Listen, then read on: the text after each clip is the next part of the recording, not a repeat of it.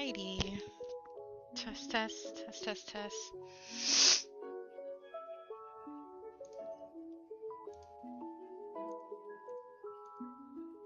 And I hear myself. Okay, there we go. I fixed it. It should be okay now.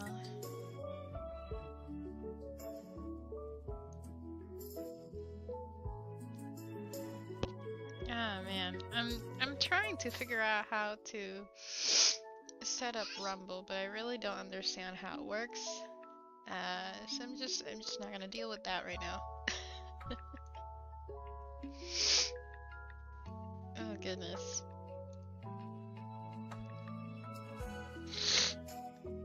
Well, I'm going to be a bit sniffly today. Don't mind me.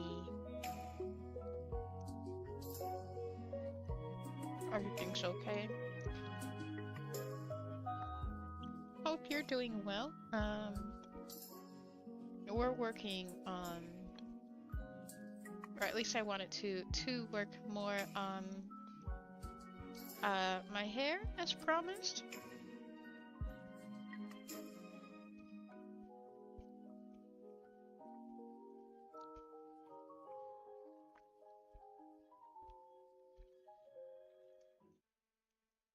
So here we go. And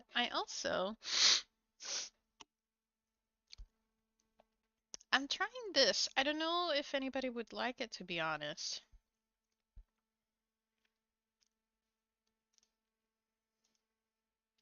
I really don't know. Like there's like 3 of me now.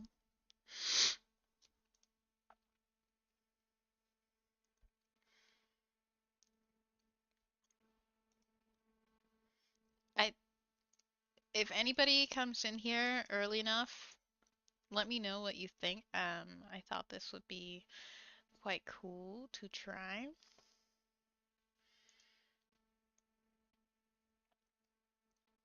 But of course, I don't know. If it's not cool, then we'll see. We'll see what the people like.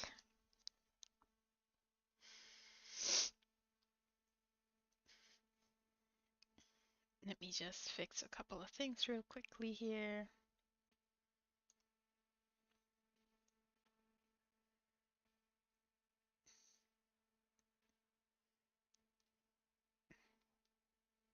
There.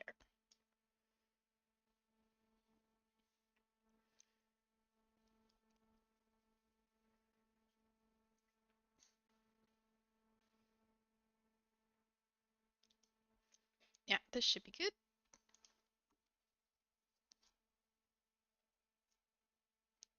Let's see.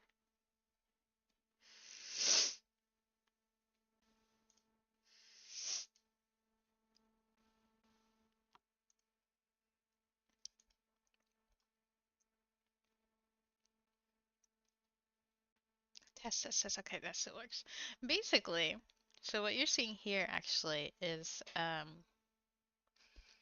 this new game I'm trying out. I think it's pretty cool. It's called Gold, I think. And basically you create your own character. You create a room, and you can. It's basically to help you focus, supposedly. I had quite a lot of fun making my own room.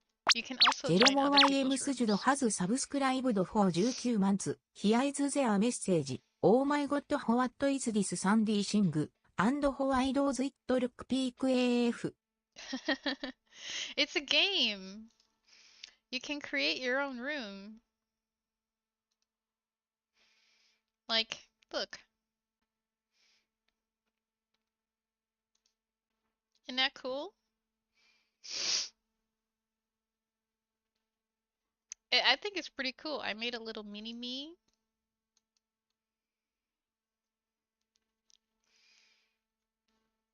and I can stream what I'm doing on my tablet in the game.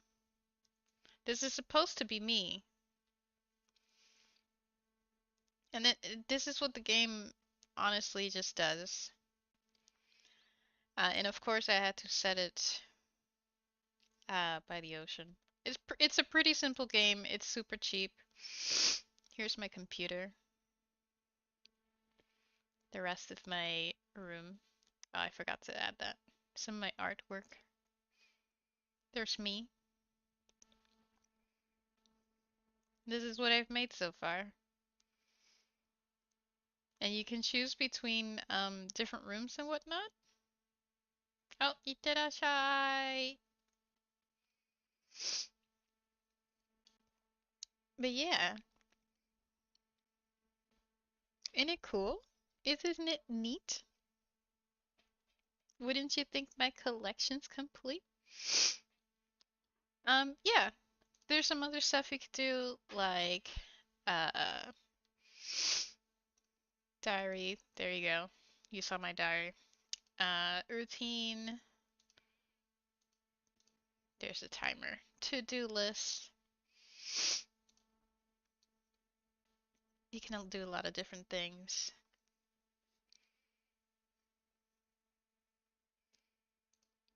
What reference? What reference?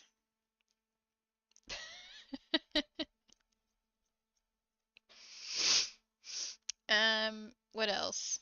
You can choose different music. There's a lot of you know, different albums you can listen to that they're all pretty chill. Let's try this one.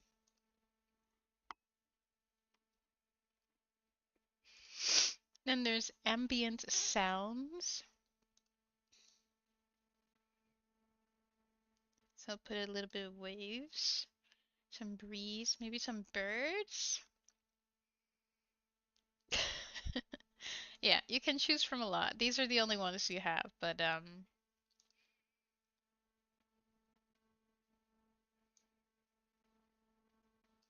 we go. Wind chime. Mm,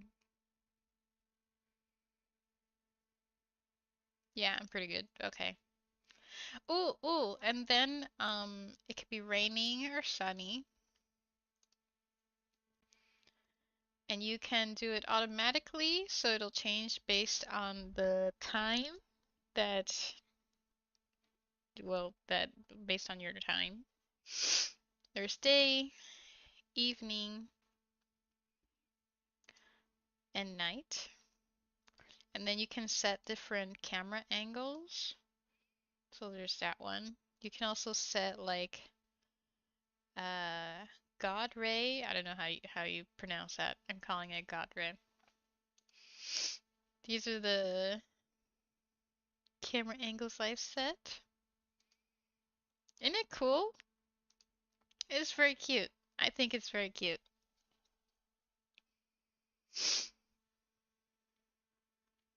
And then you can also have auto camera enabled, which basically means, and then you have a little pet that grows. But the auto camera basically means that it just moves around. So if I let go,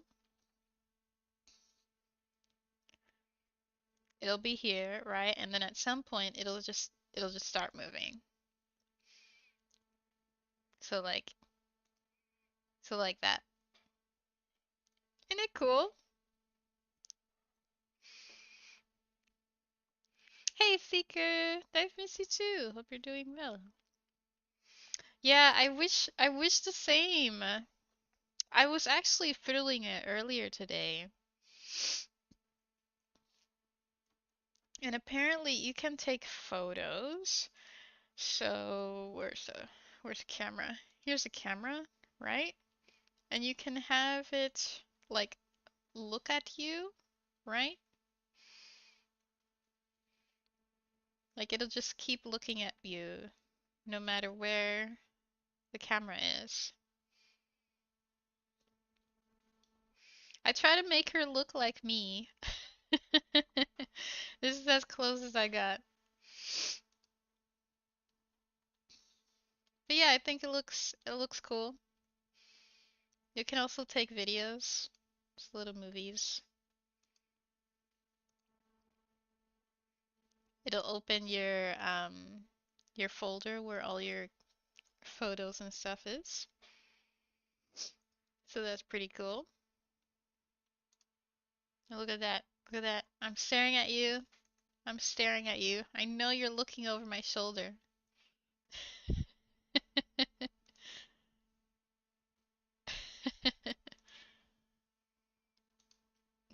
Oh yeah, and then you can add this so that it's like more blurry the closer it is. You can also make vertical view. Yeah, it's a simple game. But welcome to my room. I honestly thought they would have more assets, but I mainly just couldn't give a frick. So I just put whatever I thought looked cool. That was pretty much it. But yeah, the pen can't follow you, but their gaze can follow you. In camera mode. Yeah, only in camera mode. I think it's fun. Also, why am I at nighttime? Oh yeah, 'cause I changed it.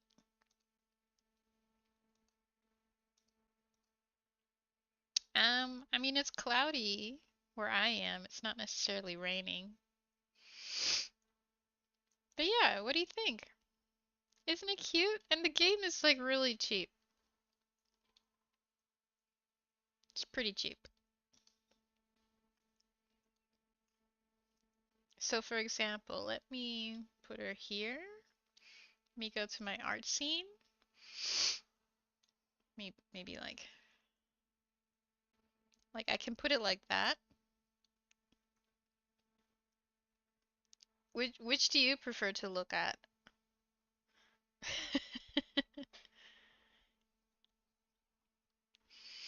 I even can also put like the timer here if you guys want.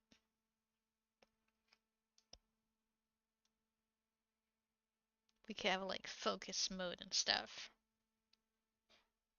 Oh, and then her position of what she does, like for your character, changes depending on what you've set. What do you think though? It rain.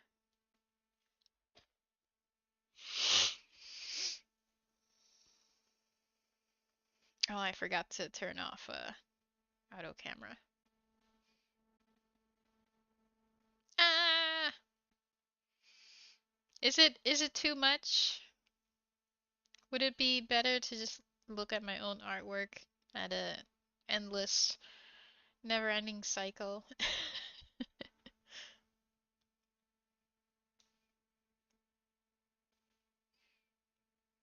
Maybe if I...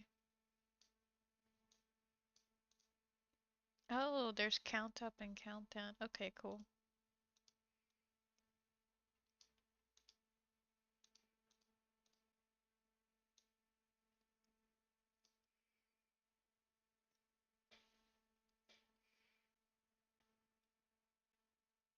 Because it's a good area and background. Okay. Alrighty.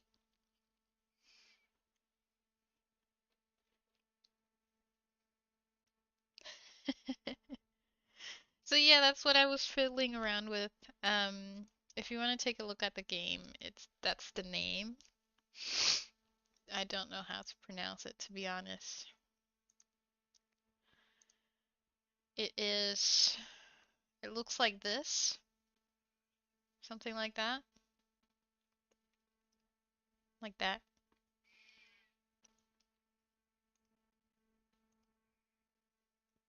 Hold on. Hold on.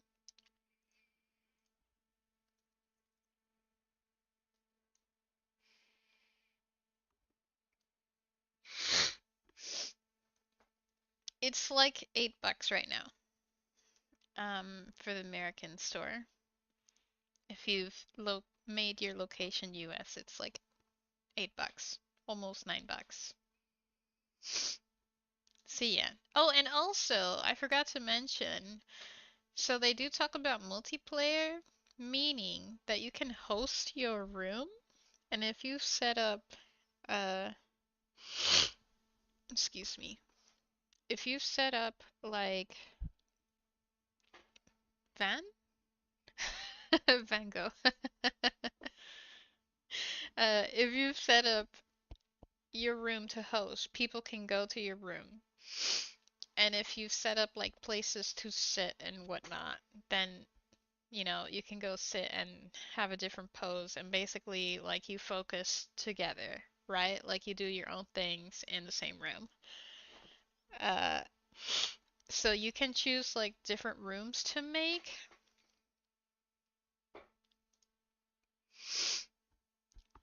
And yeah. That's pretty much it. You can also visit other people's rooms, of course. And that's pretty much all I know. Also, I made myself some other overalls because I wasn't sure with these. These I think were cute, but I wanted something a little more realistic, I guess. Something cool. So yeah, that's what I've been working on while trying not to work on the hair.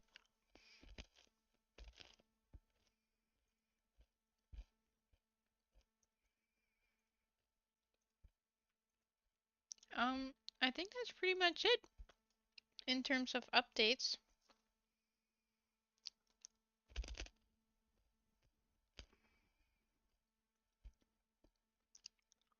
I don't think I have much going on.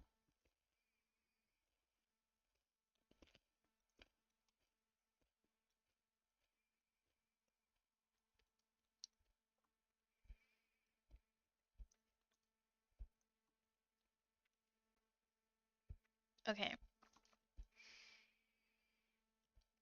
I'm curious if this music, by the way, is copyrighted. I mean, it probably is, right?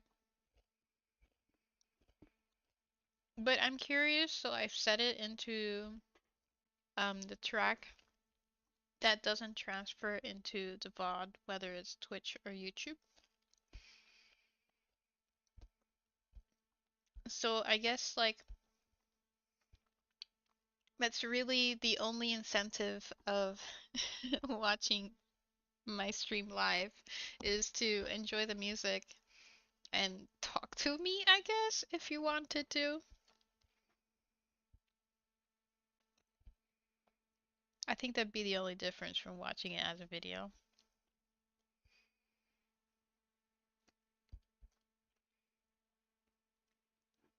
Alright, working on the hair and all the parts that I don't want to do.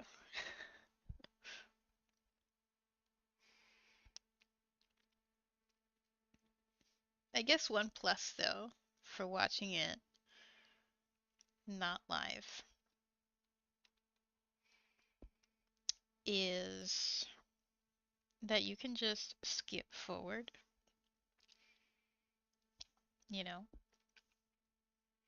You just skip forward. Be like, I'm bored of this part. Was she ever gonna stop talking and just do the thing? Skip forward.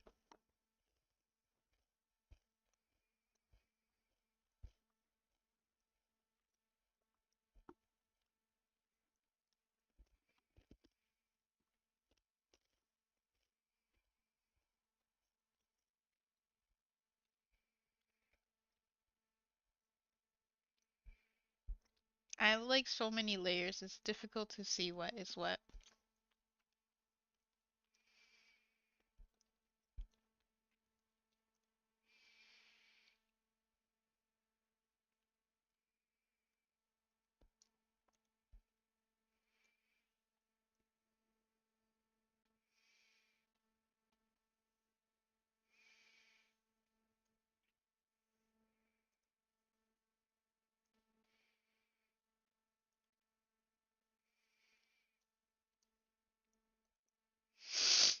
Okay, maybe that would be a little bit easier.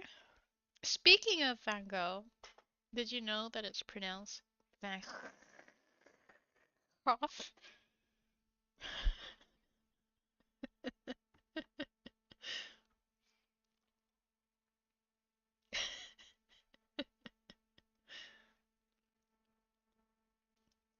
Who would have thought?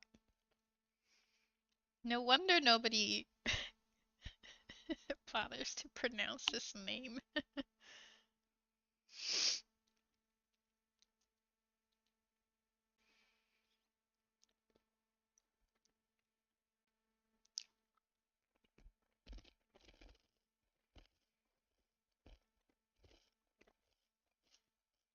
I went to his museum, the Van Gogh Museum in Amsterdam. It's pretty cool. I got a book that has like letters he sent between um him and his brother. I've yet to read it. I'll get there. I'll get there.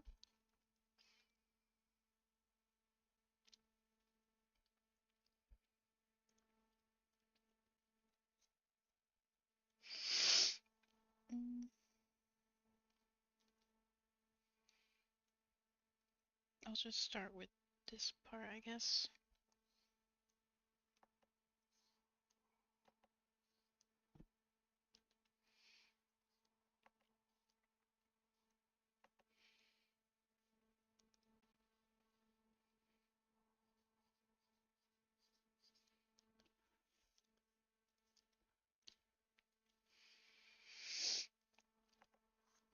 Hmm. I like the museum. You know, out of all the stuff that they had in the museum, they didn't have the Starry Night painting.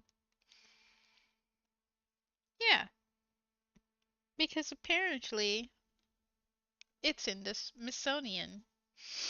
And you know how the Smithsonian doesn't want anybody to learn real history. But I digress. Did you hear that from me? No, you did not. No, you didn't. Nuh-uh. But it's in the Smithsonian. I don't remember if they said if it was donated or if it was bought or what. But yes, Starry Night has a permanent home. Not in the Van Gogh Museum in the Netherlands, but in New York.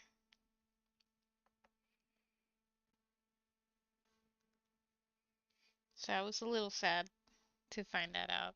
I really wanted to see I really wanted to see Starry Night.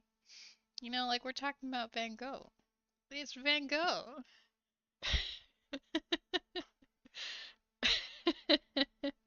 Yeah, yeah, that's what I thought. I was like, what? It should be here. I traveled all this way to see Van Gogh. Show me Van Gogh. Show me Van Gogh.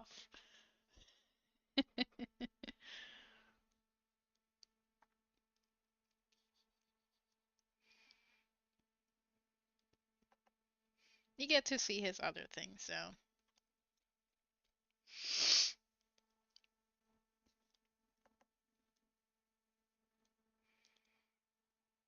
This is one you won't see, though.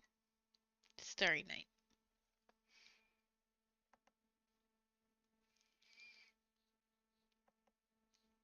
What was curious, though, is that this is the first time I've ever been to a museum where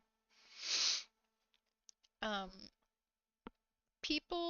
there are a lot of young people who are actually taking photos of every painting with their phone. But it's not like just a photo, you take out your phone and take a photo of the picture itself. No, they were posing in front of it every time. That was the oddest thing I had ever seen. I'd never seen that in my life. Imagine going to a museum and then you just like pose in front of every single painting and take a photo with you in the painting. Like, sure, I take photos. I take photos of the text because I don't want to read it all while I'm there. Sometimes I think, you know what, I'll read a little bit, like the first sentence of this one part here, right? Or maybe I'll read like this paragraph in this other part.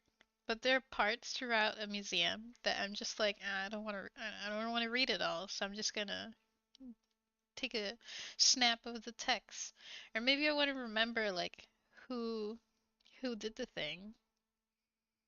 Like if it says, "Oh, this painting is from I don't know, 1600s of the war between the Netherlands and France and whatever else in the sea of blah blah blah," and like that, I'll take a picture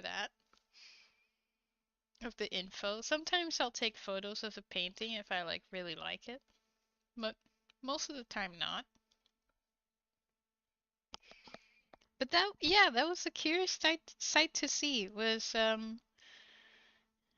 young people posing in front of paintings to take a picture of them with the painting, not really looking at it, and then going to the next painting and then doing the same thing.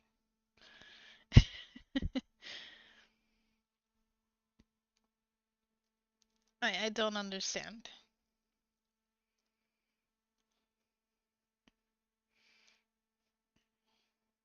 I mean, I guess I do kind of understand, but maybe I just don't agree with it. Anywho, all this to say that that was my first time to see that, and I was like, huh, that's curious, and then why are you here?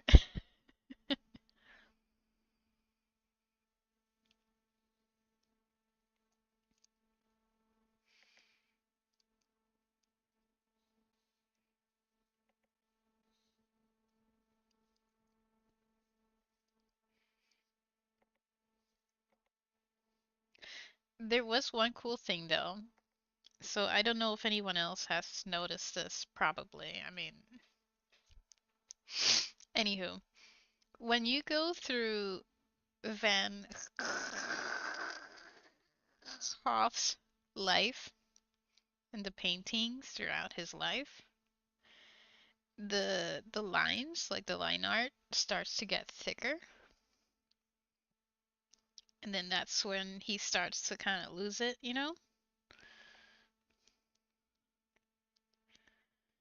But the lines get thicker, the details become way less.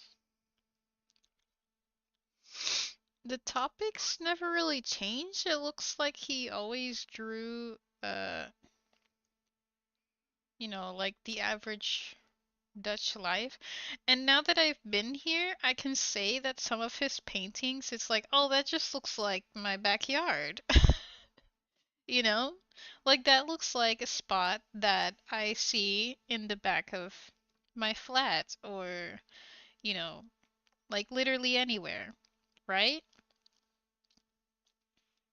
And it feels like it hasn't changed. So that's pretty cool. But yeah, his lines get thicker, the details get way less, and he looks like it looked like his hand was shaking more later on in life. So I found that to be peculiar detail.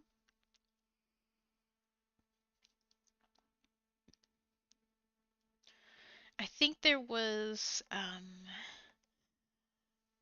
by the time he painted the one where it's like a blue background with cherry blossoms and stuff, at that point he was talking about like how just painting gave him relief from all his internal suffering and whatnot. So he was trying to focus on, natural stuff. But you can really see like he was struggling, I think, to not have a shaky hand, if that makes sense.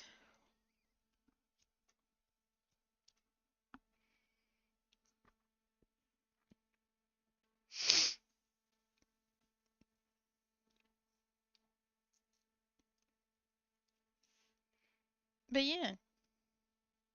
Anywho, you don't need to go to the Van Gogh Museum to know all of that, but I just thought it was a curious detail.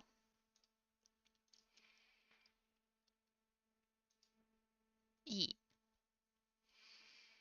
But if you want to see the starry night sky or starry night, then you need to go to New York. Can't make this up. Can't make this up.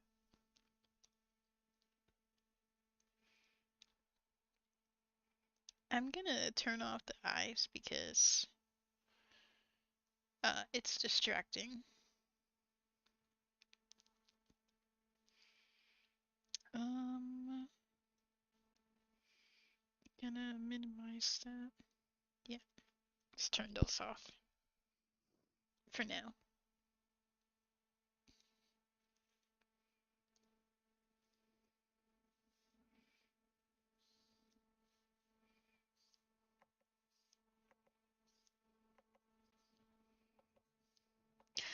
I wonder, I really can't remember if it was like that the museum bought it or oh, maybe it was like the some family member sold it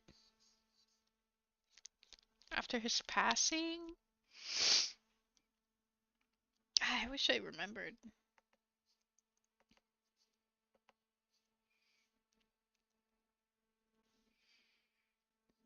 I just thought it was one of those things of like, wait, you have a Van Gogh museum and you don't have Starry Night? Like that's like come on, man. Give the people what they want. I wish I could remember though, but it could have been something like that.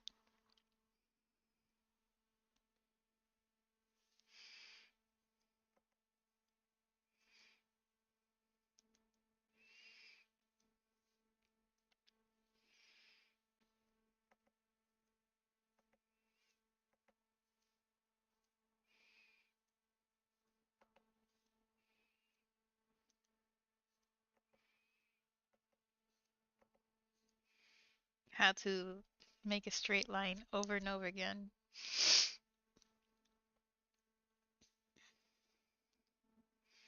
Would you prefer though to see like this PNGTuber me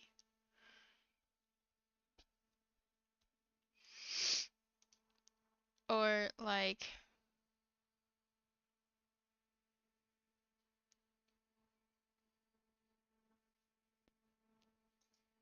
to see this with like and then I put this like here.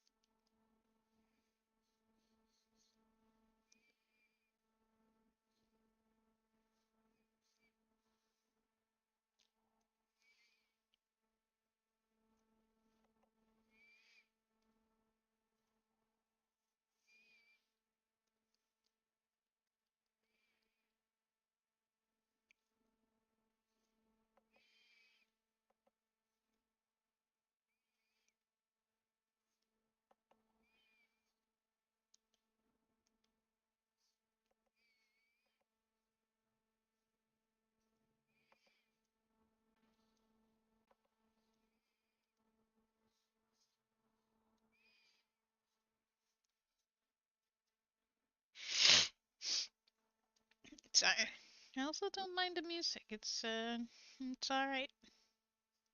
I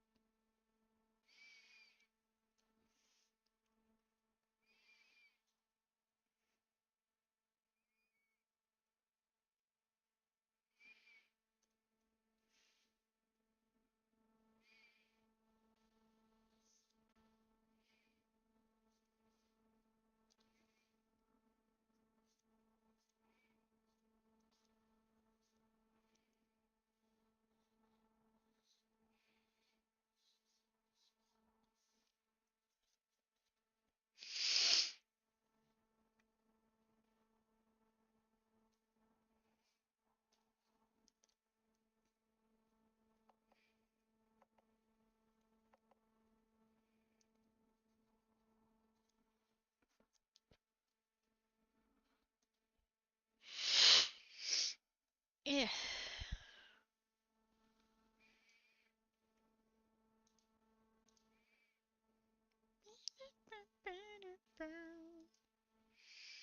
Oh, also, I was learning some stuff. So hear this. Apparently, so not only is Twitch doing some weird things in terms of who is counted as a viewer, YouTube is also doing the same thing. So just as now, um, which uh, I think trying to get rid of bots on a massive scale is a good thing. Just how they're doing it is, you know, split banana peels type level. Where if you're watching and you're lurking, you're not counted as a viewer on Twitch, right? But if you talk and you message and stuff, then you're counted as a viewer. It's actually the same thing on YouTube. So, on a video, it doesn't matter if you watch the video in its entirety from beginning to end. YouTube at the moment is not going to count that as an engaged viewer. They're only going to count it as engagement to your video if said person not only watches from beginning to end, but leaves a comment, subscribes, uh, like that. Or, likes or dislikes the video. Like, as long as you're literally engaging with it, not just apparently just watching videos is like not counted at the moment, which is bizarre. Very bizarre, but don't shoot the messenger. I'm just letting you know the buffoonery that they're up to.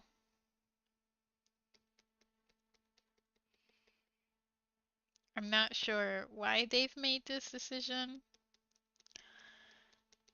Uh, it seems like something else is going on. I'm just not sure what that is. But now you know. Now you know. So if in the case of somebody watching this and thinking why aren't I getting as many views as before, this is the reason why. That's pretty much it.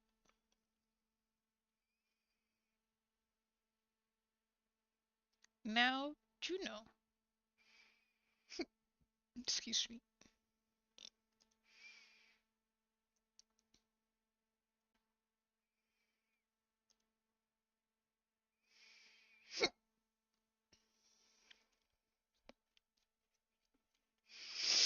I think I'm actually gonna go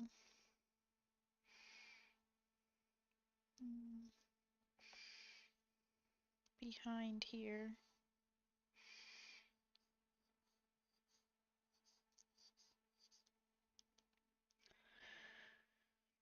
There's a lot of things that I still need to learn about how to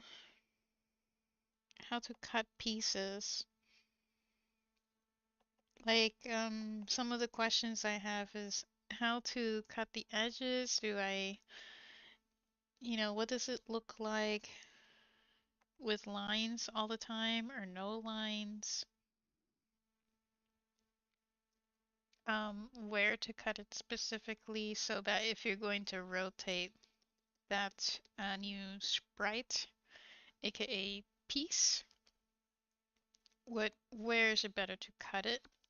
Where is it better to start and end? Things like that. Those are my main questions.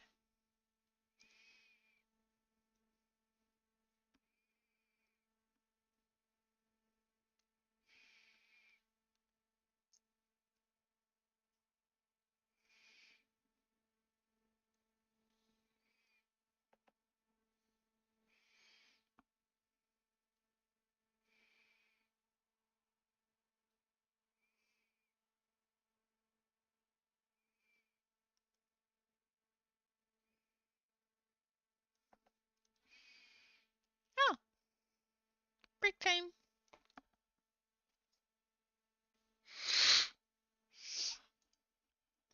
What do you think?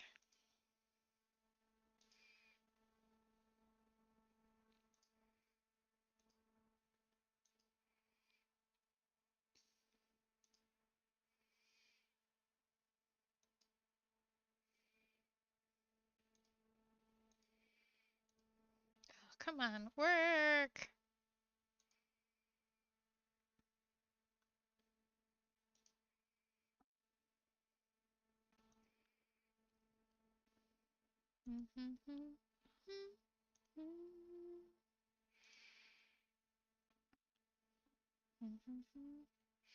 See, now that I'm on a break,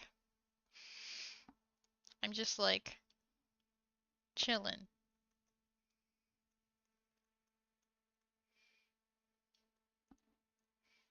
You see? Isn't that cool? Uh, uh.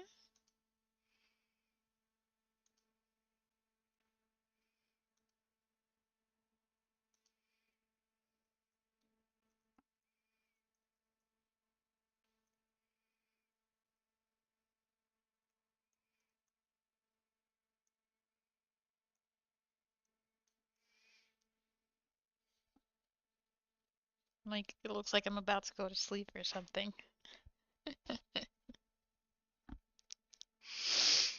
I don't know. I don't know if I need these 5-minute breaks. For me, they feel a bit like I don't have that much of a short attention span.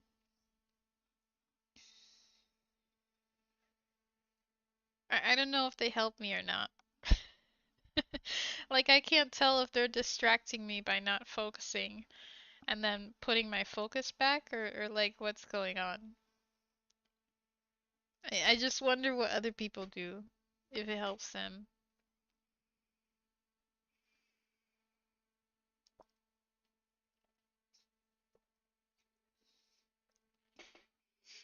Oh, it's a good moment to drink water, tea, or whatever you have.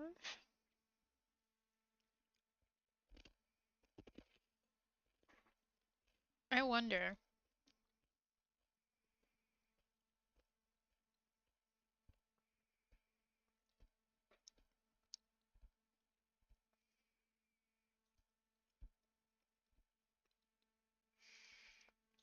Ah, do I have a phone? Oh my god, I have a phone. Can I, like,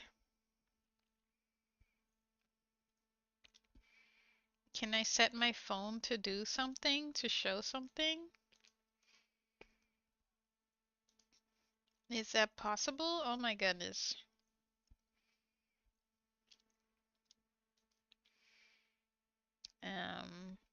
Slots?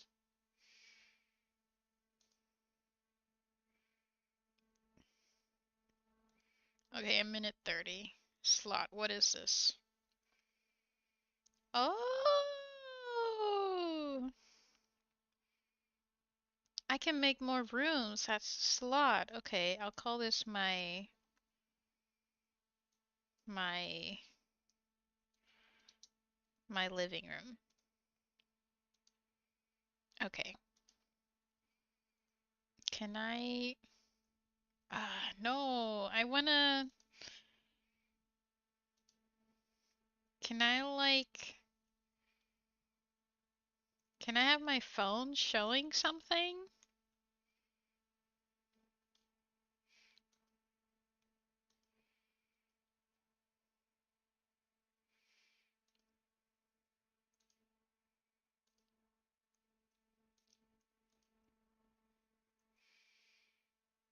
How do I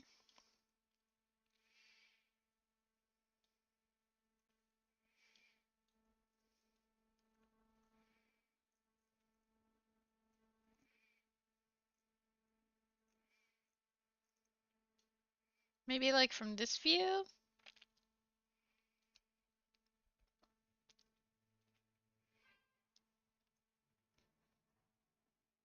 I think. I guess.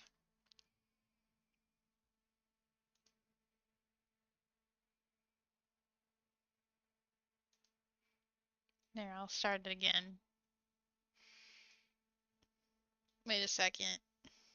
Um, ah, I want to sit here. Here we go.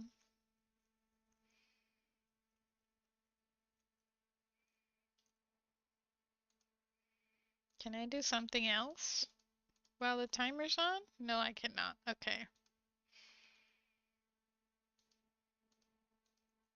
Um, yeah, no, I can't. Okay. Interesting. I also like how my tablet is like huge. This is bigger than my real life tablet.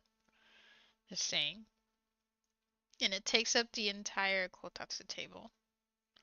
Like the tabletop.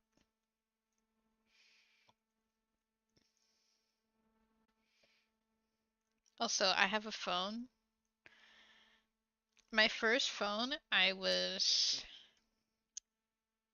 nobody cares. Alright, here's my phone, my digital phone with my art.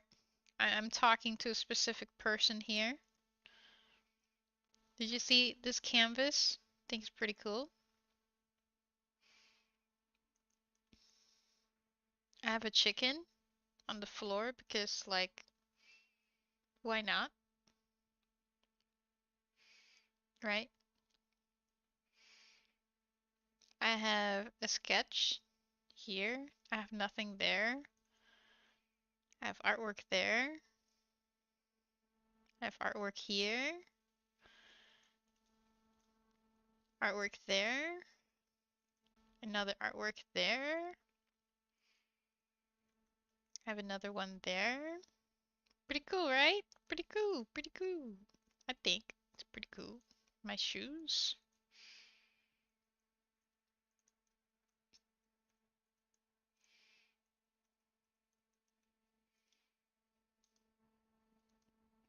Let me see what I can put in there.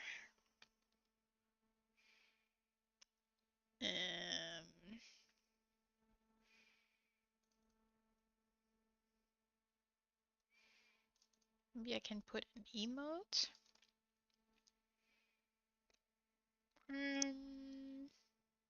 Maybe this one.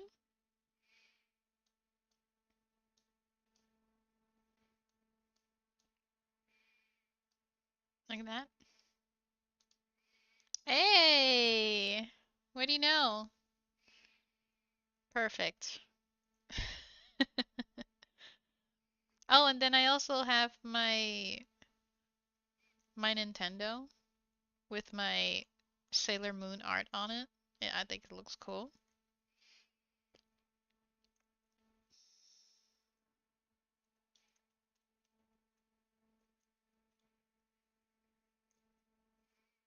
How about like here? I can change this one also. Maybe to I don't know. Overlays maybe?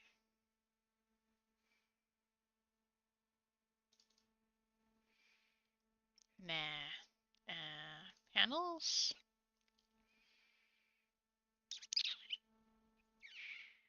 Maybe this one? Ooh, maybe this one.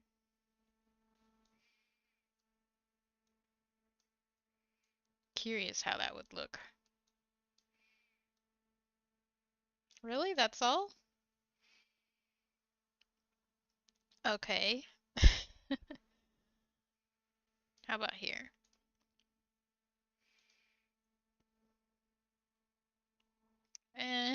That looks a little off.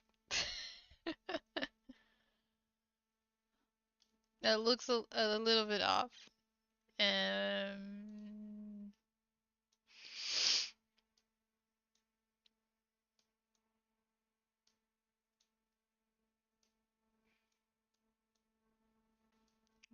I can't make it any bigger.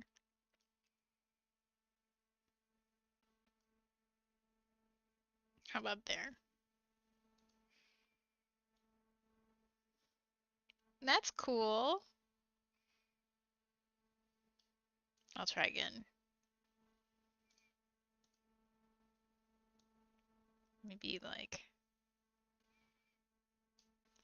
there. Still cuts it off a little bit, but that's pretty cool to see my handwriting in the game. Just saying. That is pretty really cool. That's really cool.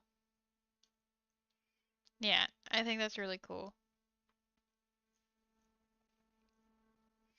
Maybe I can put it here instead of this image. Do you think that would fit? Maybe like that.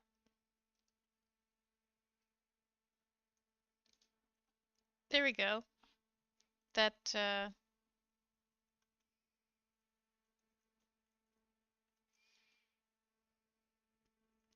that kind of does the trick, right? Kinda.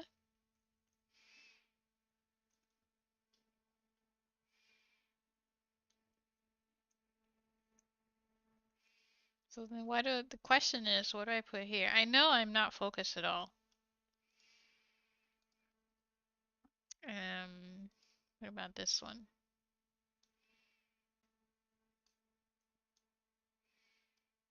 Oh, that's all I can do. Okay.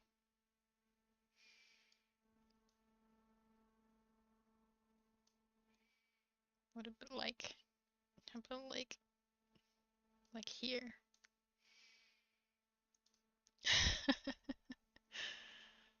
Too many me's. I don't like it. Too many me's. Yeah, too much. It is so cool to see my images in game though. Not gonna lie. That part is cool. I don't like the image itself, but it's cool to see the image in the game, if that makes any sense. I don't know what art to put. Anything in 2019? Maybe this one?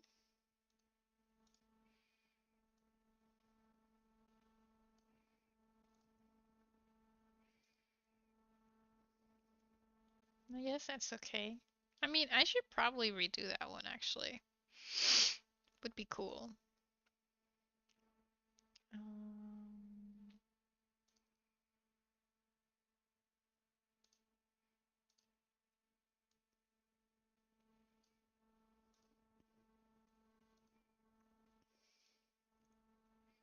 Is that believable as a painting? Kinda. Doesn't match with everything else, so.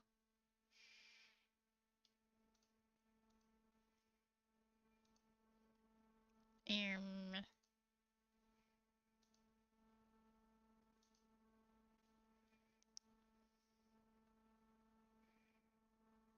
mm,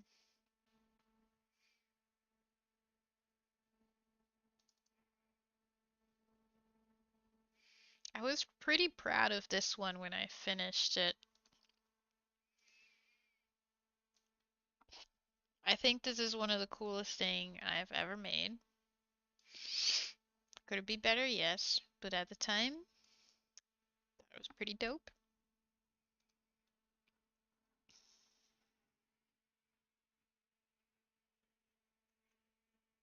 Hmm,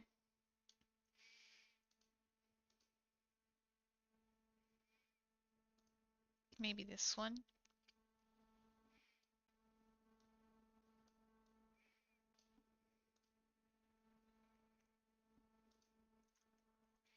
That's cool. I think I'd rather see that up here though. Yeah, I'll put that. I'll put it up here.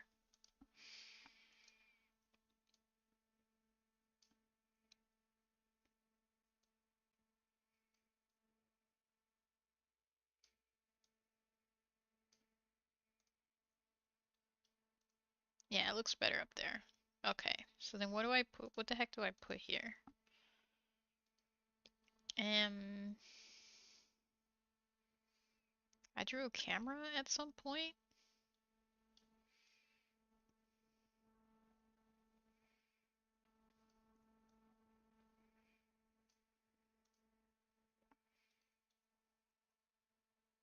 Eh,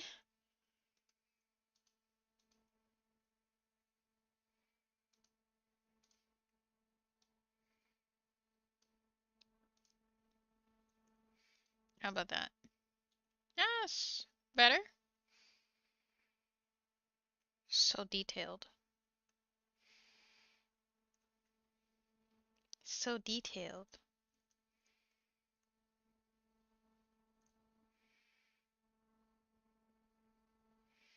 I tried. I was starting to figure out how to do artwork. How to do watercolor. What the heck am I saying? Let's change this one.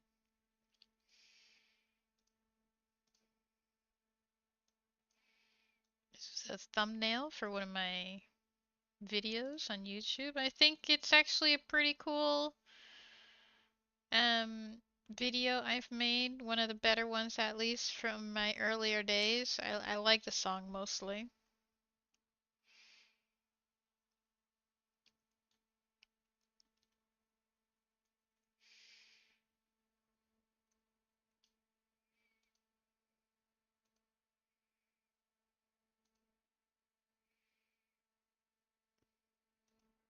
Look at that. I spent almost half the time not focusing. Can you imagine? I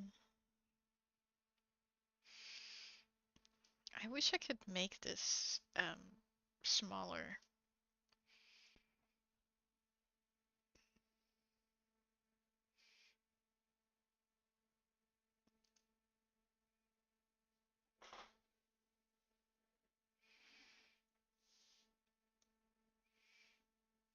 Yeah, I wish I could make this smaller. But yeah, if you could let me know if you prefer seeing my little PNGTuber versus this thing. I mean, essentially the best thing would just to have a VTuber, right? But I'm not I'm not a rigger. I don't know how to do that yet. So this will have to do.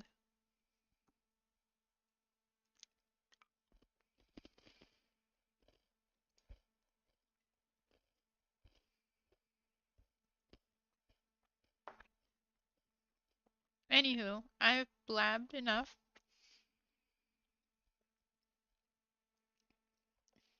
On with the show. Making my PNGTuber.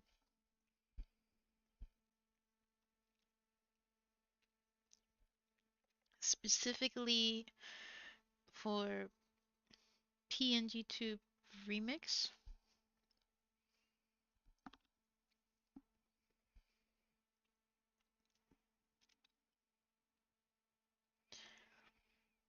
I think the UI is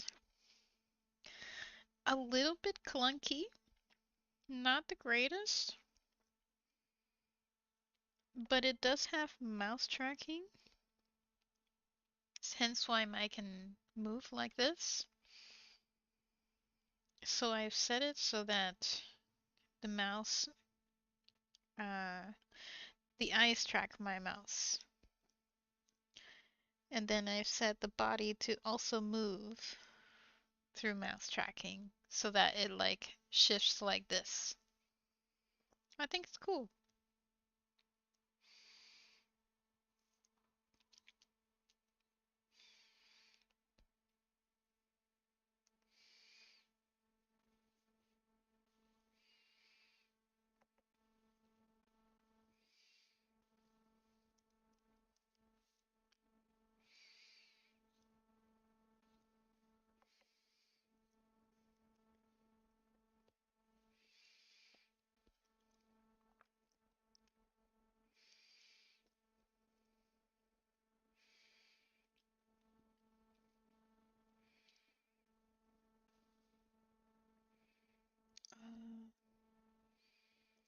This one.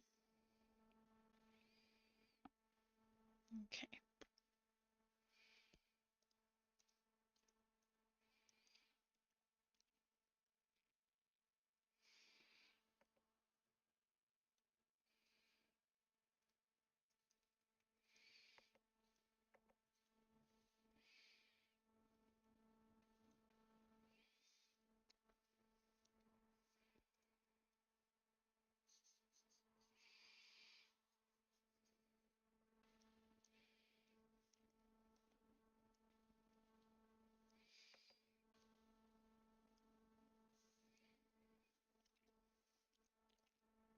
Also, I've applied for an extension from Dutch Big Brother. You want to know something funny?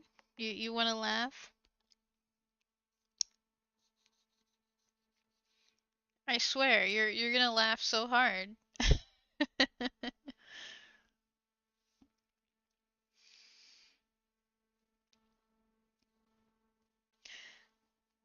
So, when you send a letter to particular companies or like a government company, agency, whatever, here in the Netherlands, uh, it's free to send the letter if you have the like the envelope that they have sent you to send the letter to them. And that's what I had. So that's what I did. And then I got, I forgot if it was an email or a letter sent to me saying that I owed them $6. Apparently, the post was not enough to send the letter that is supposed to be free in the first place. I was not having it. I'm like, psh, if you want money from me, heck no. For the thing that, you know what I mean? It was a long, endless battle.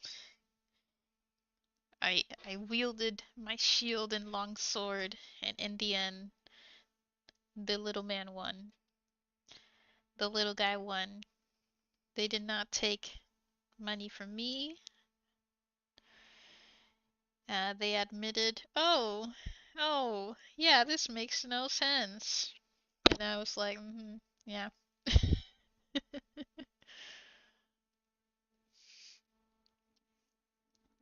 So that happened recently.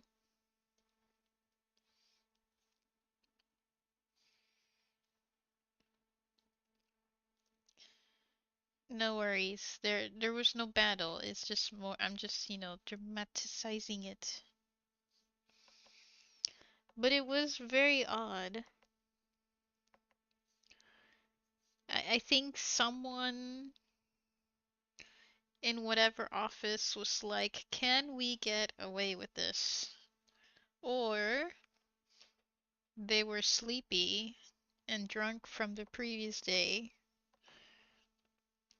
or something like that. Whatever reason, they were just less incompetent that day at work. But it was easily solved. No issues. Letter was sent. They should have it by now. Now I'm just waiting for a response.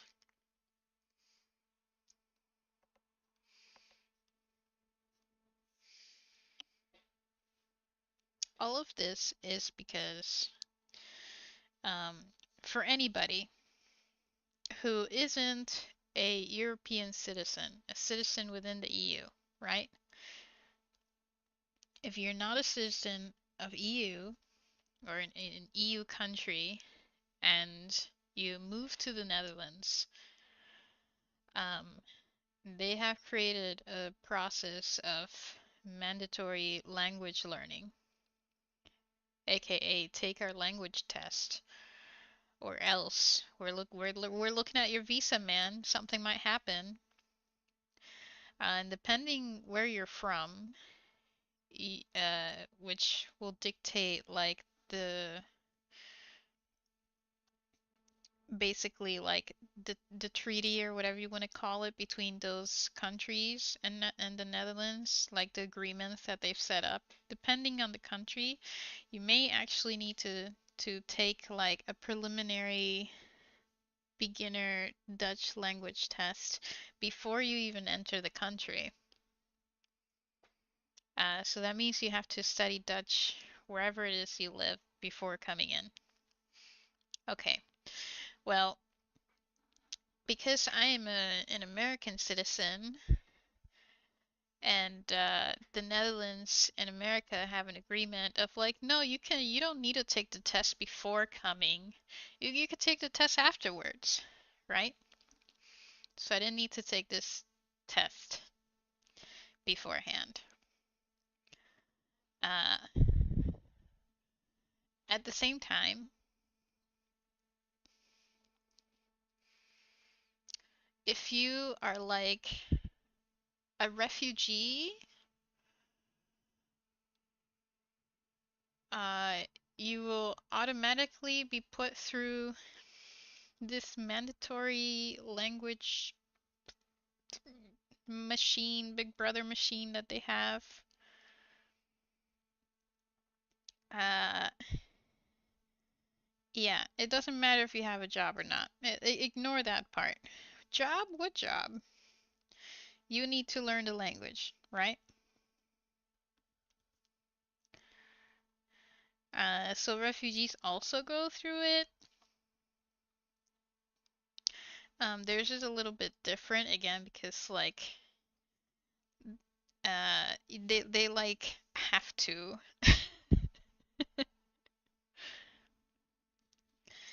It's just more like paperwork is slightly different, but the process is more or less the same. Okay, so we've covered that. Then the thing is that when you are from these other countries, right, where you need to take this mandatory language test beforehand, or if you're a refugee, apparently the government office that is in charge of starting this process for an individual in the first place, you basically go through quote unquote orientation.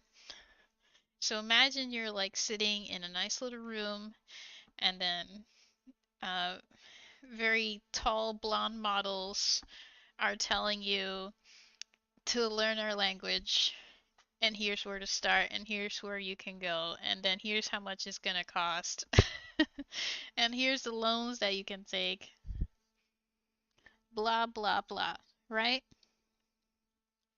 But apparently, if you're not from one of these countries where you don't need to take the test beforehand and whatnot, this doesn't happen. So for the first year that I was chilling here, I had no idea. I had no idea this was a thing. I was just like, well, I'm stuck. With still COVID and all their crazy rules.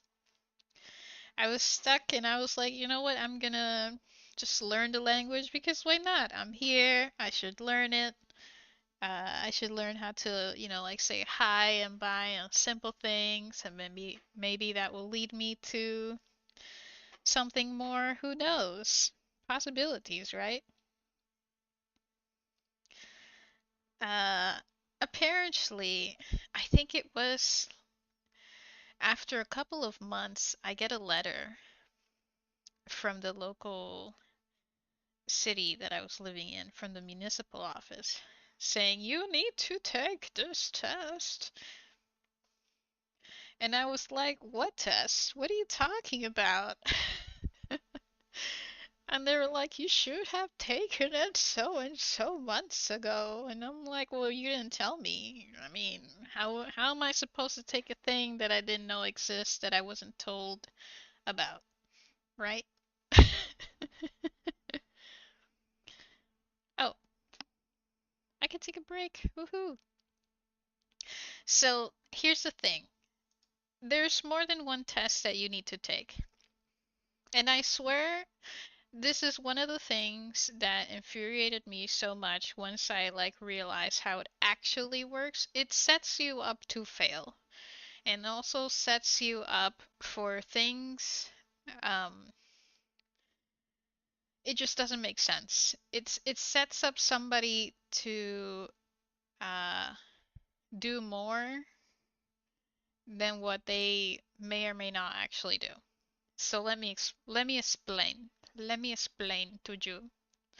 So the first test you take is like a do you have brain cells test, right? It's looking at like an IQ test kind of thing. And it's all in Dutch, but it doesn't matter because you don't even need to know the language to pass this thing, all right? It's more of like, did you go to high school? Do you have the capacity to use your brain cells, right? It's very, very. I passed this test with flying colors. I got like 60 out of 60. I had more than enough time to even check my answers twice. And when I stopped, the lady looked at me like, "Oh, you're done?" I'm like, "Yeah, I'm done. I'm just checking for the second time to like make sure that I'm not dumb." This is how low the expectation for this test is. It's more of a are you retarded or not, right? If you pass this are you retarded test or not test. Basically, basically, basically.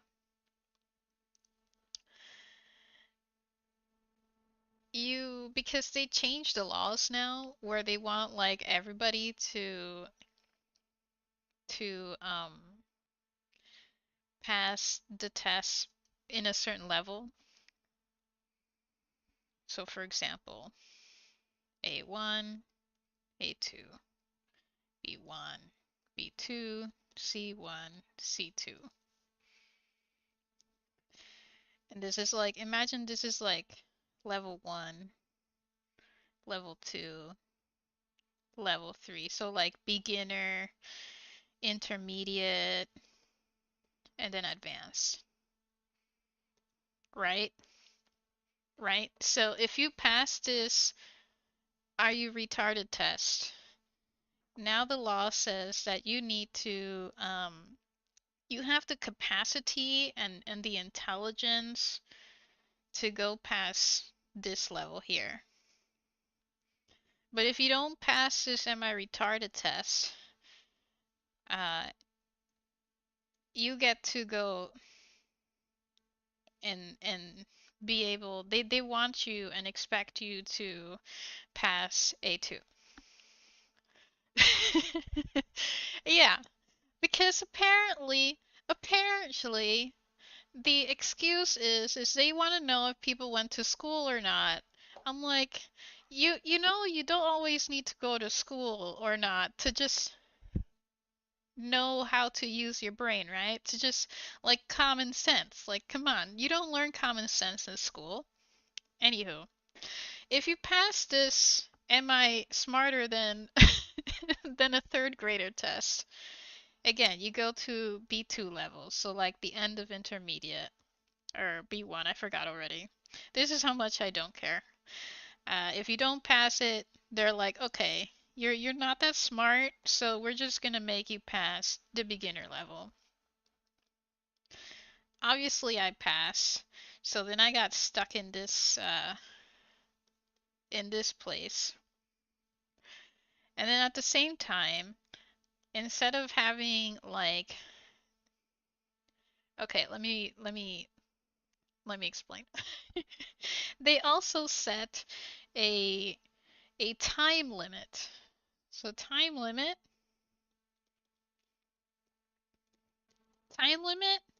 3 years. They don't care how old you are. They don't care how rich or poor you are. Doesn't matter. Everybody 3 years. Hold on. I'm explaining here. So you get 3 years. Um, and then this part I think is like kinda okay. I don't totally agree with it, but the thing is that the entire system that they have set up for this Dutch Big Brother language test is that there are a lot of holes in it, right? So first of all, the "Am I a retard?" test is like the expectation is so incredibly low that anybody who's passed literally the fourth grade can pass this test, okay? And then they set the language expectations even higher because they're like, oh, well, we have a lot of people coming in and they can't speak our language and they're not working or whatever it is. They must speak our language. Okay. But then my question is, then why are you letting them all in? Then why just say no? Just say no. Just say no. It's that easy. Oh, but wait a second.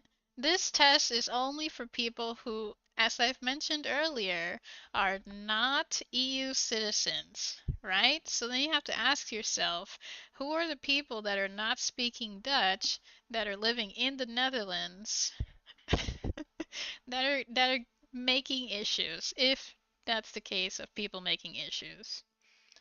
Are they other EU citizens who don't need to take any of this BS? Or are we talking about somewhere else outside of the EU? Right?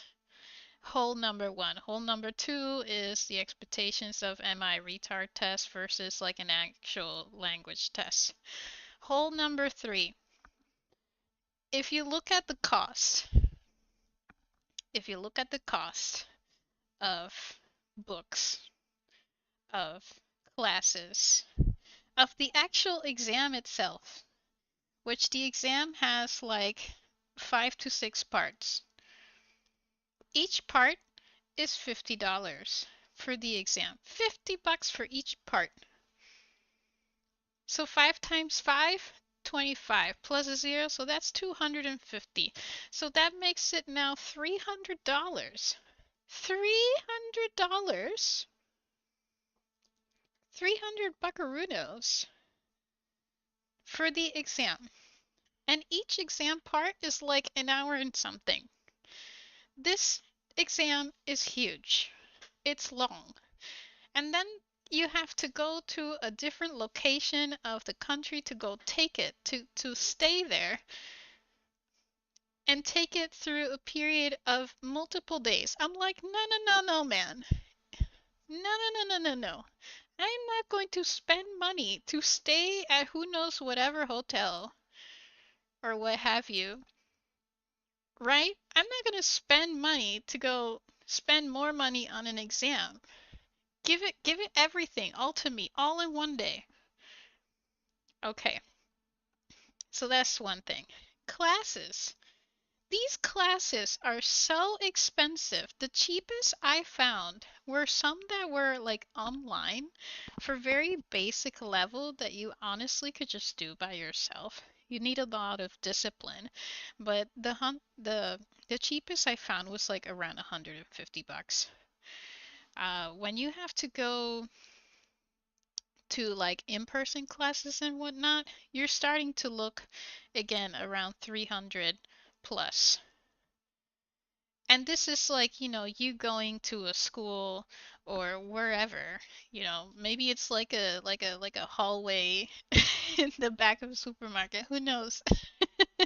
But the point is it's really expensive. And then the books, because again, I've been like teaching my entire life. I'm a teacher by trade. So I'm like, all right. So why would I need to pay all this money for a class? What material are you actually using? Class materials.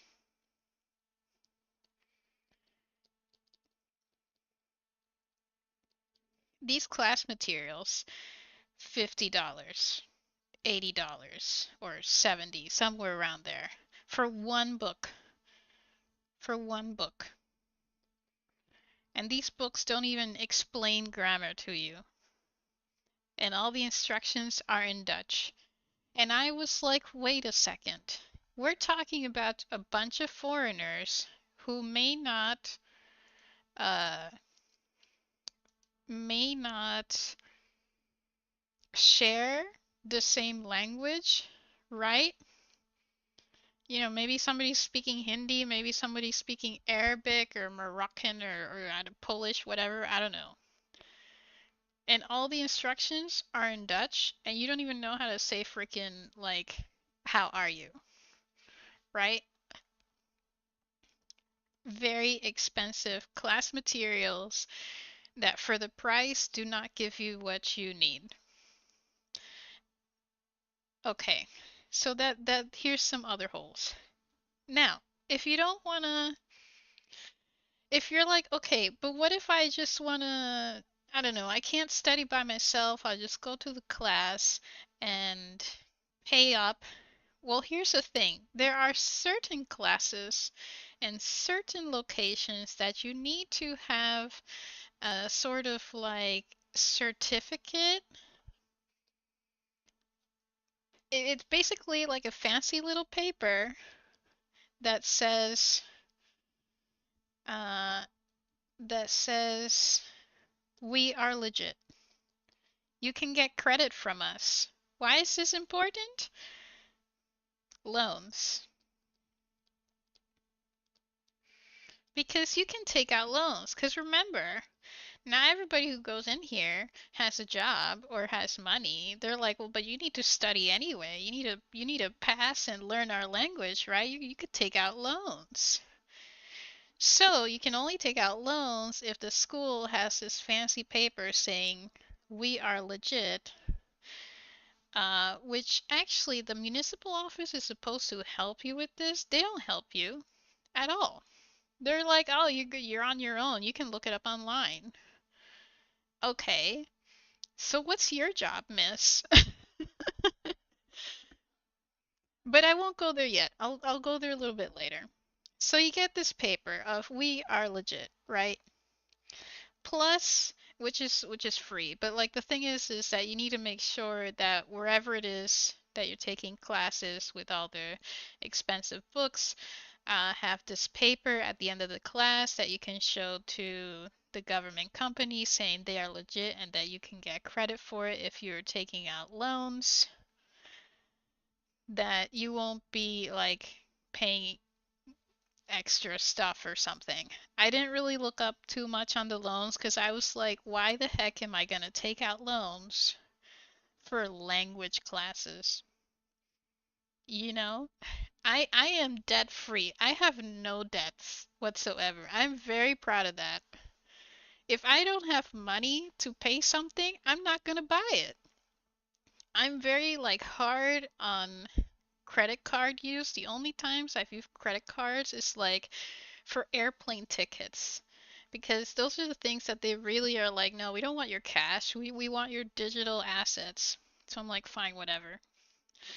So that's how I am in terms of finances. So I'm like, heck no. I need to get a job first to go to the class to buy all of this crap, right?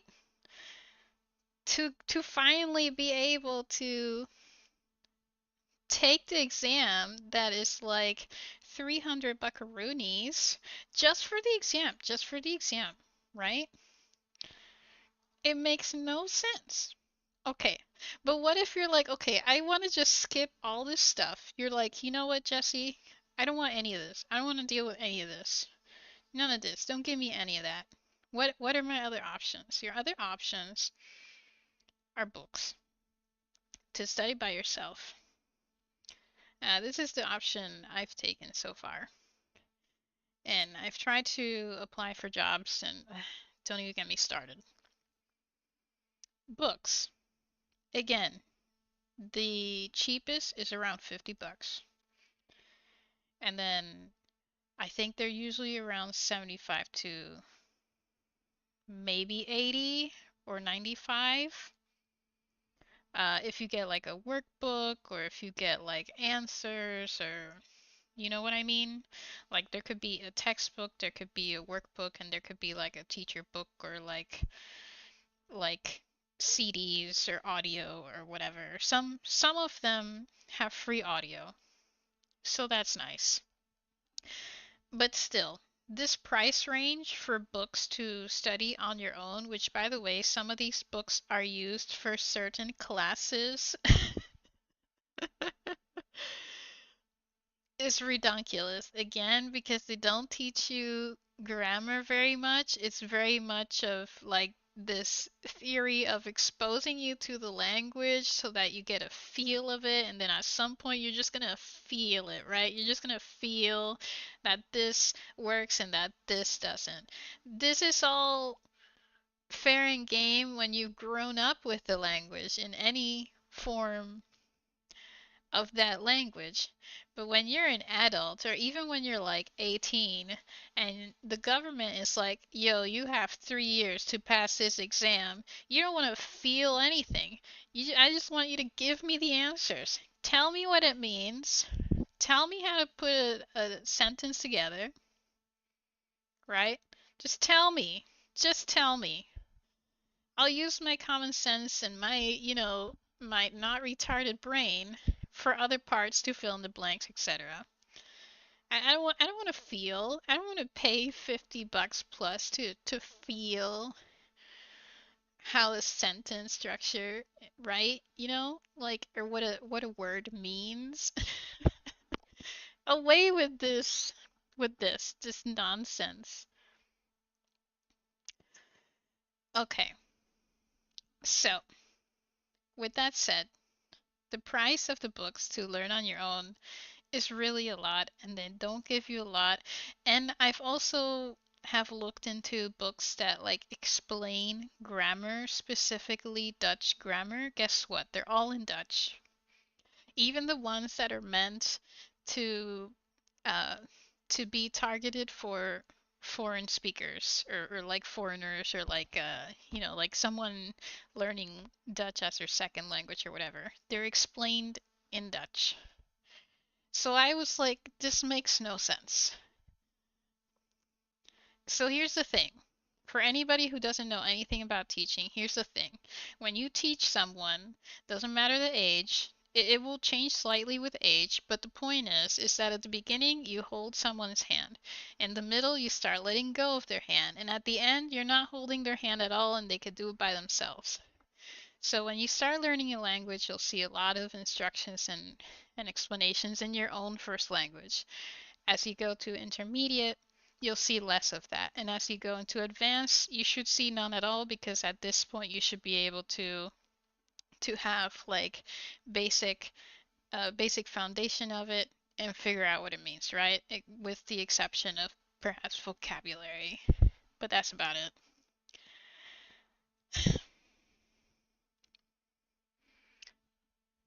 The reason why I was thinking this, of why this makes no sense, is like, but wait a second, they want everybody to speak their language. That's a formidable, very understandable concept, right? You come to my country, you speak my language, beam bam boom, we get along. But then they don't explain it outside of Dutch. So I'm like, wait a second, let me look at language books for Dutch people who are learning English in school, right? Because they learn English, some learn French, some learn German, and then there's some for like Spanish. Because I'm like, okay, this is just bizarre. This is bizonder. This is weird, right? How do you expect someone to really level up in their language skills when there's no explanations or like legit explanations besides saying 1 plus 2 equals 3, right? I looked at these books and guess what? I thought my hypothesis here was, I'm going on a rampant and I understand it. If you want to leave, by all means leave. I'm going to continue. I thought that these books would have the same thing that the Dutch language learning books do, which is like explaining you the thing in that language, right? So, like the English book explaining it in English. Guess what happened? The complete opposite. The complete opposite. The instructions were in Dutch, the explanations in Dutch, and like in full explanations. It didn't matter if it was for learning English, for learning German, for learning Spanish, or what have you. They all explain things in Dutch. Throughout this entire time, I've been exposed to the concept here called uh, the the Delft method, which really means go learn it yourself for who knows how many hours at home, and then come to class and we will just like practice the stuff you studied at home. This is called the quote unquote Delft method. If you've been anywhere in Asia or have just spent time in any school, you would know that this is not, invented in the area of Delft. This is just like somebody who knows how to study. Okay? This is not a new theory. This is not a new concept. This is not like, oh my gosh, this is the greatest thing ever. This is more of to put the emphasis on the student themselves, which, you definitely should do things on your own, but you do need a guiding hand when you're in class. All these books are all about, we do the Delph method, and I'm like, ugh. But then when you look at the books for learning another language to Dutch people, it's exactly the opposite. Even when you're like learning Dutch as a Dutch person or someone who speaks Dutch but not in the Netherlands, right? It's explained in Dutch. Okay, it's not explained in like French or something.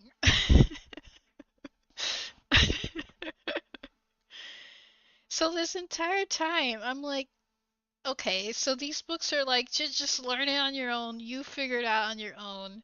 Meanwhile, us normal peeps here who live here, we're gonna have things explained to us. Explain that to me. That makes no sense. These are two different things happening at the same time. So that's why at some point, so I did buy like two of these books here. One is called Uh, begin. I'm probably gonna misspell it. Begin vandaag today or tomorrow, and then the other one is like Dutch for self-study or something like that. And I bought this one first and I bought this one second because this one I was like, I need explanations. They're introducing a lot of stuff in here. I'm done filling in blanks.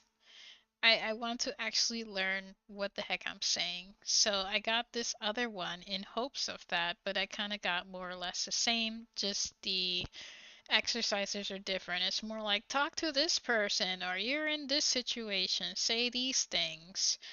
Um, Not too much explanation, but it's a lot more beginner than this one.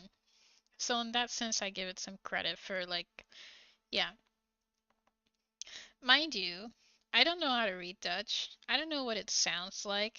I'm used to like a lot of phonetic languages, except for English. English, let's not get into that one. Phonetic really just means that one letter equals one sound. That's a phonetic language. So if you see the word ah, the letter ah, it will always and forever be pronounced ah.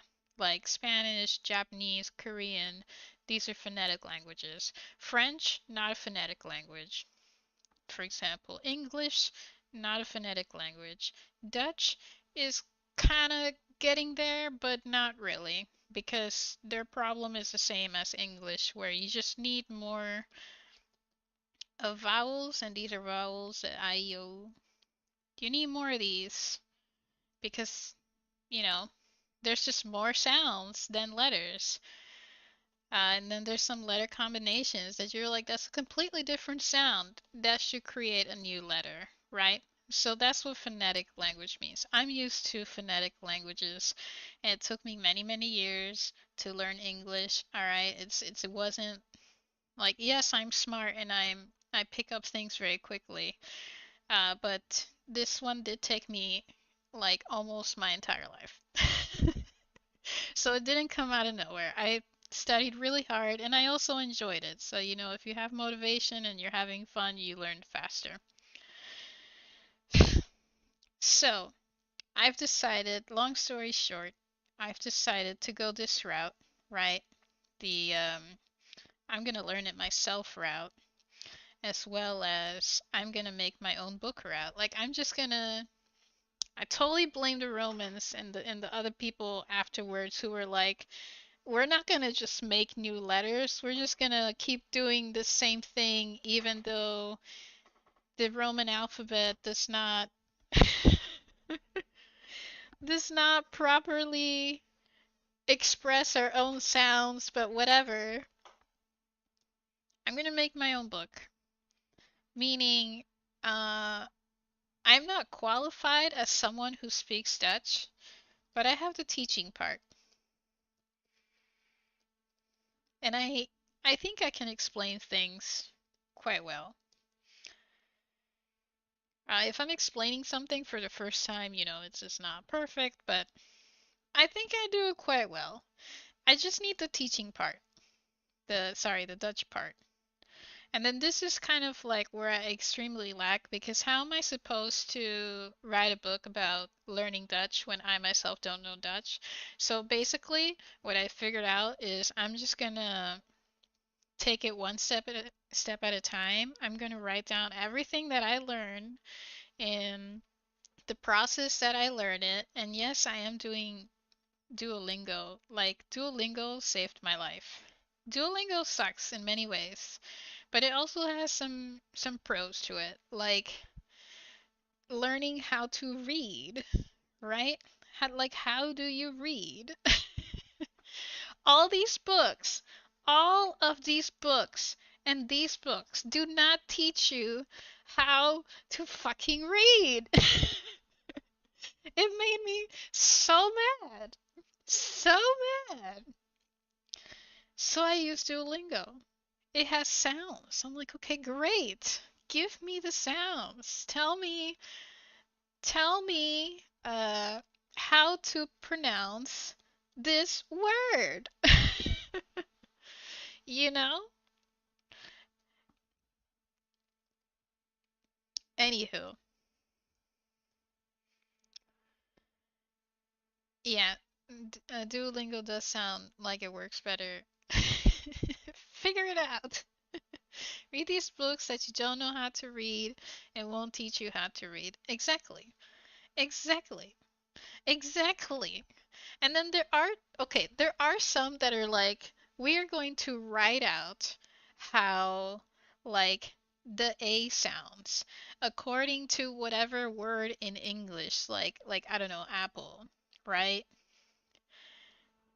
And then this is good intentions and it kind of works if your first language is English or if, if your main operating system of your not retarded brain is English. It works for the most part. There's still some letters that you're just, like the G. What's an equivalent of a G in English? Absolutely nothing, cause you have to go like that's the G. How do you write that on text, right? How do you explain sound via text? So that also frustrated me. I was like, I'm not having it. I'm going back to Duo. To Duolingo. So I'm gonna study on my own. That's what I've been doing. But I applied for an extension because for an entire year I had no idea that this was a thing.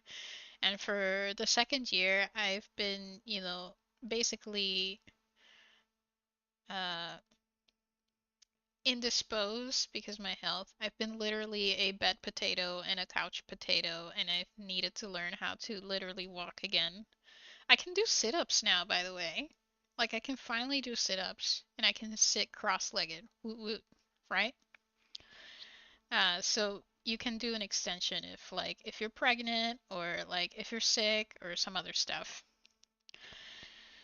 And then I'm also gonna like just write it all down because I think this whole system, like I'm telling you, is a load of BS. It has a lot of holes with things that don't work. I don't need you to explain to me that 1 plus 2 equals 3 when I buy a $60 book when you've told me that, are you not retarded test told me that I'm not retarded, then I don't need this.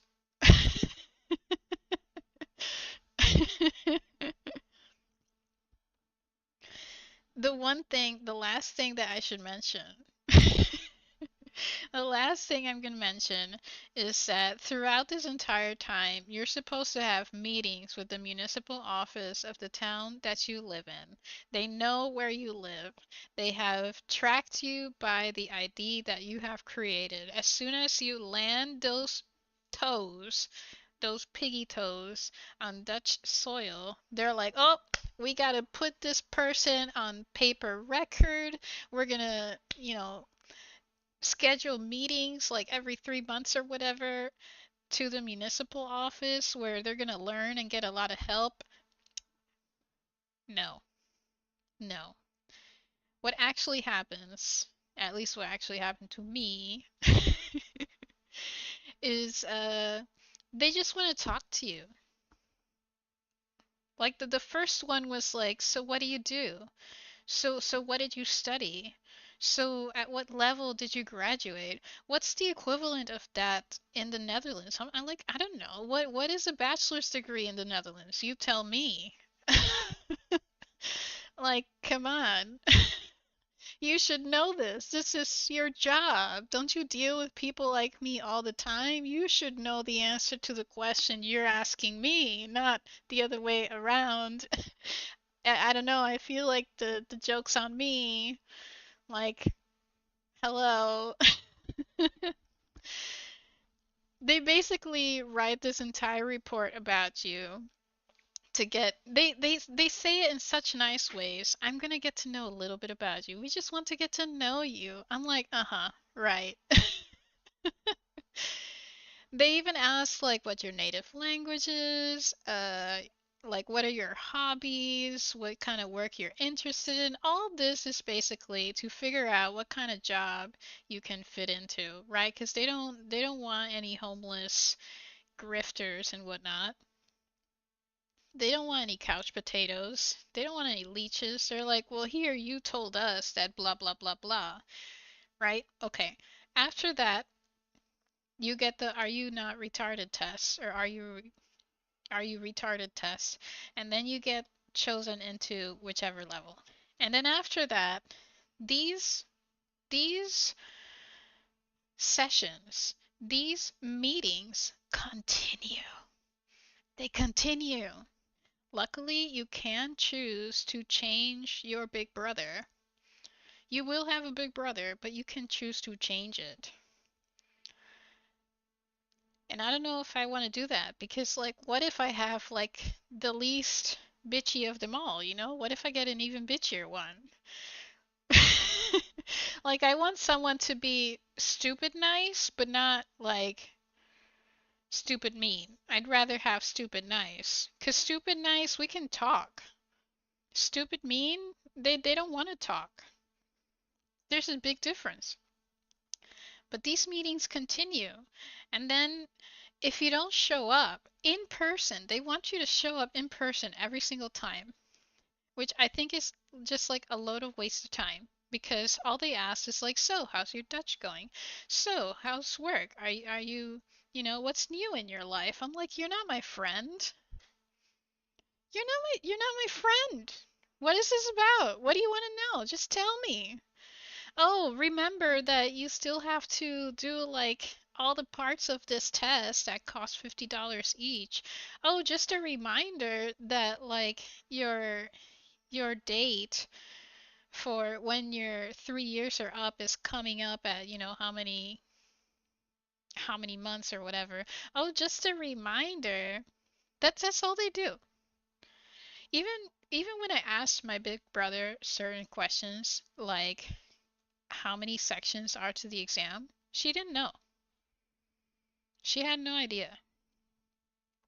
When I asked her, so how do I apply for an extension? Because I've been a couch potato and you've clearly seen me in person, so you can attest to this, right?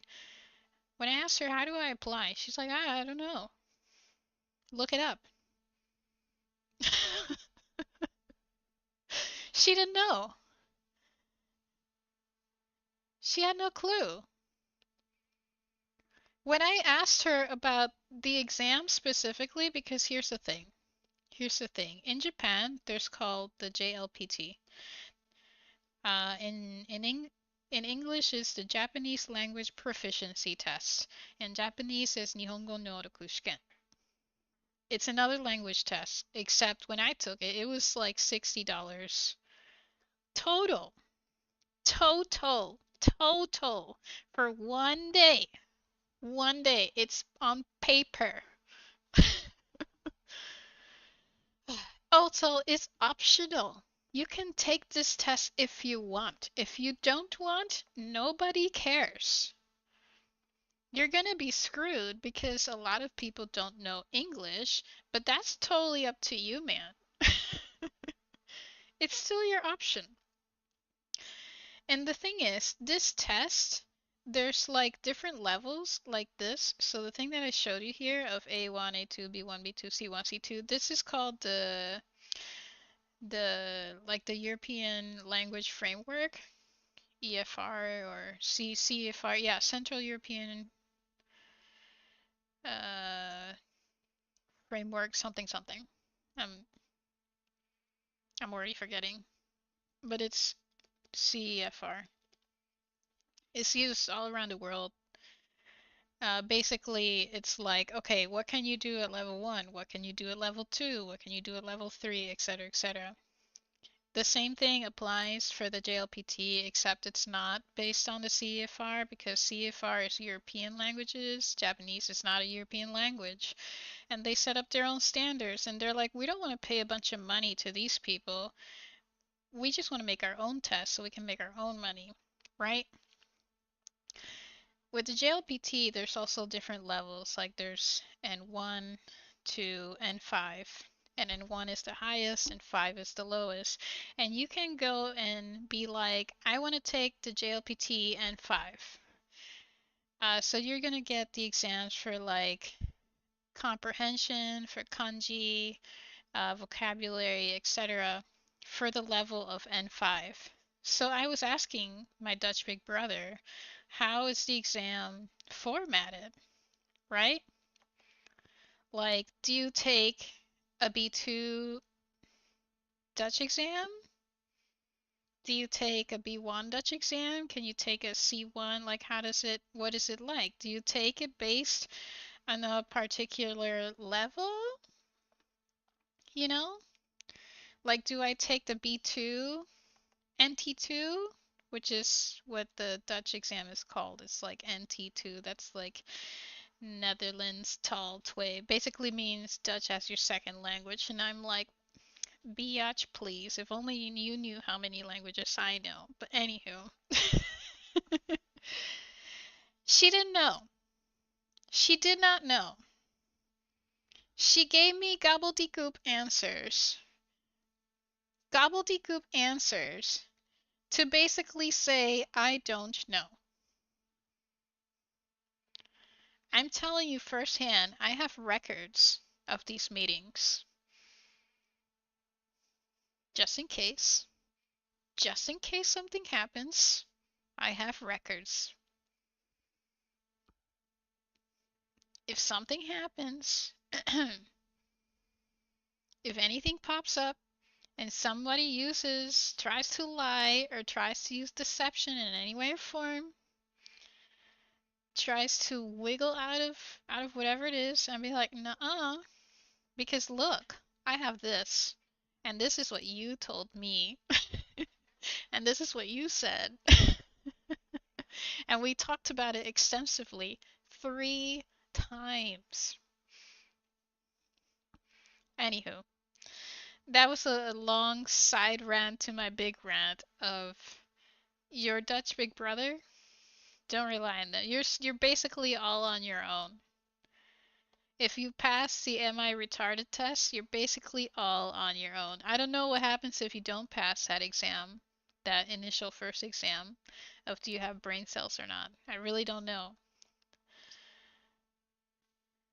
But basically, Dutch Big Brother doesn't care to help. They're just here to make sure that they see you in person, that you show up in person, and if you don't show up in person, they're gonna send you a lovely, kind letter saying if you don't show up in person, we're gonna fine you, and you're gonna be reprimanded. I'm like, can't we just talk on the phone? Like, we really don't do anything. We don't do anything. Can you just talk to me on the phone? Like, I have a life, man. Like, I get it. If you're a runaway refugee who's not actually a refugee and you want to see the person in person, cool. But that's not Big Brother's job. That should be like the cop's job. You know what I mean? That's like a bigger problem than a simple language exam. Like, we're talking we're talking doing crime here. Anywho, the Dutch Big Brother doesn't know. They don't know. So this entire time I've been wondering, like, what the heck, what is their job besides just seeing you in person and intimidating you, trying to intimidate you? Like, what is that? What is that job? Like, really?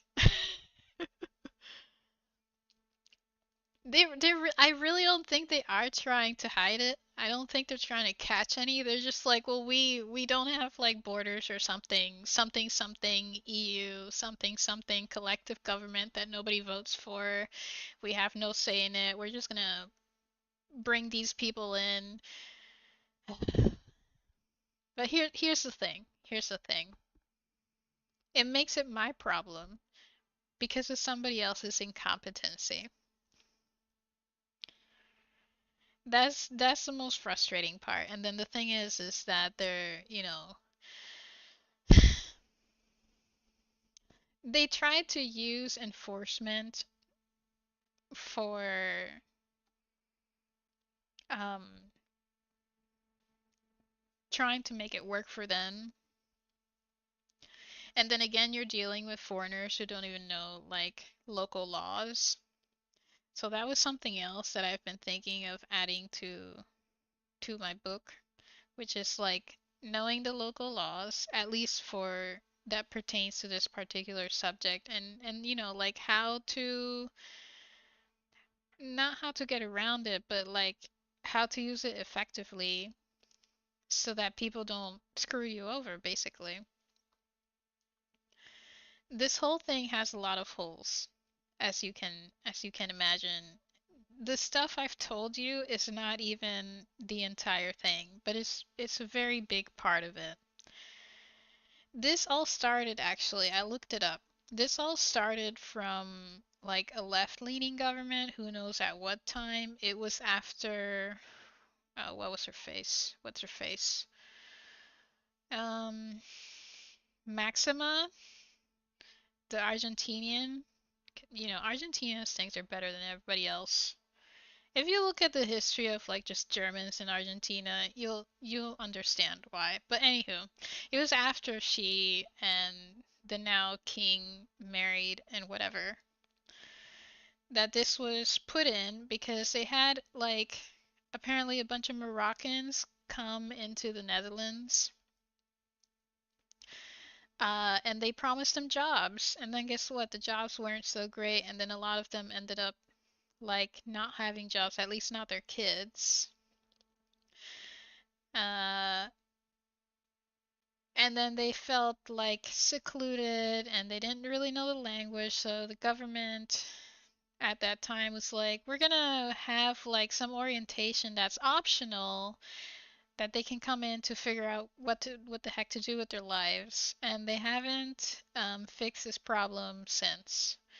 And since then, they've just been adding like one rule after one rule after one rule. And I think one way to really solve this is just to be like, heck no, you must go. You know? You know what I mean? Like, you could actually choose as a sovereign nation to say no to someone. If they committed a crime or have any history of crime, you could just be like, no, you're not coming in, because then you're going to break our laws. We don't want you. That's like the easiest way to start. But I think that would honestly fix part of this. Uh, yeah. Another part would honestly, I don't know. There's a lot of problems, but like, no, it's not evil. It's called you broke the law, therefore you must go. It's like saying you don't have to go home, but you need to leave the party. It's not evil. It's called following rules. It's called being decent. I heard someone from Germany moved to Argentina in 1945. Nobody really knows about him, though. Yeah, nobody knows. Nobody knows. So yeah, I think that would solve it. I think also this thing of like, if you're an EU citizen, you don't need to go through all this crap. I say BS. If you're just not from the Netherlands, and if you're not from the Netherlands, you need to go through this. I think the exception that I would make, kind of like imitating Japan, would be people from like Curacao or these other Dutch islands in the Caribbean. I would have like what's the word?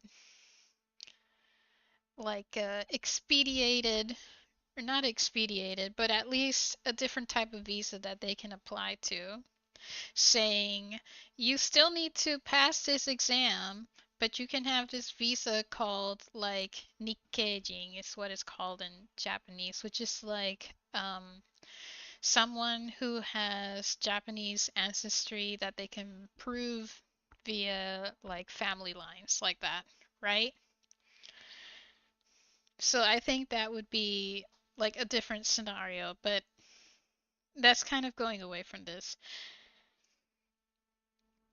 I would totally get rid of these like meetings at the municipal office. I'm like, this is a total waste of time. I do not care. It's not effective. These people don't even know like how the exam is formatted. They don't know what books to use.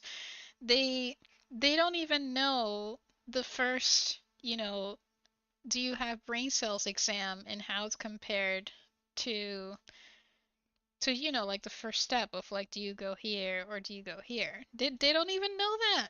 They don't even know that. At the same time, this whole exam also is tied with like you creating a CV in Dutch, which like I just think it's incredibly difficult to apply exactly the same thing to everybody, you know? Like um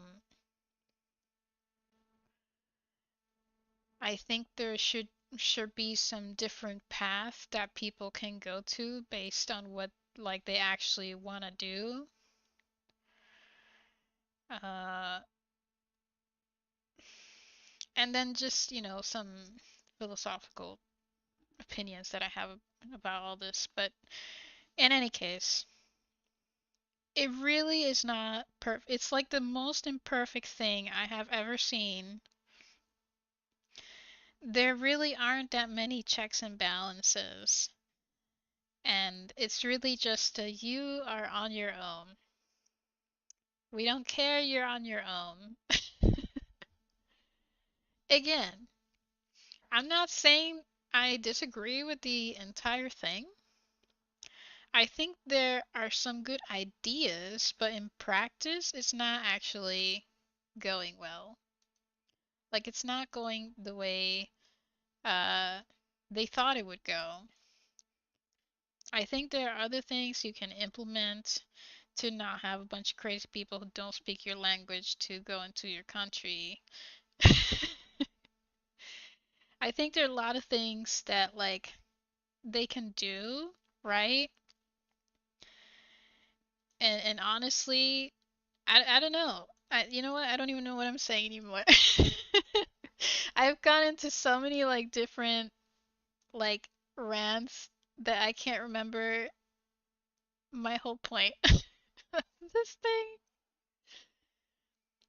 But yeah, I think there's some good ideas, and there are a lot of not good ideas. There are some ideas that are just like horrible, that they probably were in like Rainbow Land up in the clouds, not knowing how life actually works and functions. So I think there's like a better way. There's always a better way, right?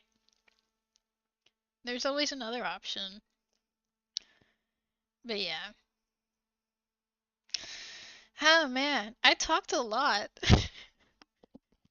Whew, who would have known?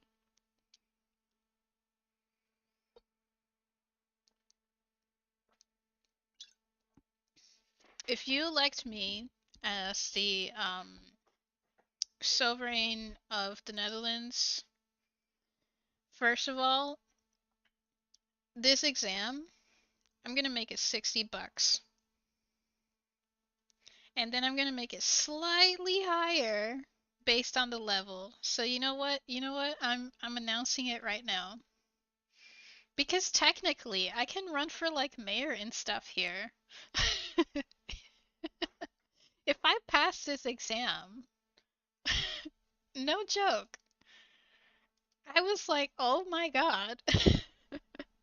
So here are my plans if you vote for me. Level A1, A2. This is going to be $60 for the entire exam. B level, 70 bucks for the entire exam. C level, 80 bucks for the entire exam. It's going to be on paper. It's going to be on paper. And we're going to have scheduled dates. Scheduled dates for the exam. And it's going to be like 4 times a year. So 4 times a year, there's going to be a scheduled date for this one entire exam, and then based on where you live, uh, the government is basically gonna like rent out some public school, private school, some office, some like building, right? That is capable of holding, you know, these many people. So probably like a school that you can go to again depending on where you live. So I'm gonna write it here. School locations depending on address.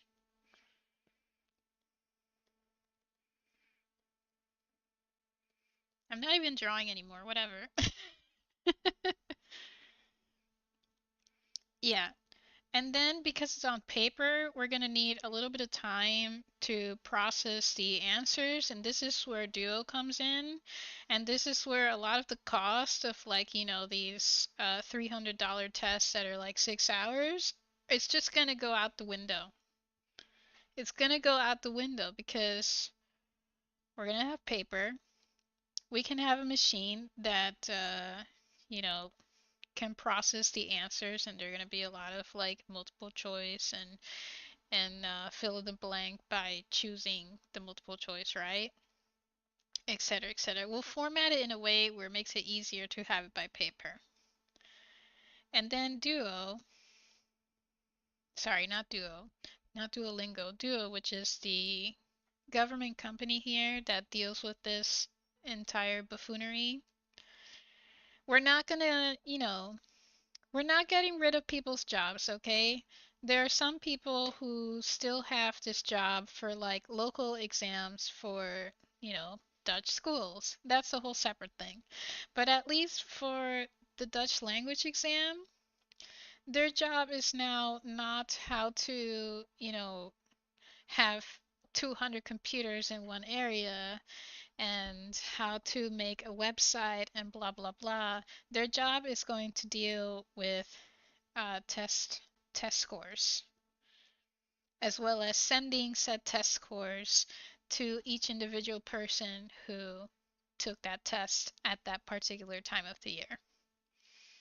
So that's how we're going to cut costs.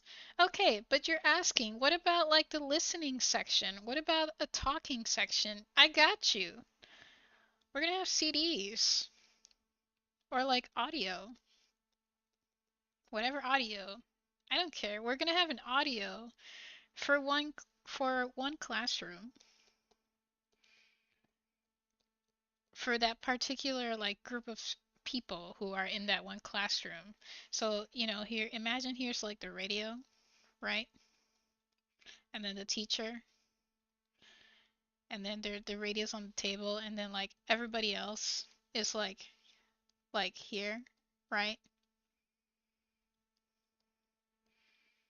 And here's like the door. It's going to be like this. And if the person in the back can't hear it, well, then you just put the radio louder. You just put the audio louder. Oh, but then the front people are gonna have like deafening sound. I don't care. The point is that everybody can listen to it, right? Again, that's how you cut down costs. We don't need any more computers.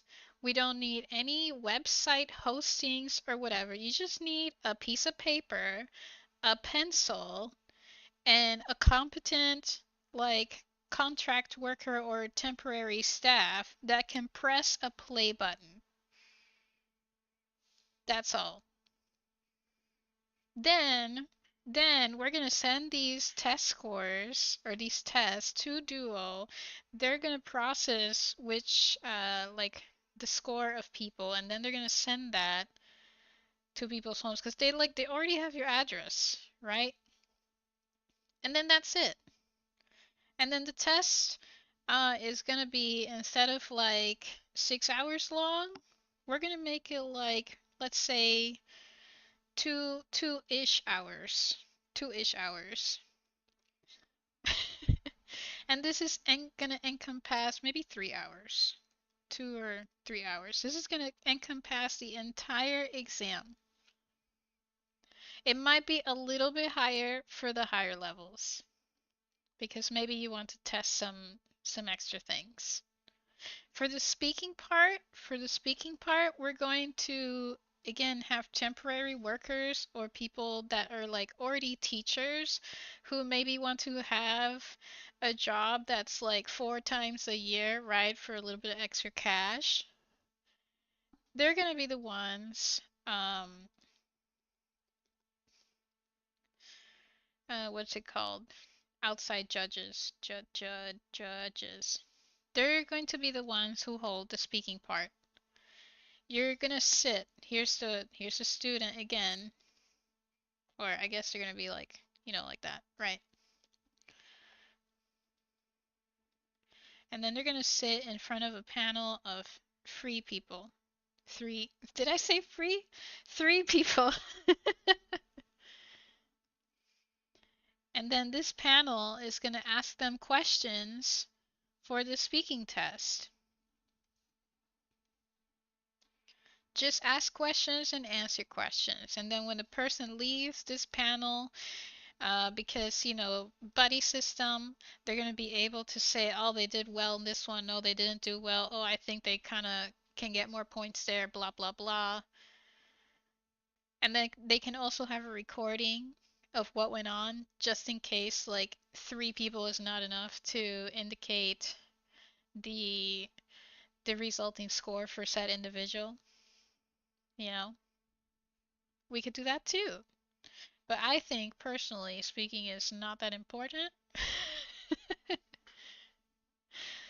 So I would just use this as an option. I would put this as optional for the speaking part. But if the Dutch government insists that it must be, mandatory, then okay. But I would still put this system because at least like you have multiple people looking into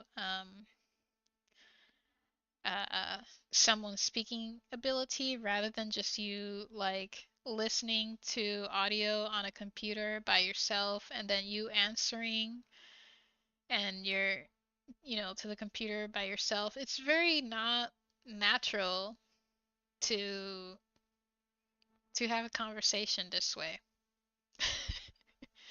And I'm just not sure if it's effective enough. I question its ability to score someone's speaking ability, you know? But that's just me. So this is my plan. This is my plan on how to make it not only cheaper for everybody, but still maintain the credibility of learning the Dutch language, as well as having like way less loans, right? At least for the exam part. Because who wants to take a loan on a language test? A language test. Cut down cost, cut down time. This way you don't have like permanent building or locations that you have to pay rent and whatever. You're not paying for computers, you're not paying for any of that stuff. And it's just 4 times a year. 4 times a year. January, December, and then 2 times in between. And then there you go. That's it. This test does not need to be like anytime, anywhere, because then again, you're gonna need more locations, you're gonna need more workers. Nobody wants that. You want to make this exam very, very affordable, uh, and like not scare someone to leave your country because they don't want to pay this and then some. I'm just saying, financially, it makes sense. And this actually, I can even like bring up studies on how this shows to be effective because it's actually already implemented in other countries. And there you go. That's my argument. That's my argument.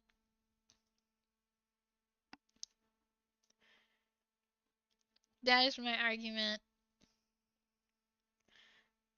This is how at least I fix the test portion.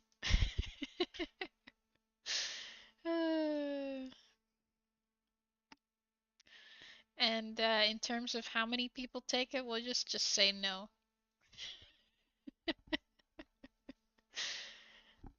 But yeah, I think I have a pretty good plan. And if I were like, dictator of the Netherlands, this is the first thing I would change. I would be like, I am not paying. Nobody needs to pay $500 for an exam, $300 for one class, 50 to $90 for one textbook. Nuh-uh. Nuh-uh. Nuh-uh. Yeah, I don't know why I'm talking. Okay, I know why I'm talking about it. It's because I'm passionate. I'm very passionate about this. It's this entire time I've gotten like so mad about it and trying to figure out like what are people's jobs? How come they don't know questions and, answers to their own questions? How come this? How come that?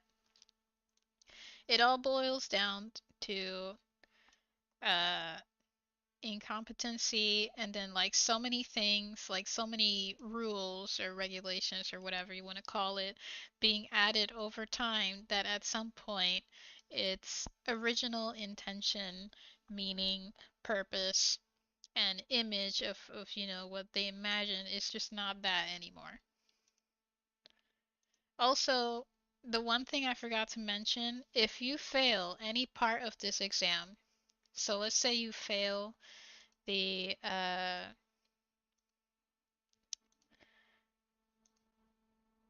if you fail, like, I don't know, the reading section, you get fined.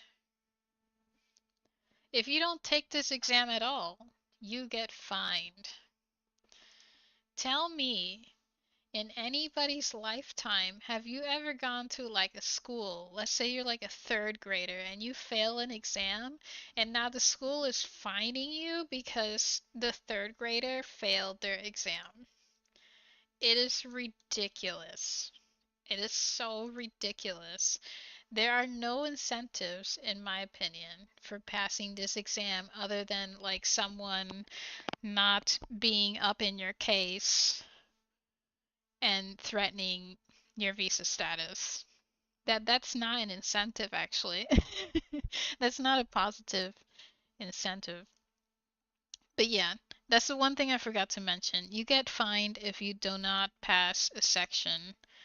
Uh, You can, of course, you're allowed to retake that section. Who in their right mind wouldn't? So yeah, there's a lot of it, and like there are a lot of holes. I wish it were better. Honestly, I would just follow Japan's example in many things, and then this problem just would not exist. Period. It would not exist, and then I don't have to deal with it. Easy as that. Easy as that. So easy. Anywho, um, I'm gonna pee. BRB.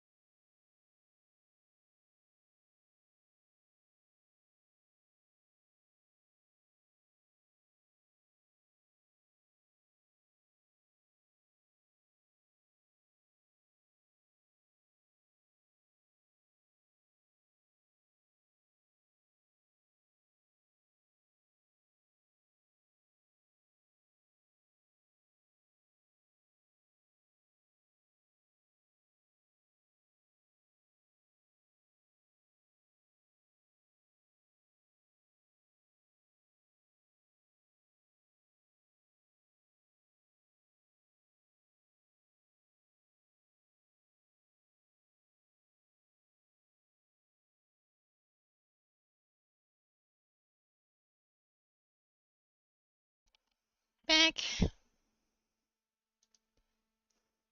and beak.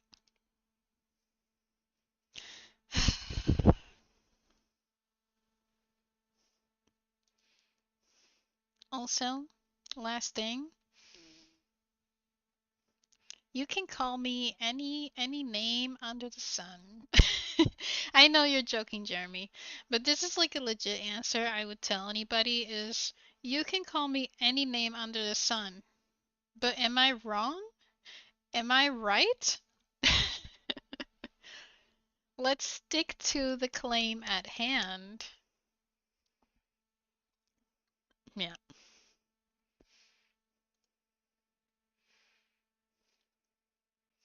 I'm gonna save my notes just because, like, this was a moment.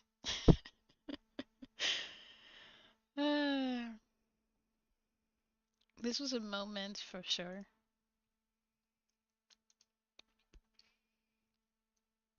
I'll put in the whips channel.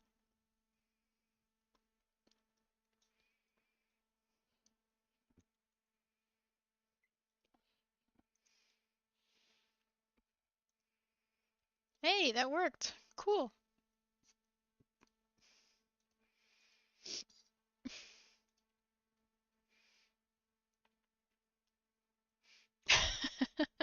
It kind of doesn't make sense when you look at it without any context. Oh, I'm not talking. Up, up, up, up, up, up, up, up.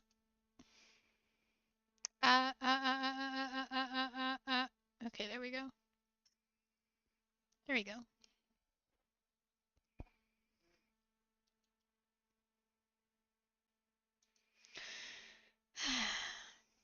I don't know, something about people leaving Europe to Argentina and like Peru and Venezuela, something history.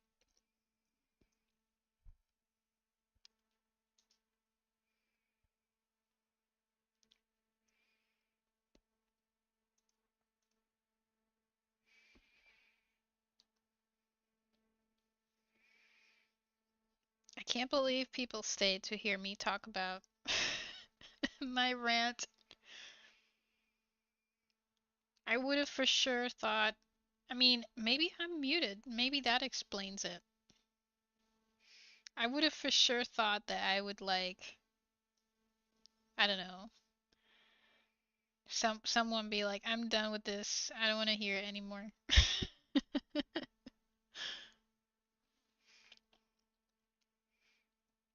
They're fun. Yeah, I guess I just need more self-confidence.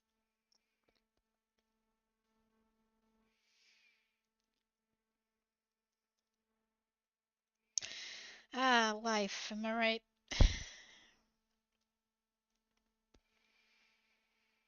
You know what? I'm glad I said it. I'm glad I said it. I got it off my chest. I am wiping off the metaphorical dust. Wait, what's happening? Okay.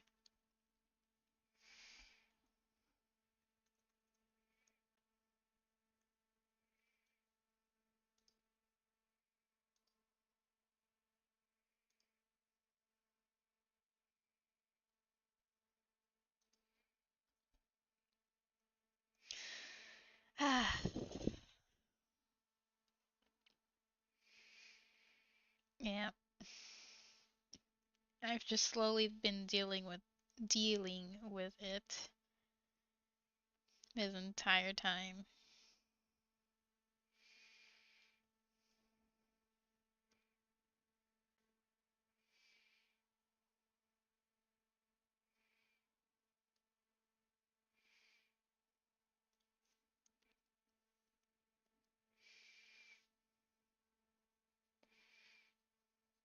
All I'm saying, just follow Japan's example.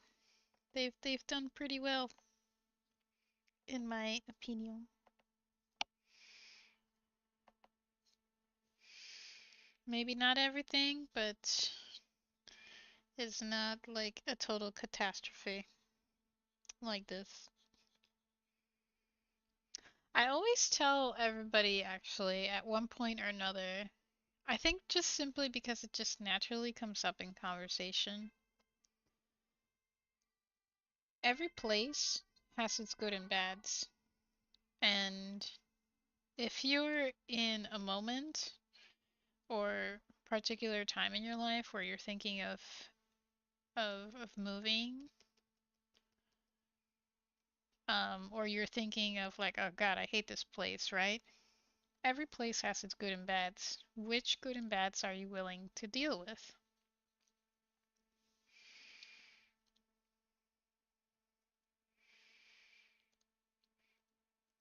It's always about a trade of which goods and bads you're willing to deal with.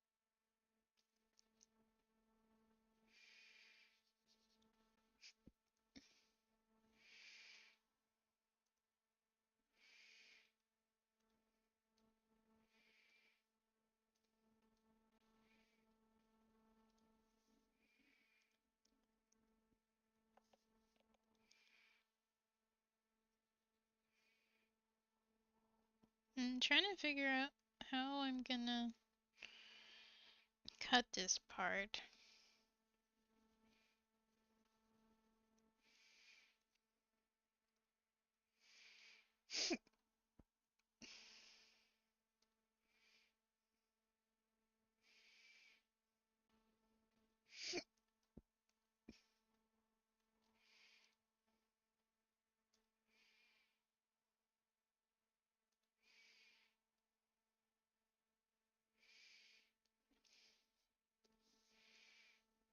Mm,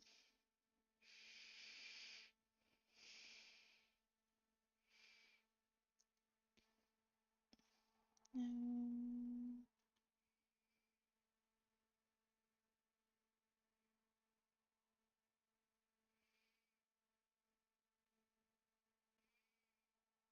hmm.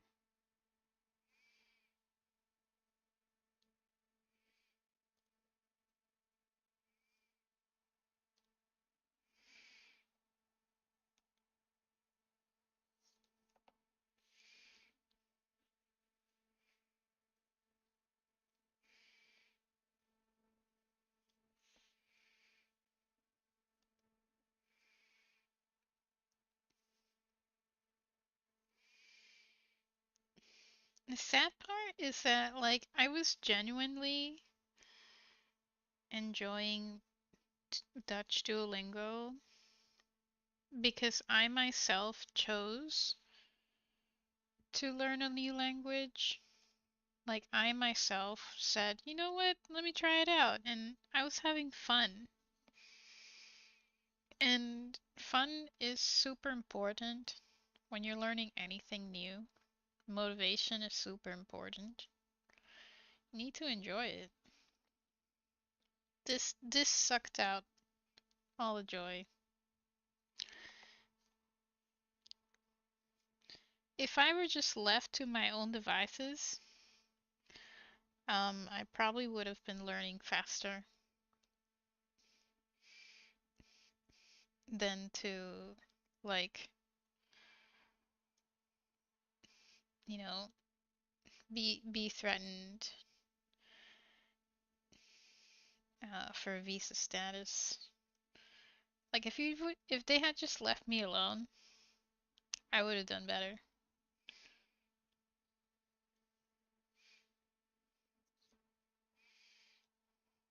I started it out of my own volition.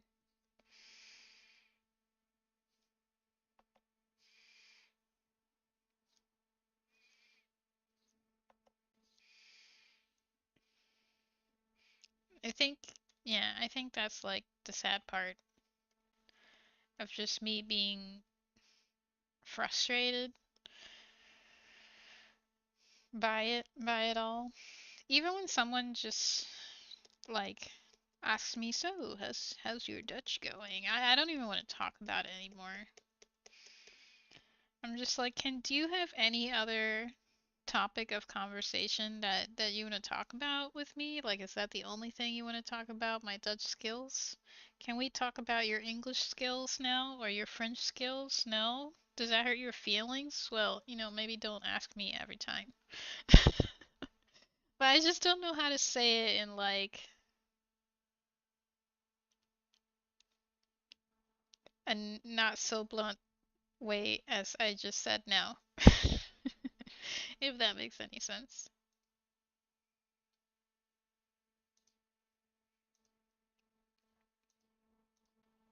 You know?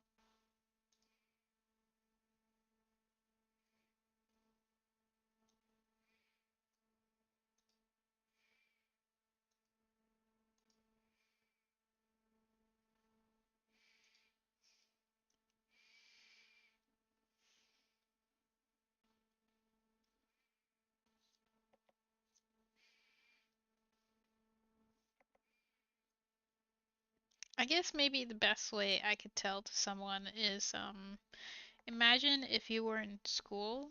Imagine you're back in school. Did you ever fail a test?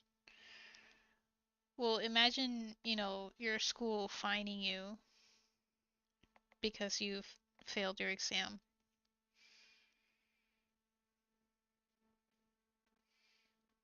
Do you think that's like the right thing to do? Do you think it's justified?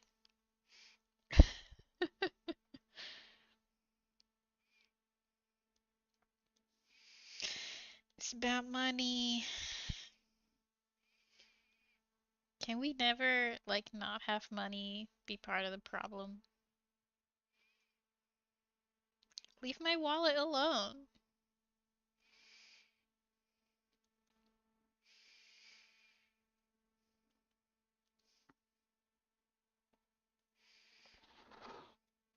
I don't know.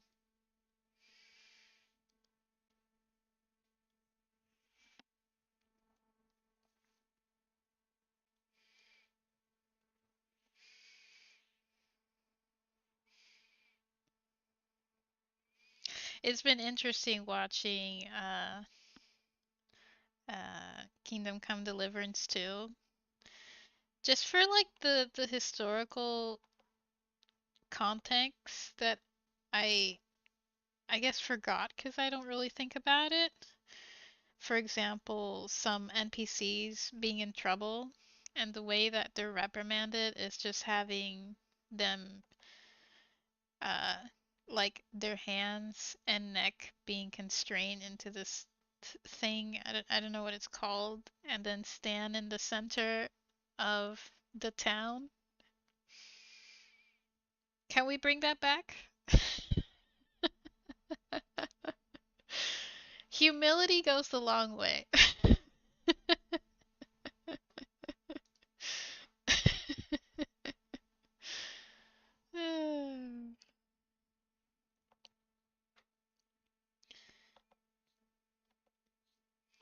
There was one NPC complaining about how the oh, what are they called? The guys that like lock you up on this thing and that are in charge of overwatching criminals and whatnot. Uh, the what's his face? Anywho, he was complaining. This NPC bailiff, yeah, bailiff. Thank you. The bailiff. I mean, I know there's another word for it, but anywho, um, the NPC was complaining how the bailiff stuck fish in his underwear, like from the back. I found it really funny. Like, yeah, that's how you get justice. Fish down your pants. Can we bring this back, please? I think a bit of humility would go a long way. And, fish down someone's pants.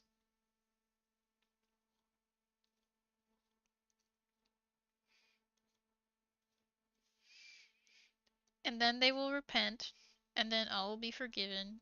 But if they continue to continuously make trouble, then, you know, you know, all will not be forgiven.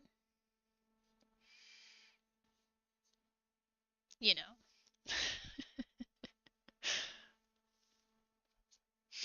Are you finished with work, Pizza? Are you on your bike now?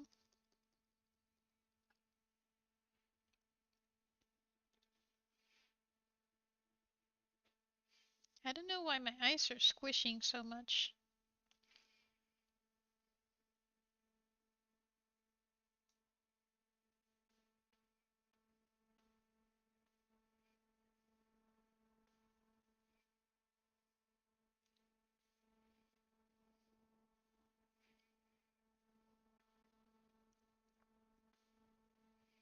I don't know where to put the timer, by the way. Did you even want to see that? Does it matter? Don't think it matters.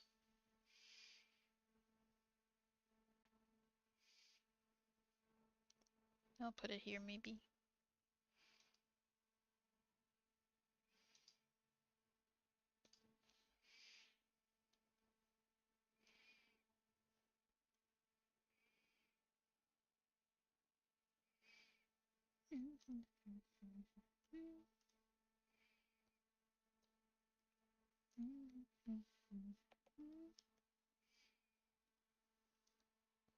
Yeah and yes.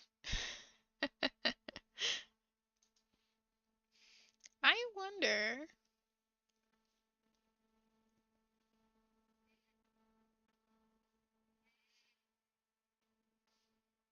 I wonder how fast you could go on a bike.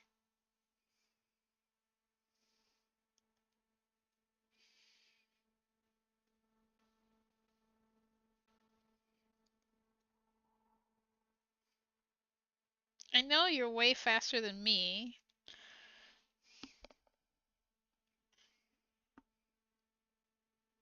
but like that's not even competition. That's like not even a comparison.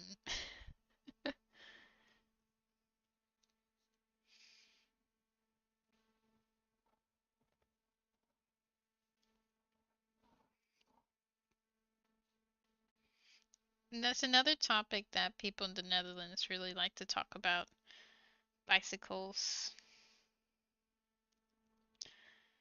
I guess it's like the equivalent to being asked in Japan, what is your, like, why did you come to Japan kind of question. Instead of being asked, why did you come to the Netherlands, you're asked, can you ride a bicycle?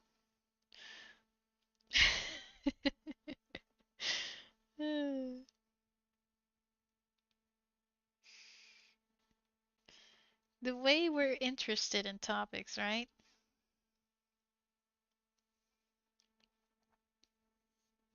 I've yet to figure out an interesting answer to this question. I need to think of like a funny, interesting way to respond.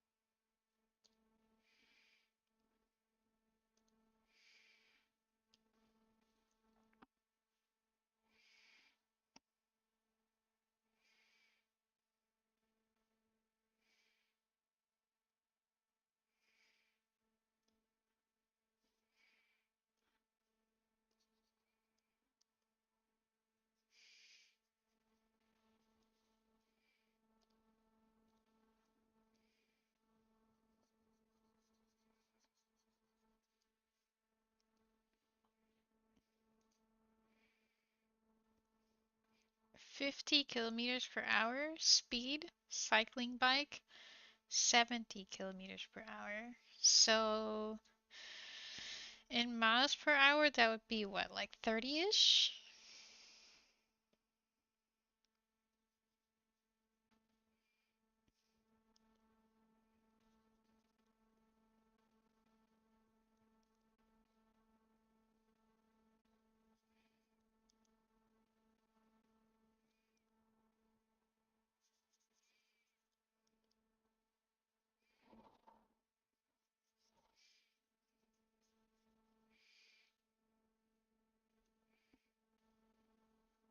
Mm, I'm gonna change this a little bit. Eagle units. But they're fun. Don't you know?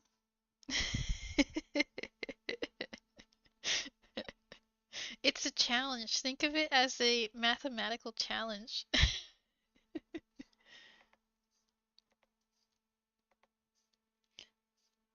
Think of it as the European version of Are you smarter than a fifth grader? Get a pencil and a piece of paper.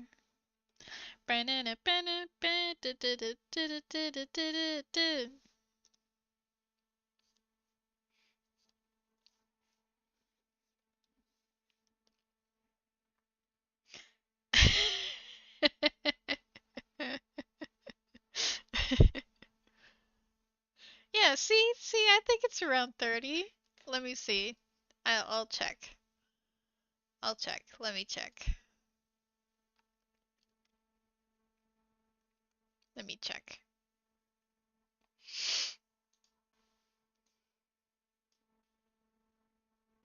Um,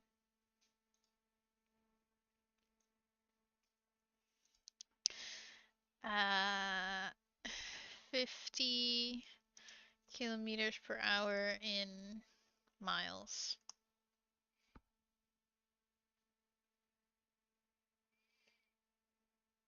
31. Hey, I was right. What the? Oh, here we go. Oops. Searches this. So some AI says 31. Can I just get a calculator? Yeah, 31. Hey, I was one digit off. Like one. Okay. And then 70. So 50 is 30. 70 should be 40 something. 43! Hey, we were close. 7 times 10 to I forgot how you say this.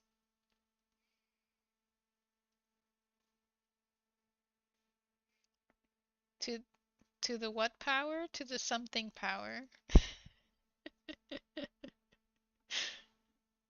Ah, America.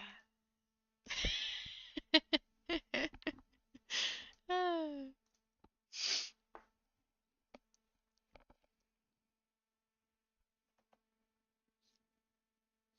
that's pretty fast.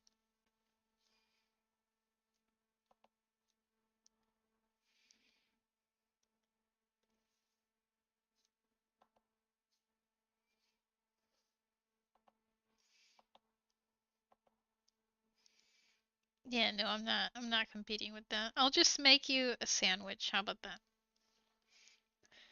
Would you be content if I just make the food?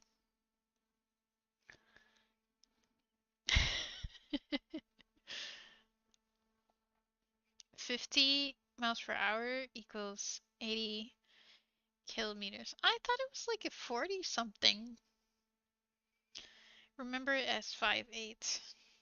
That's the thing, like when it comes to certain numbers, I can remember that certain number because of having an experience attached to it. And then that's how I remember, like through association, basically. But that would be a good idea.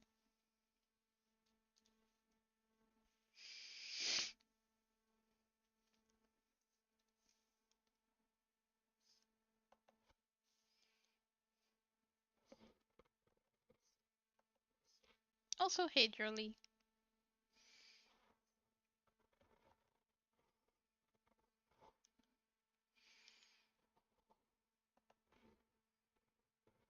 Oh, I can take a break, but I'm not gonna. I'm just gonna skip. There we go. I mean, I technically don't need this. Where's my where's my little pet thing? Oh.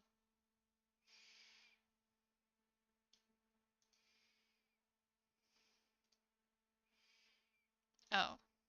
Okay.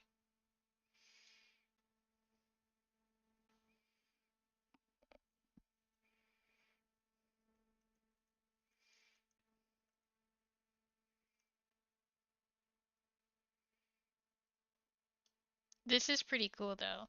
Like look. It's so cool. Also, I'm gonna change the CD to literally anything else. How about this?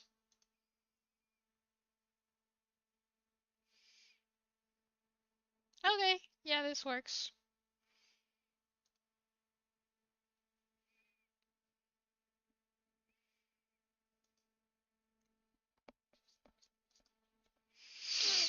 US and metric on the speed cog. Oh, cool. Is it still, by the way, like a normal speed cog, or is it like a digital screen? Because I saw a car recently where all the measurements and cog stuff is like all digital, and I thought I don't like it. I don't know. It just felt different.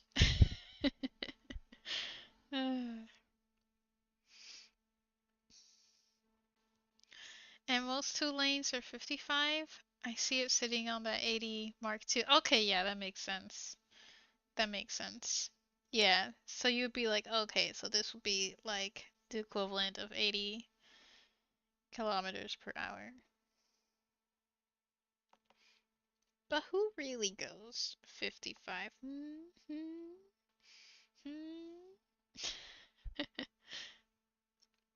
I get that. It's because you see it so many times, you're just thinking, yeah, I got this in the bag. In the store? Okay. Okay, I'll make the food. You do the cycling. I'll make the food. I'll make the sandwich. I can technically make tuna sandwiches for today if you'd like. Just saying. It's an option.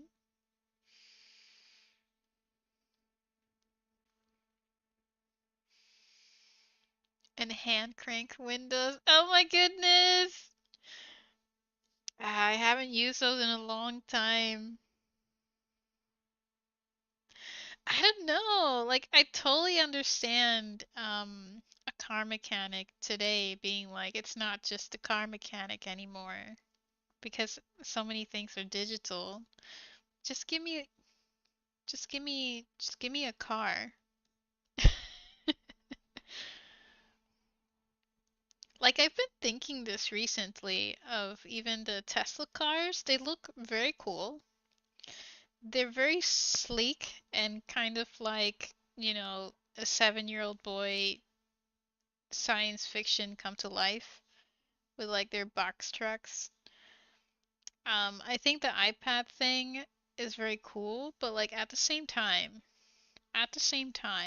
if there were a zombie apocalypse, or if there were just an apocalypse and there just weren't as many people anymore, and now I have to fix my own car, I just you wouldn't be able to fix your own car. It just would not, you know? You know? Lately I've been thinking about stuff like that. Like if the internet were just to die, if all electricity went out, what can I do? What are my skills? Can I survive?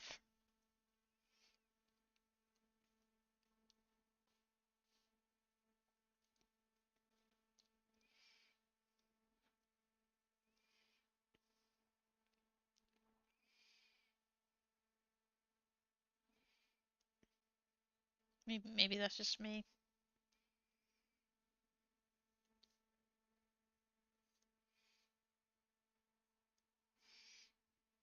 Maybe I've been reading too many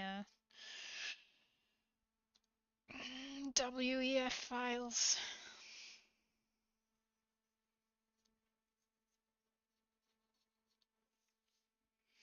Two-day half beef?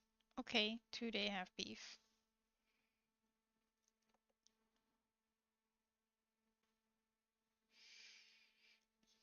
I gotta say though, my voice has been doing better than last time. Last time I was like struggling to talk after 2 hours. I mean, I'm starting to feel it already, but still better than before.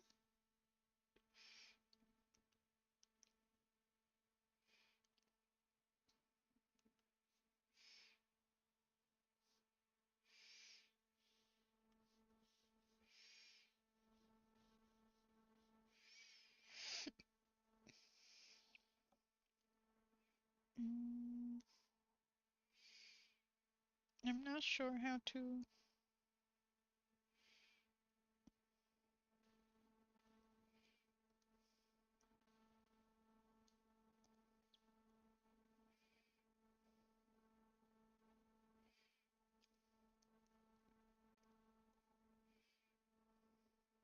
Mm.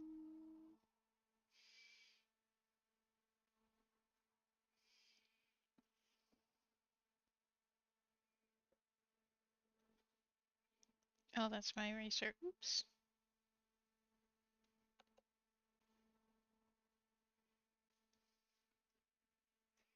Two-day beef. That's it. Two-day beef. Two-day beef. Where's the beef? Where's the beef? That government cheese.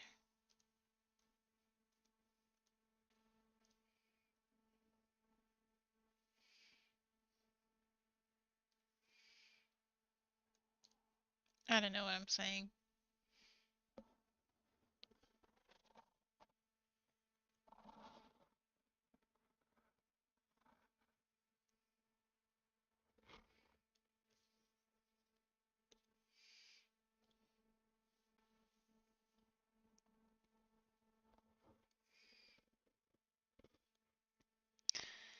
How many licks does it take to get to the center of a Tootsie Pop? Well, let's find out. A one, a two, a three. The world may never know.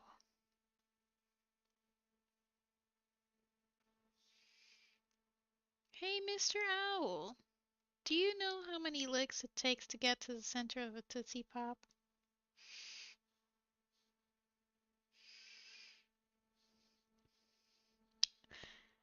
I like seeing that commercial as a kid.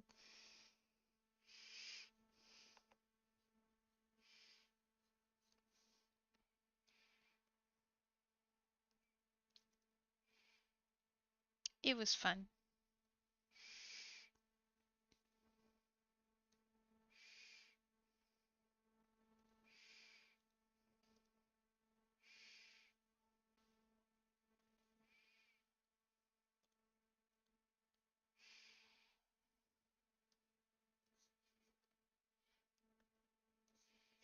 Ooh.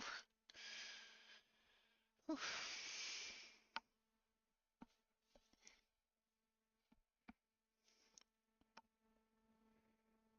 I'll look at video later.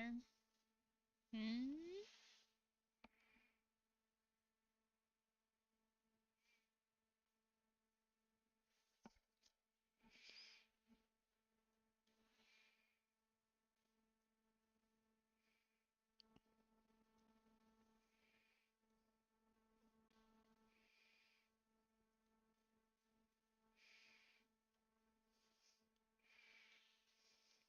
Okay, hold on.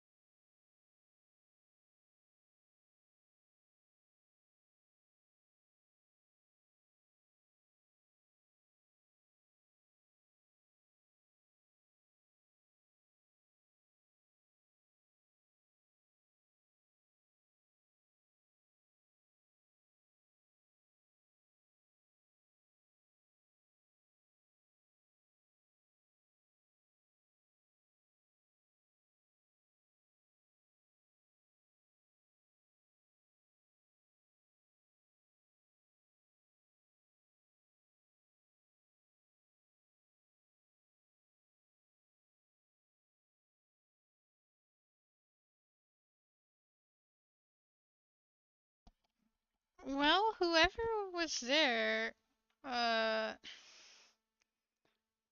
was in a rush.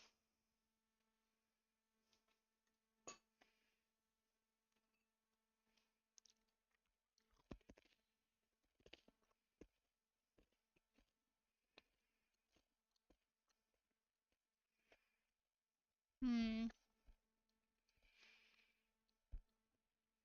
This felt like if you don't answer in the next 2 milliseconds, they leave. Kind of rushed. Also, I didn't see anyone outside.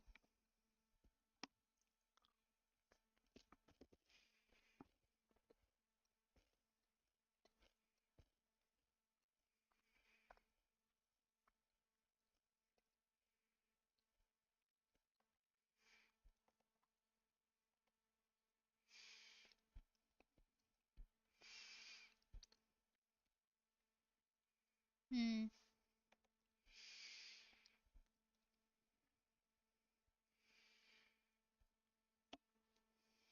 Wasn't there at one point where we got a parcel and they were already like labeling it as, or no, they labeled it as received even though they never came? Didn't that happen?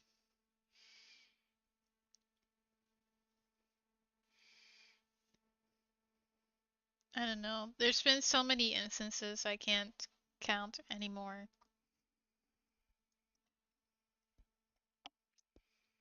What if I'm pooping? What if I'm in the shower?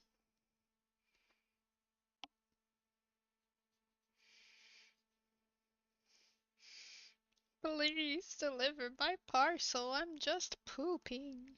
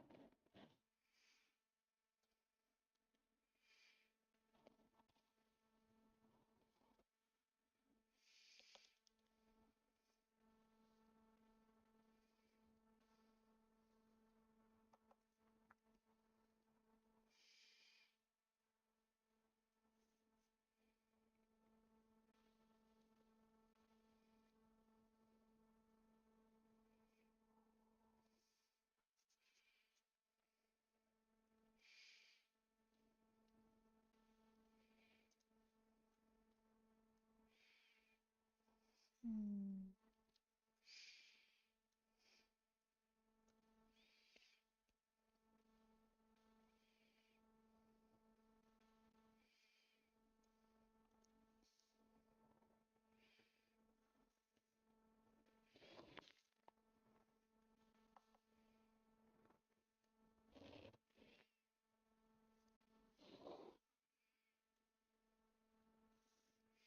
What's up? What's up? What's up?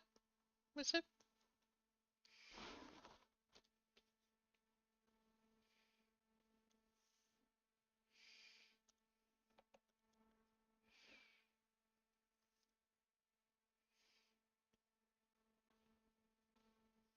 Are you the delivery man?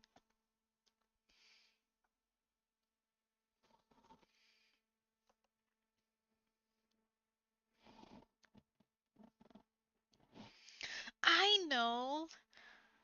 I know my trade. I can build homes. I can turn pieces of junk homes. And in this post-apocalyptic world, I can turn junk homes into like a livable home.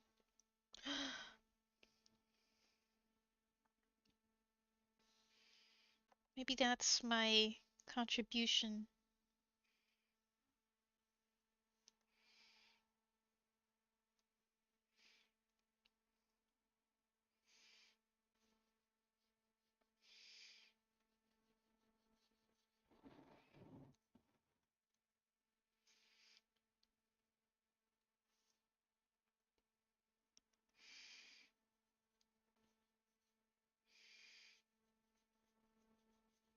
I don't know how to plant or garden. I'm just not a garden person. I mean, I know how to milk a cow. Sheesh, don't have a cow. I'm not a gardener. I could learn to grow food. I think I have more fun growing food than flowers. Maybe I could do that. Hmm. Hmm. Options, options.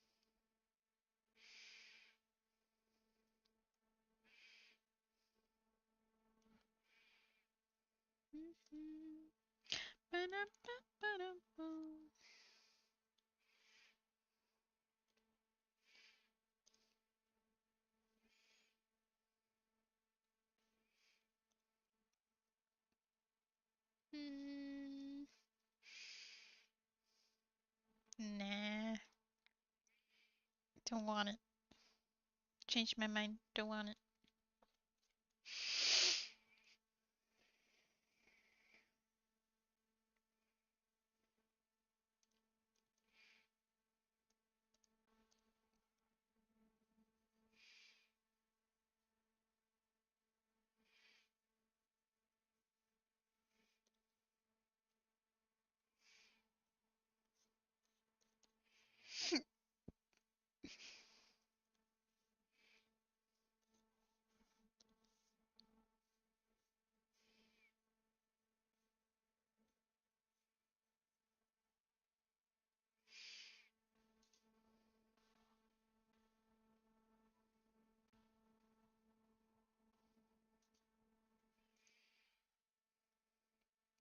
Okay, I think I have the sections more or less. I'm going to try and color it now.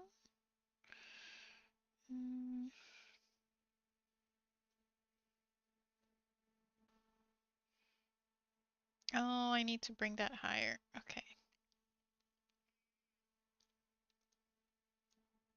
Yeah, I need to bring that higher.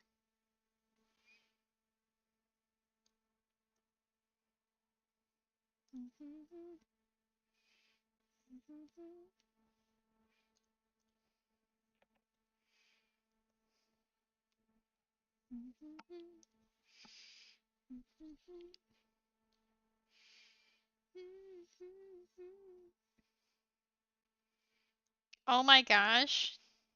This just reminded me, the other day I started listening to uh what was it called? What was it called? It was Flash FM. I'm gonna do that. So gonna do that.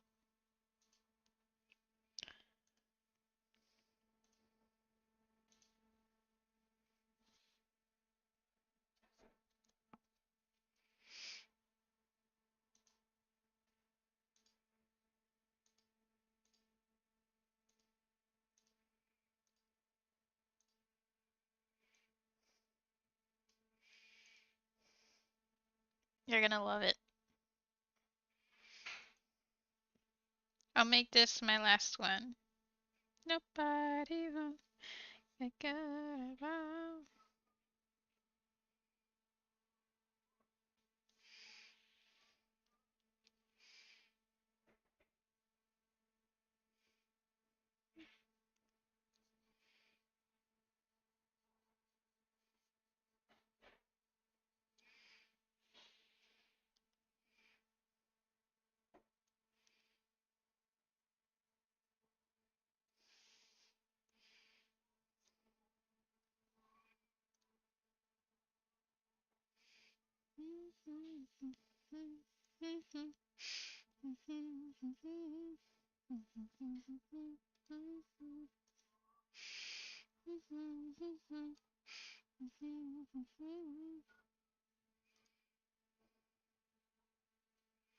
Ah.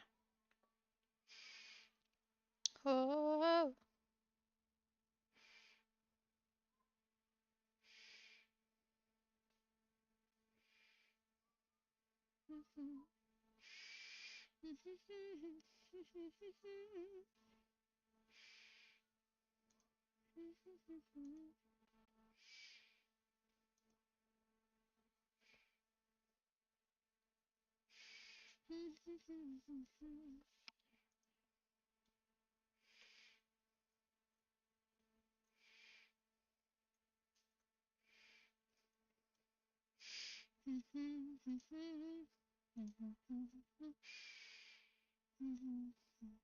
Nobody touch.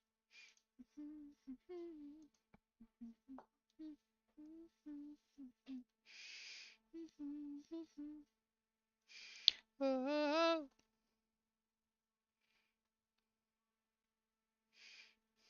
oh, oh.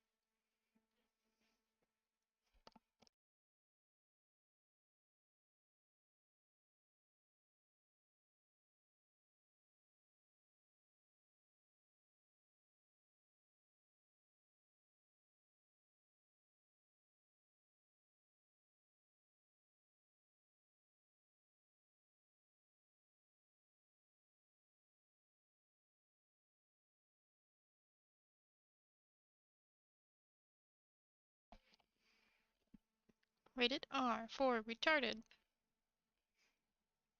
That's what he said.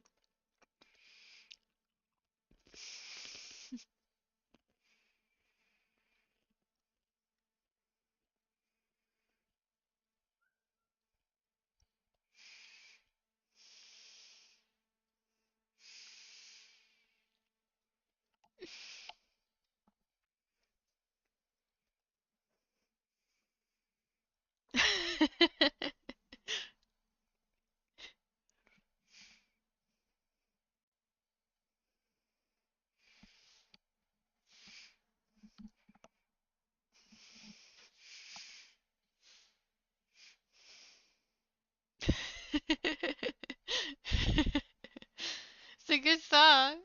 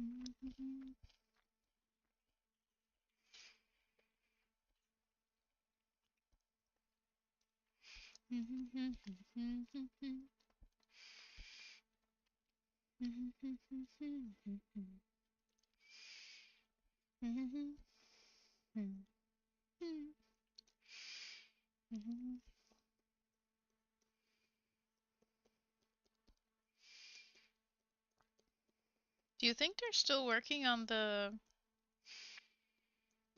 um Other season for Stranger Things?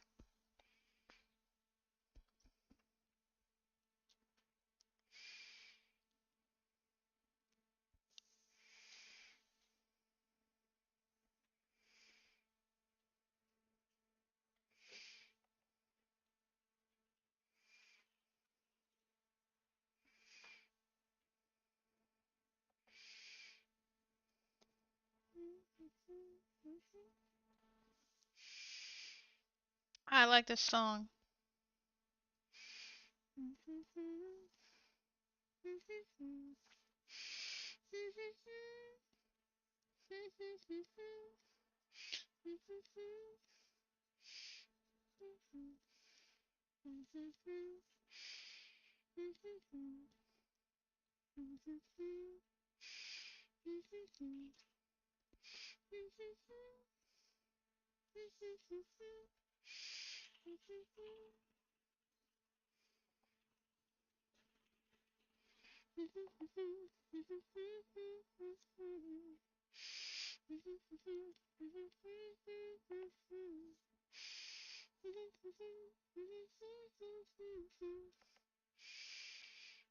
Right? Right? Oh.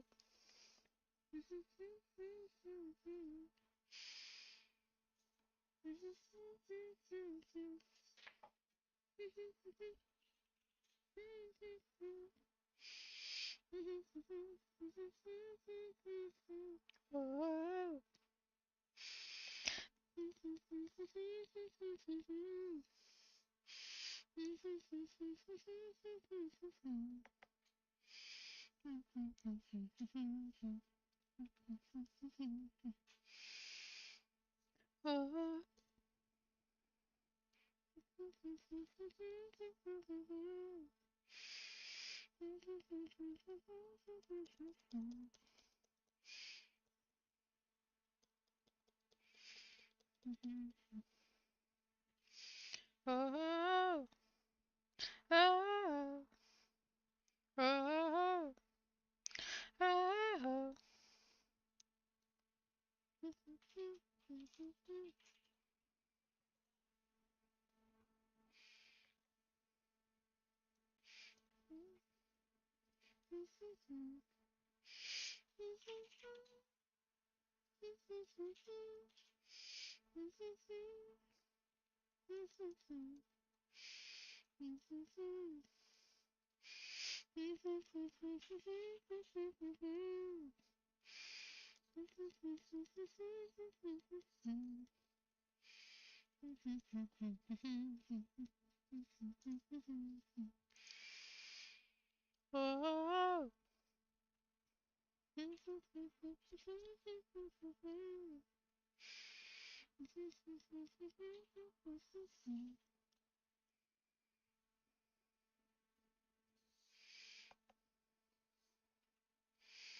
Oh. Oh. Oh. Oh. Oh.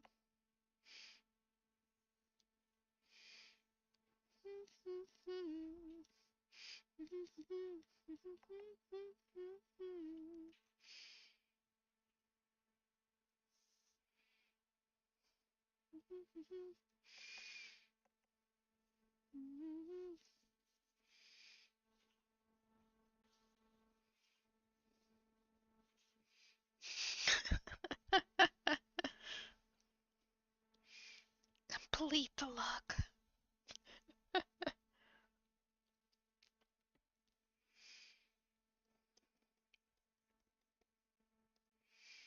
So trendy. Complete the look.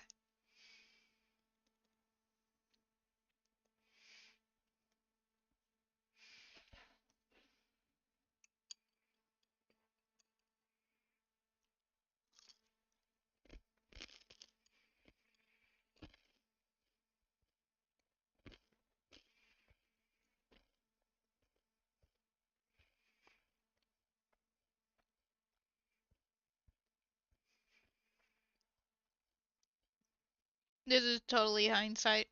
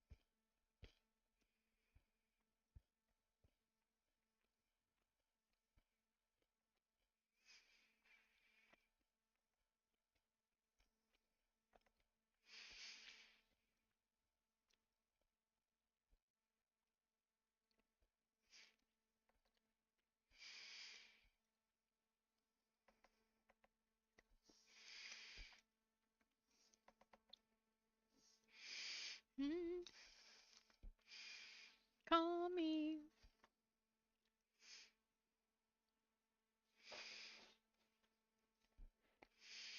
So call me. Call me.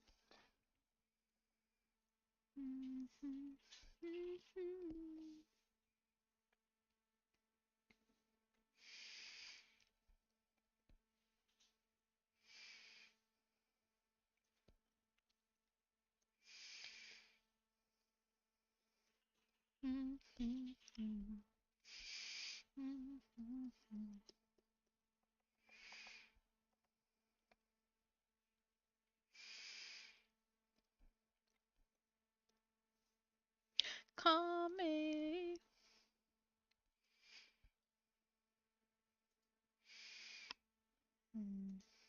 So call me. Call me.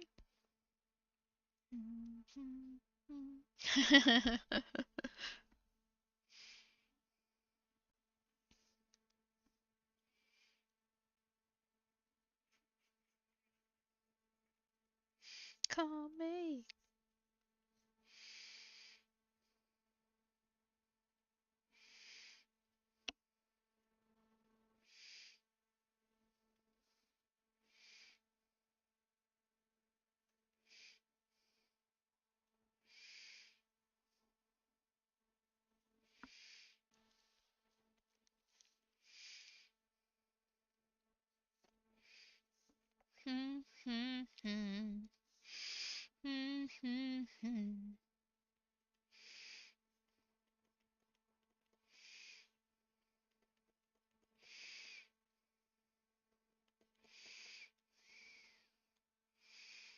Call me.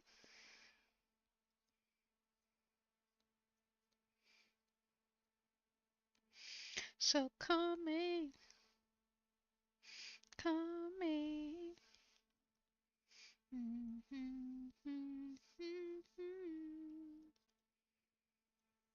So totally awesome.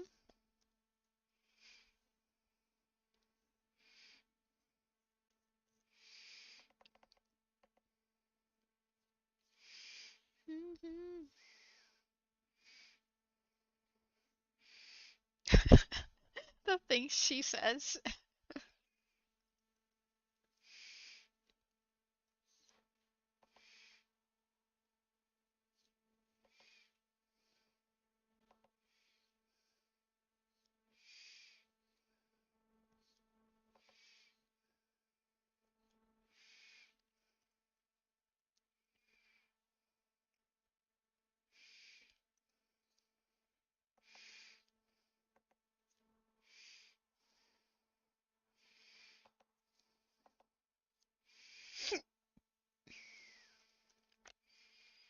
Oh,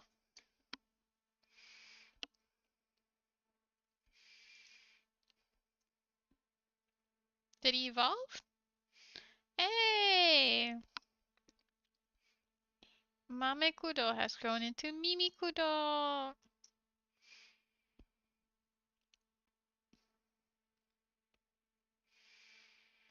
Oh, I poked him 22 times. Okay. Oh, hey Shinobi. Thank you for the posture check.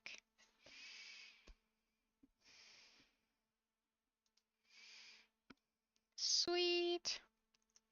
How's he doing?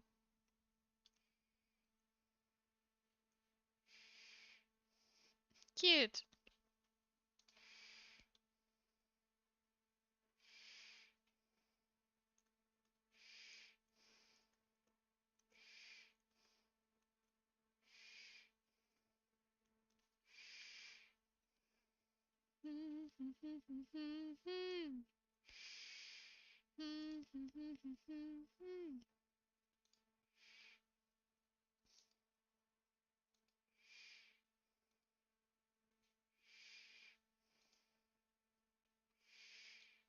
We've been at it for a long time then.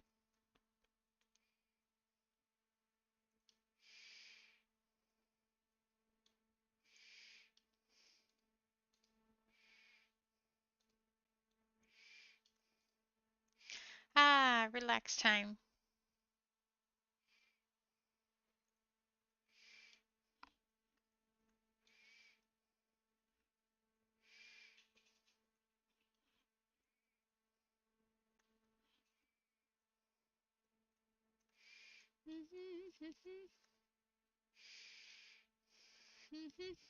I wonder actually.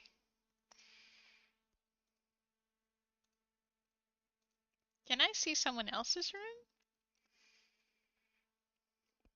Let's see.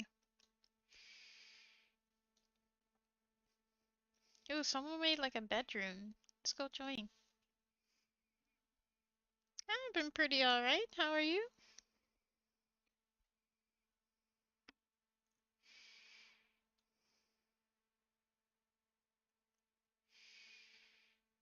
Oh, this is cool.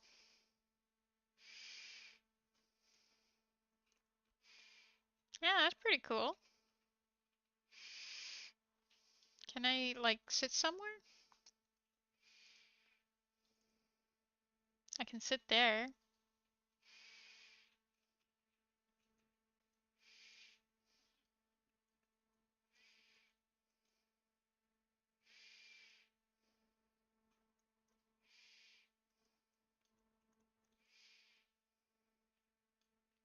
I look pretty cute.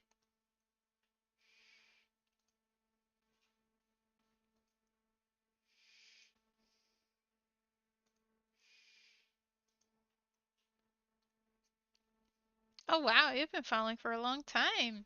It doesn't even feel like it. I hope you get better soon. Let's see what other rooms they may have.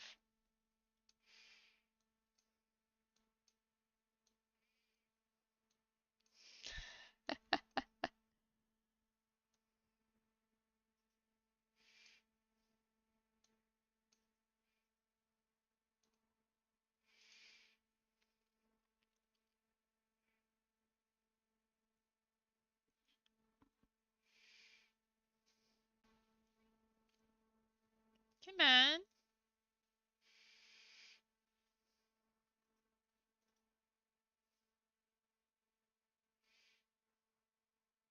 Oh, this one is taking a while to load.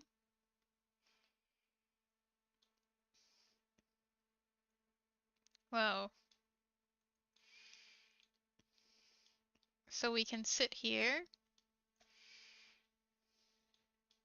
I can sit here and twiddle my thumbs.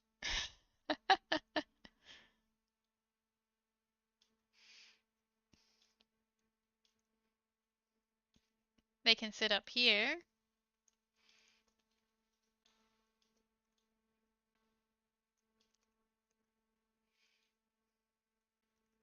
That's cool.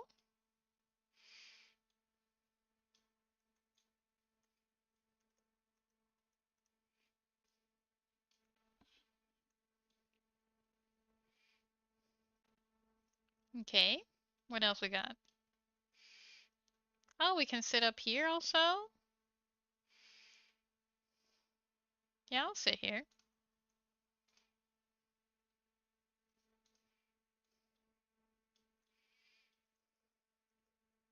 This is cool.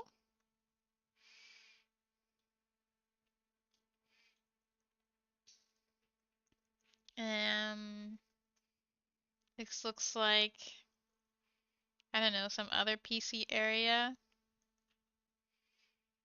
Is Siptian? Someone's looking at organic cat kush?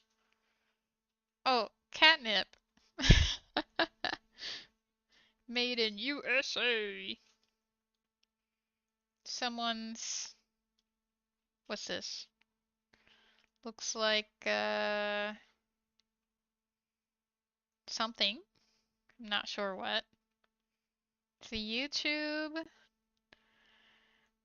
Whoa, this is crazy. Look at how many words are here. Whoa, words, words, words, words. Some drawing.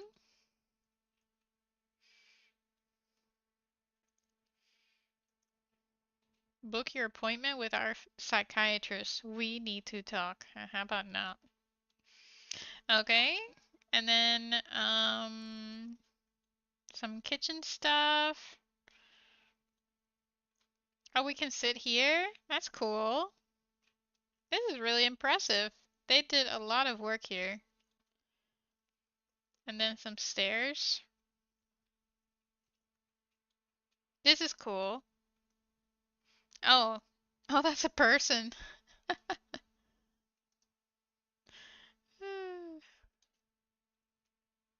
That's a person. Muse. Alright, cool. Cool. I guess it took a while to load because there's a lot of assets. This is Go, like Van Gogh. I think you'd like it. It's mostly like to make a person, a room, and to focus.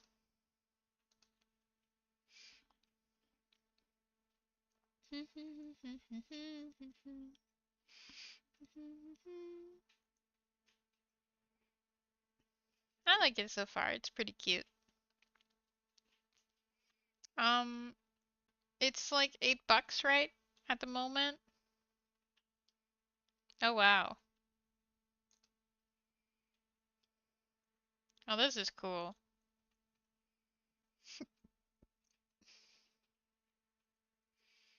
Coding. Alright. Cooking up a report. Excuse me. That's cooking up a report, huh? What's on your phone? Something. Alright. Yeah, this was cool. Oh, they have a menu.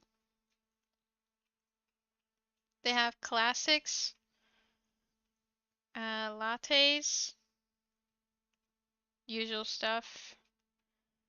And I'm not sure what this is. But okay. Alright, cool. And then, yeah, the door is over here.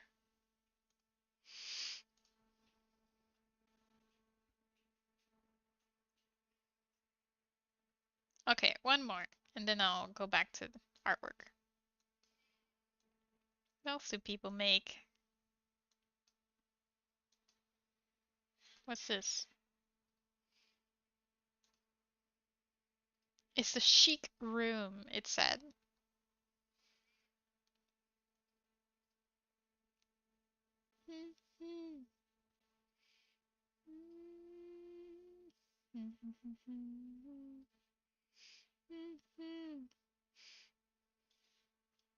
Whoa.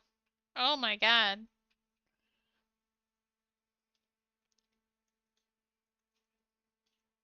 Um. Ooh.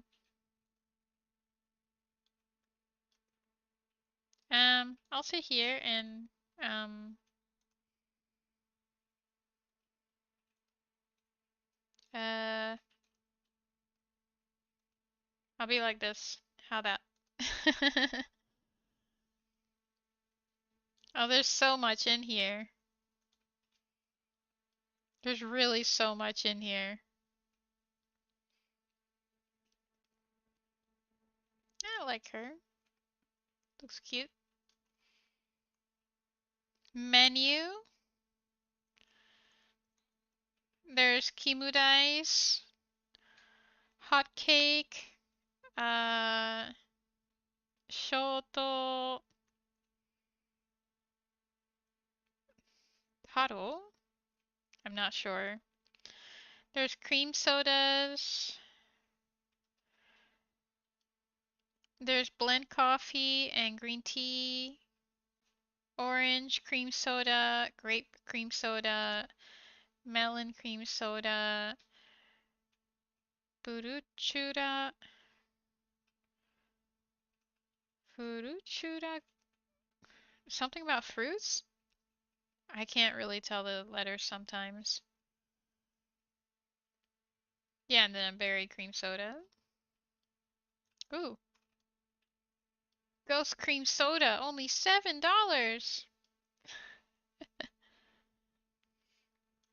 My God, I feel like I'm so close to stuff.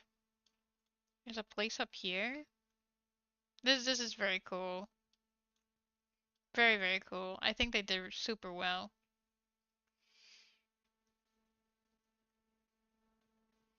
But yeah, you can visit other people's rooms like this.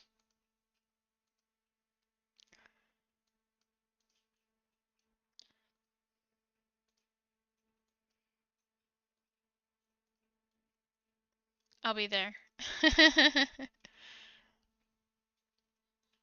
That's funny.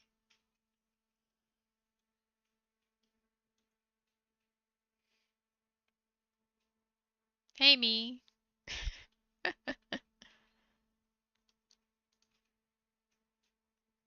Alrighty. Oh, and then down here. I completely forgot.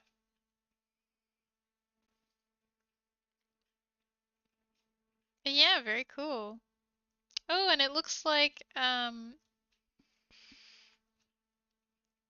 they're using Clip Studio. Or no, not Clip Studio. This is the one for Live 2D. And what's this one? Kurimu Soda. Something about parameters? Maybe another Live 2D thing? I'm not sure. And there's this there. Oh, and then Clip Studio. Cool. Yeah, that's cool.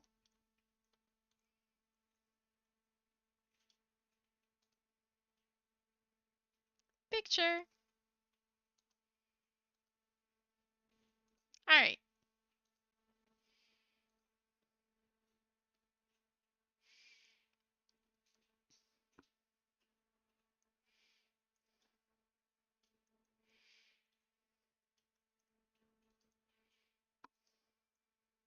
Maybe, um,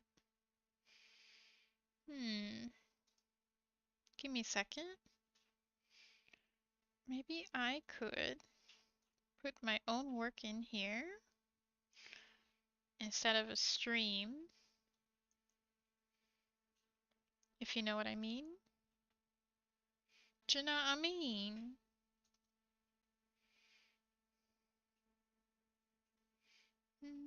But which one should I choose? Never lonely hearts. Owner of a lonely horse. Owner of a lonely horse.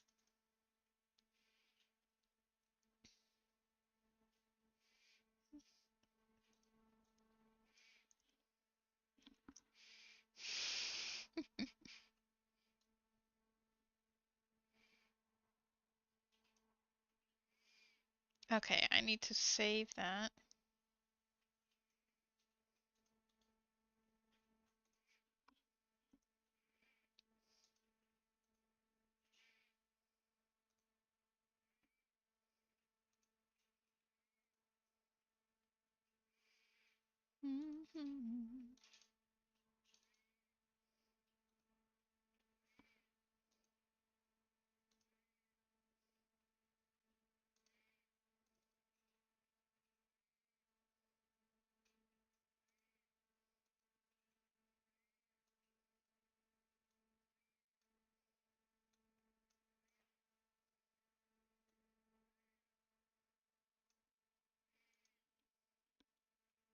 There we go.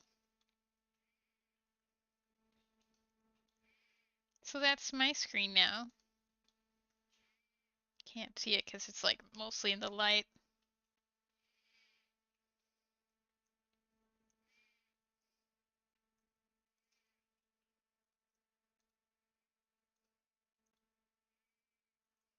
Video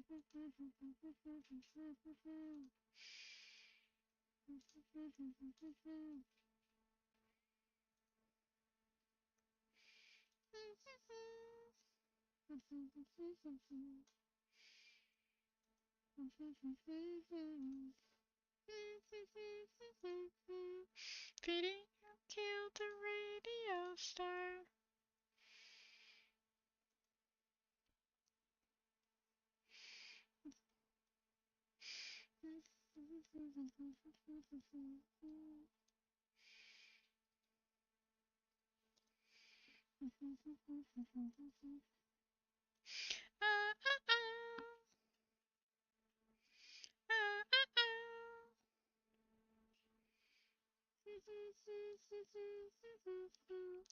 Video killed the radio star.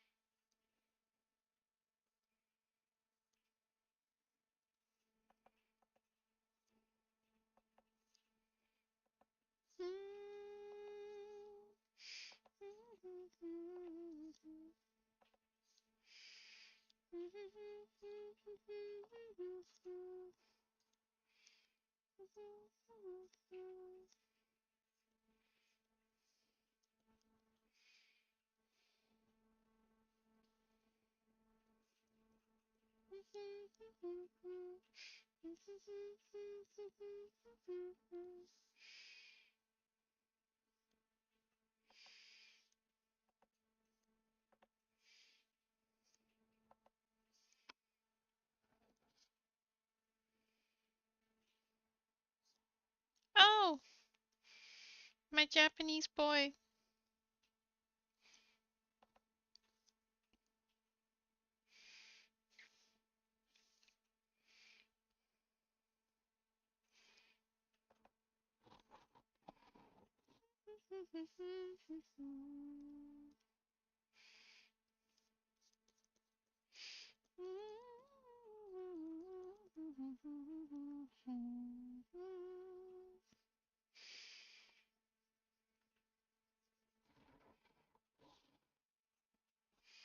Oh, oh,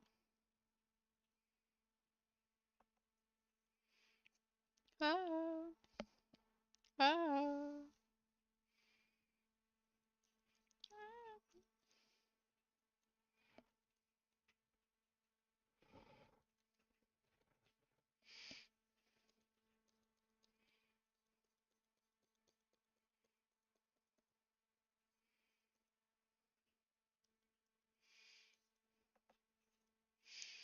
It's my Japanese boy.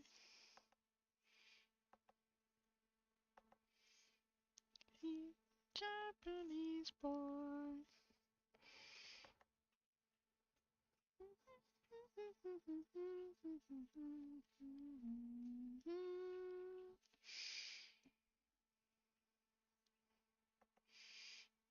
Ah, ah, ah,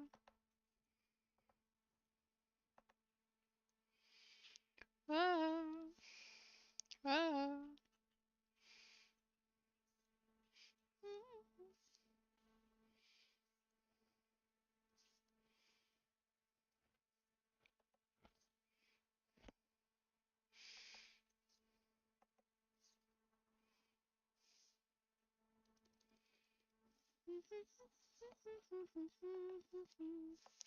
He's a Japanese boy.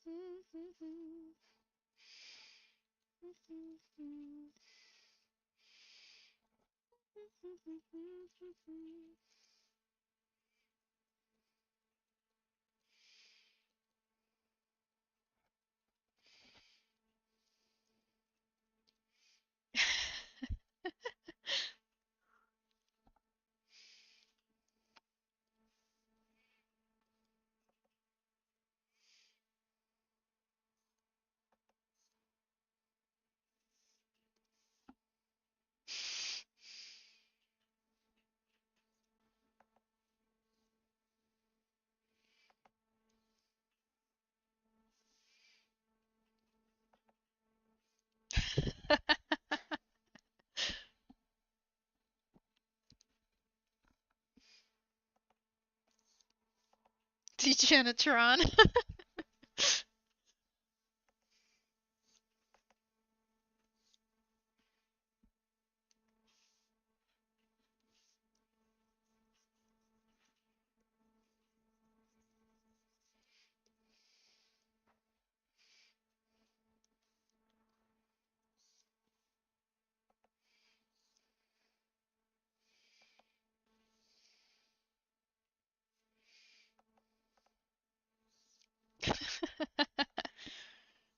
Strange sweaty man. Degenitron. Ooh.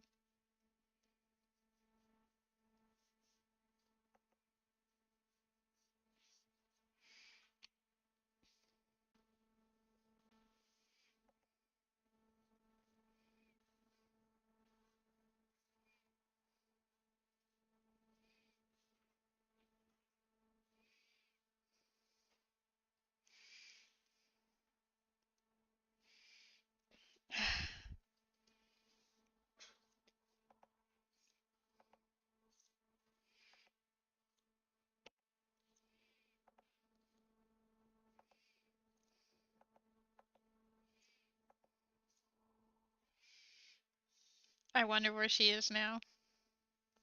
At 30.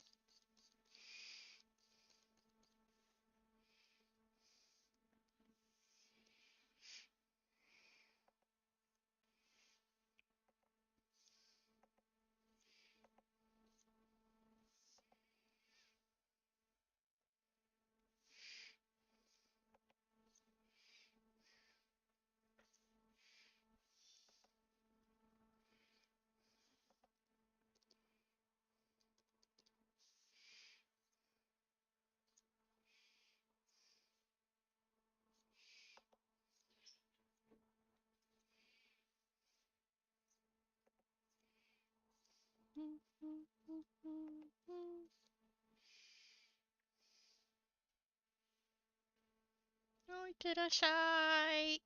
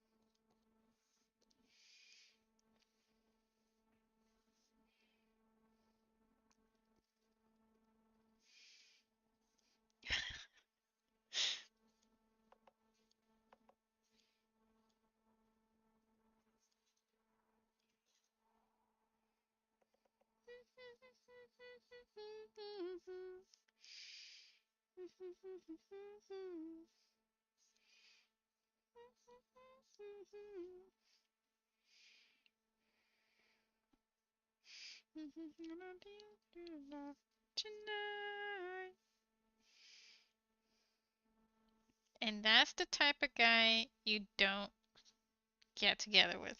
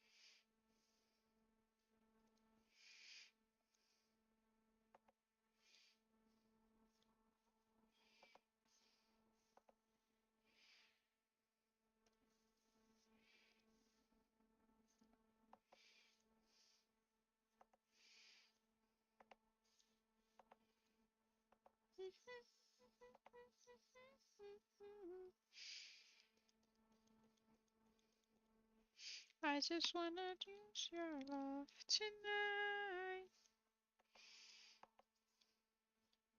I just want.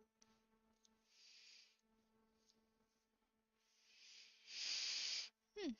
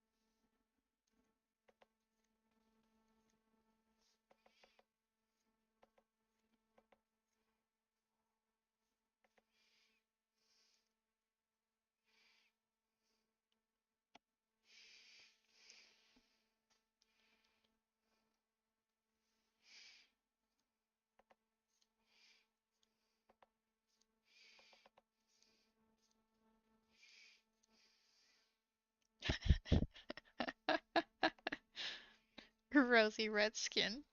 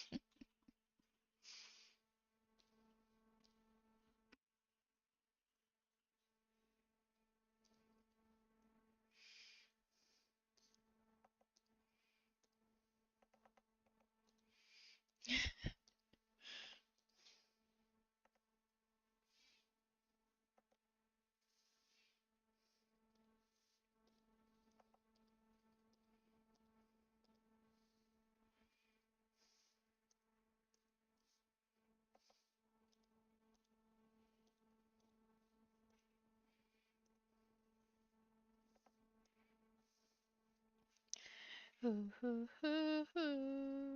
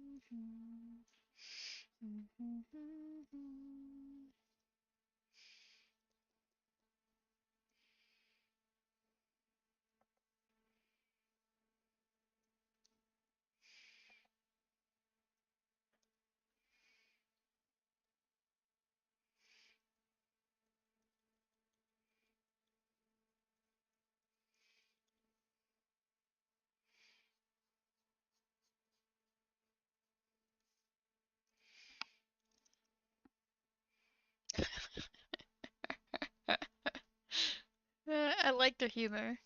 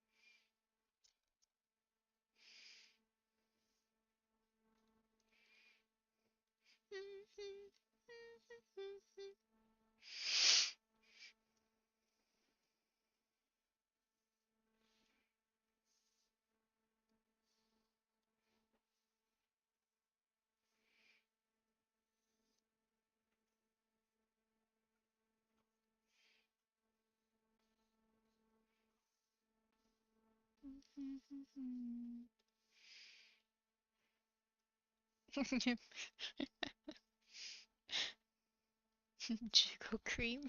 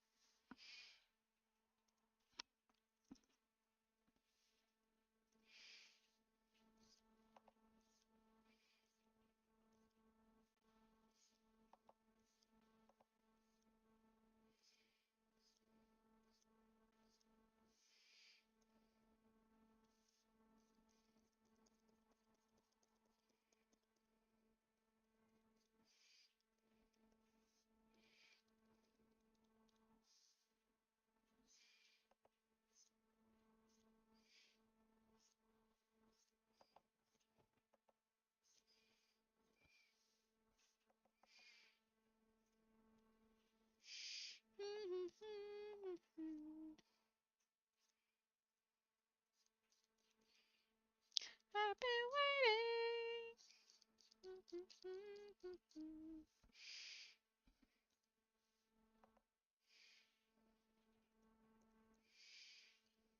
for a girl again.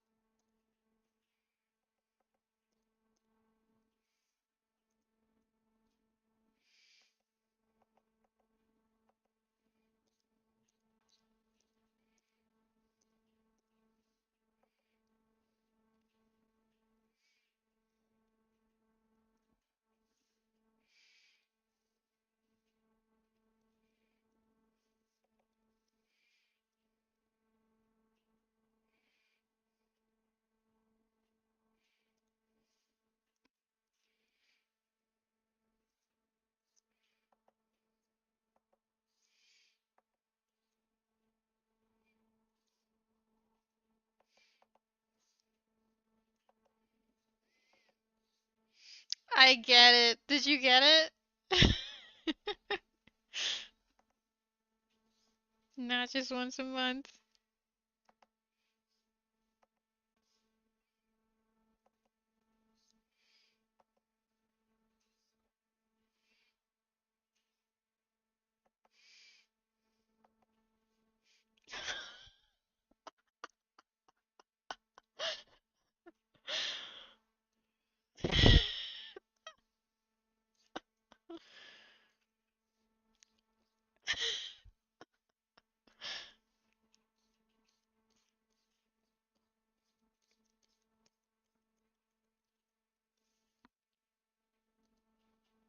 Complete the look.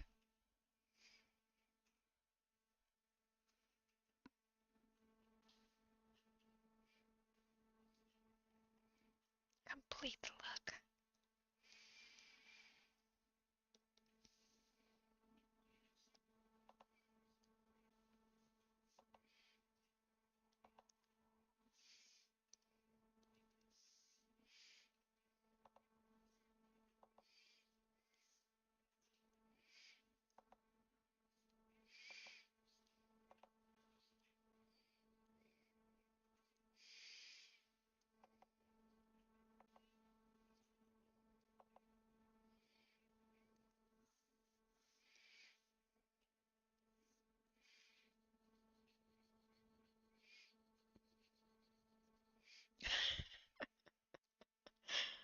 Ah, I like this radio.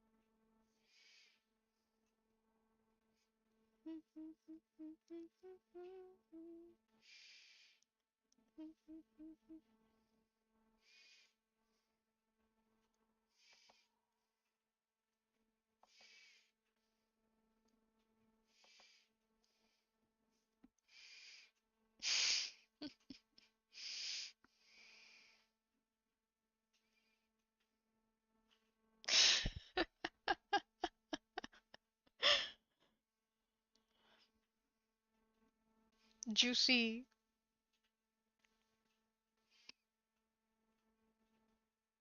Juno.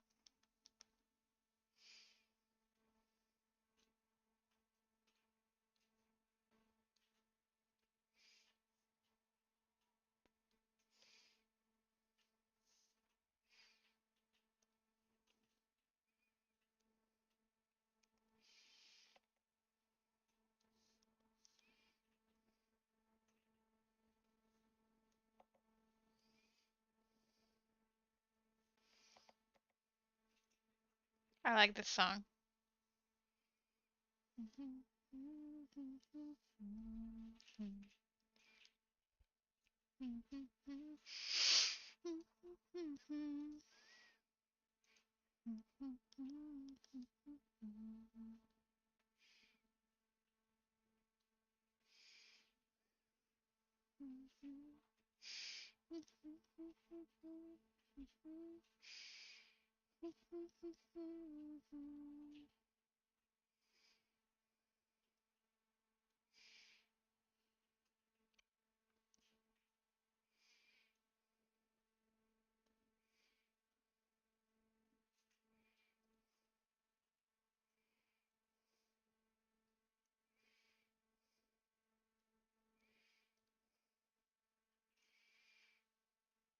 Together.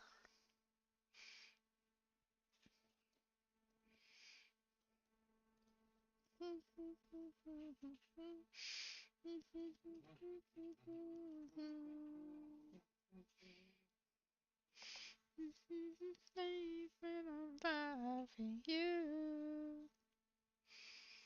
Only thing that I do. I just wanna. Oh, it's a sex song. Darn.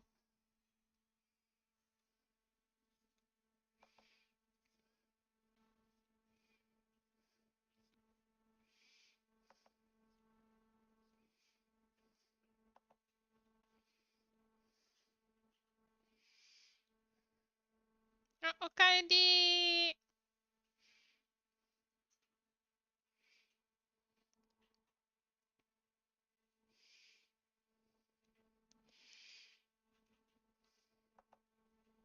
Forever.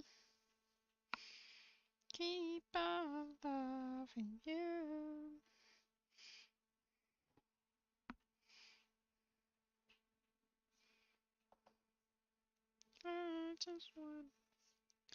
I just wanna keep on loving you.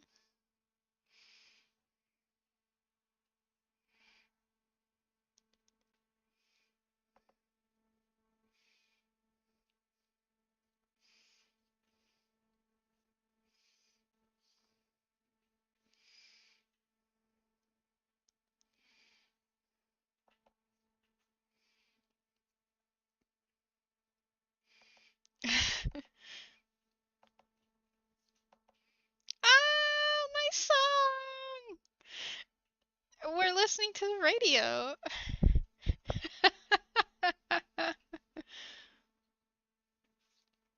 You've been missing out.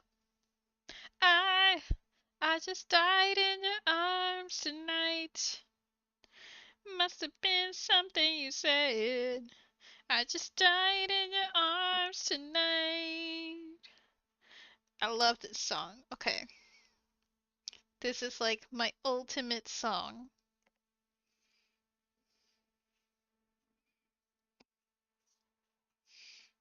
You're gonna love this radio, Shinobi.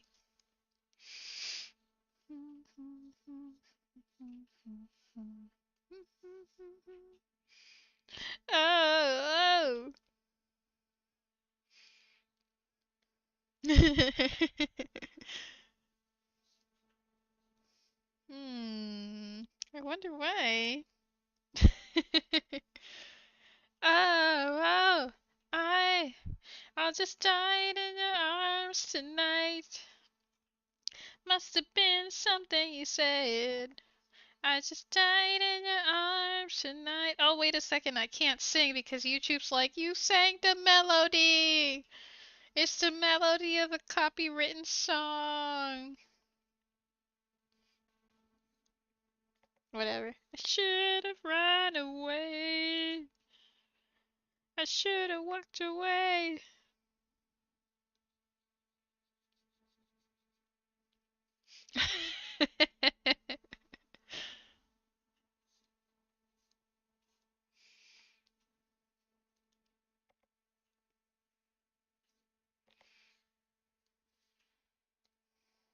If radios are like this, I want to listen to them.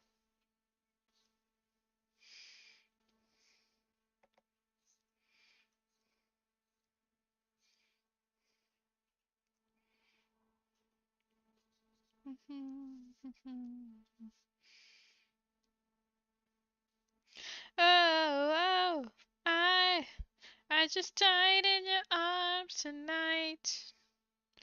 Must have been something you said. I just died in your arms tonight. Oh, oh, just died in your arms tonight. Must have been some kind of kiss. I should have walked away. I should have walked away.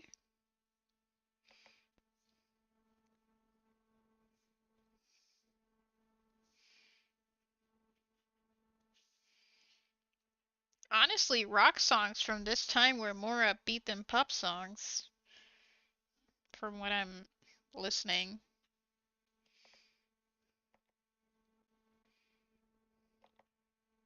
Nah, nothing has changed. Ah, I just died in your arms tonight. Must have been something you said. I just died in your arms tonight. Oh, oh. Tonight.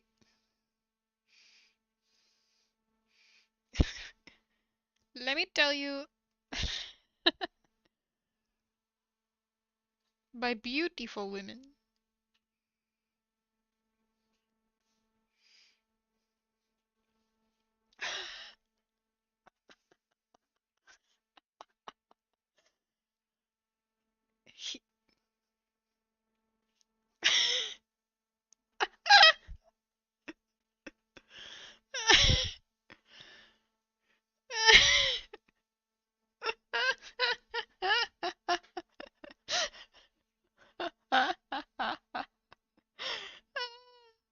She was all ugly and hairy and stuff.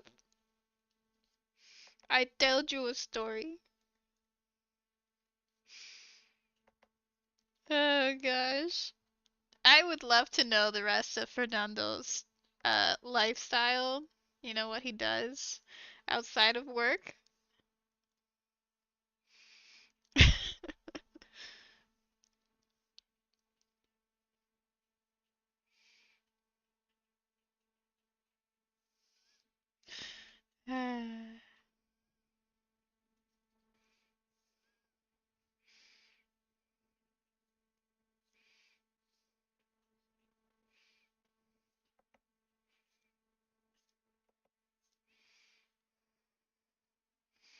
Yeah, I would be very curious.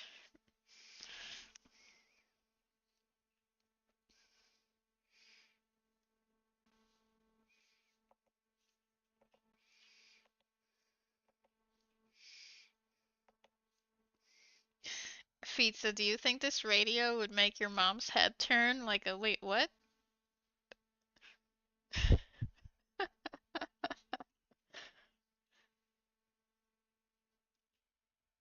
Maybe.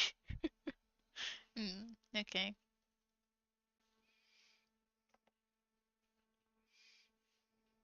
I think you might just go over your dad's head though.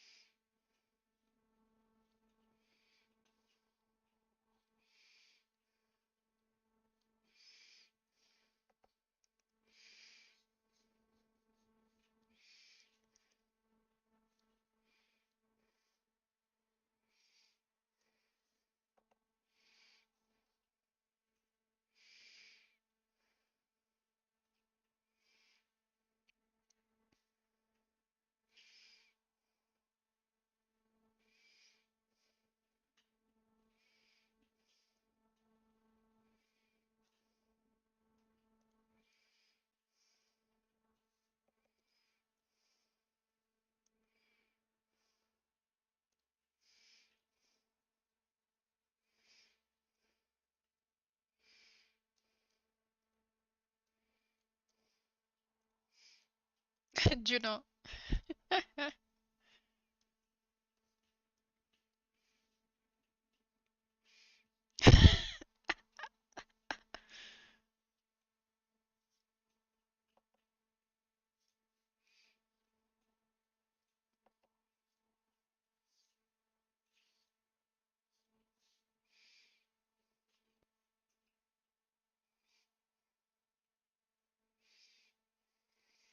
Jew have a gift.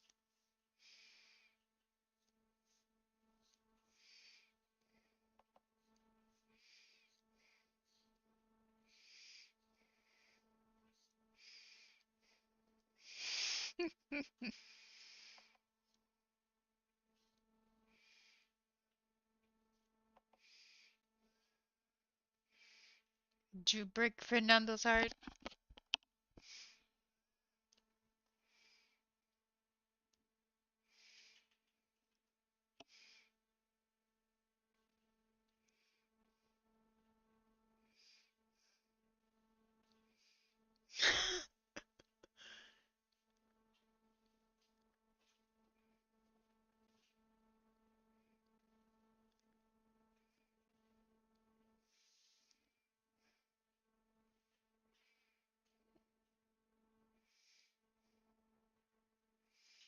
Me.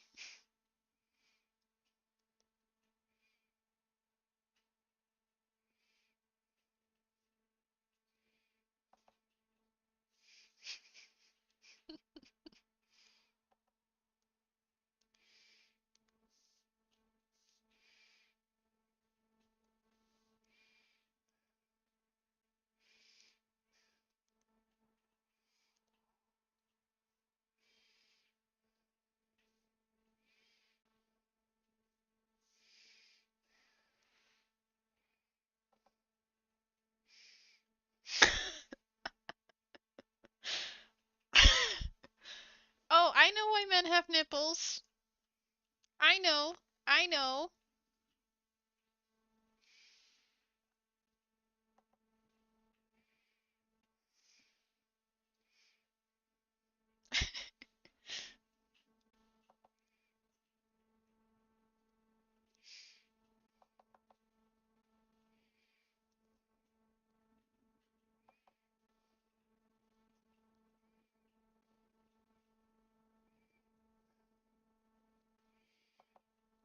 Emotion.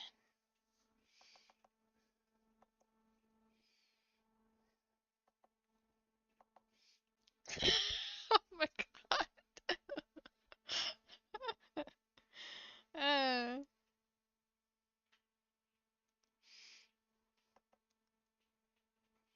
oh! Our song.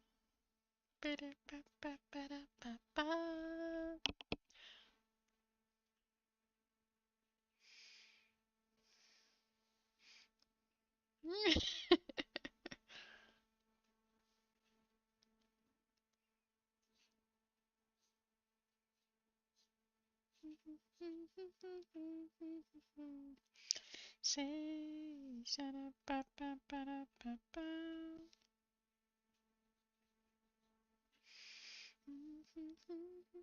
He loves fat girls, but he doesn't tell anybody that. He has a reputation to uphold. I love how he's just like, they're beautiful things like women bending down and a really fat girl losing weight. Ah, she's waiting there for you. Not a lot to take me away from you. Can ever do. I bless the rains down in Africa.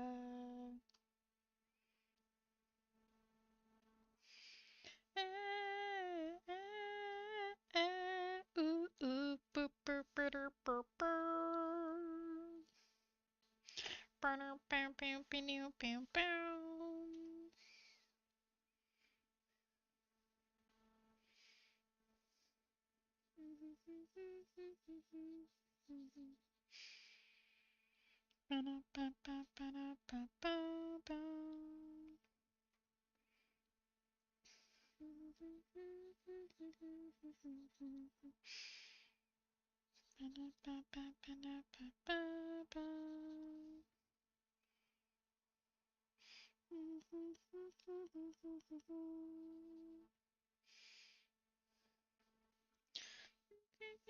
To take me away from you.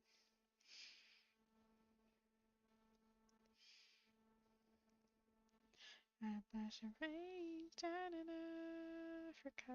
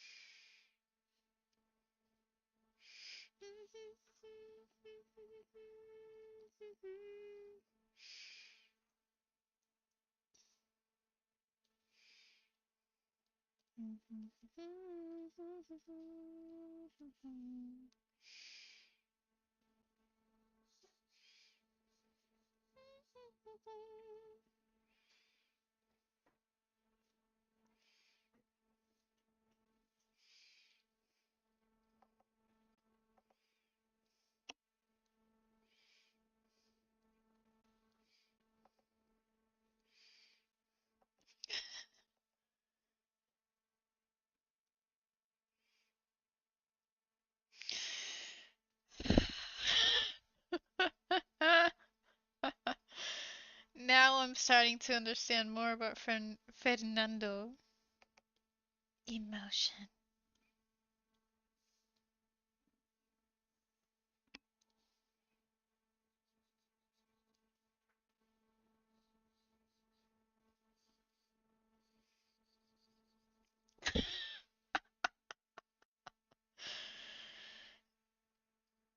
Ay, ay, ay.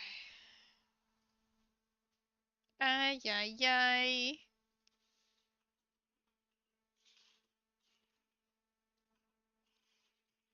I can see why Fernando was hired for this job. He does it really well.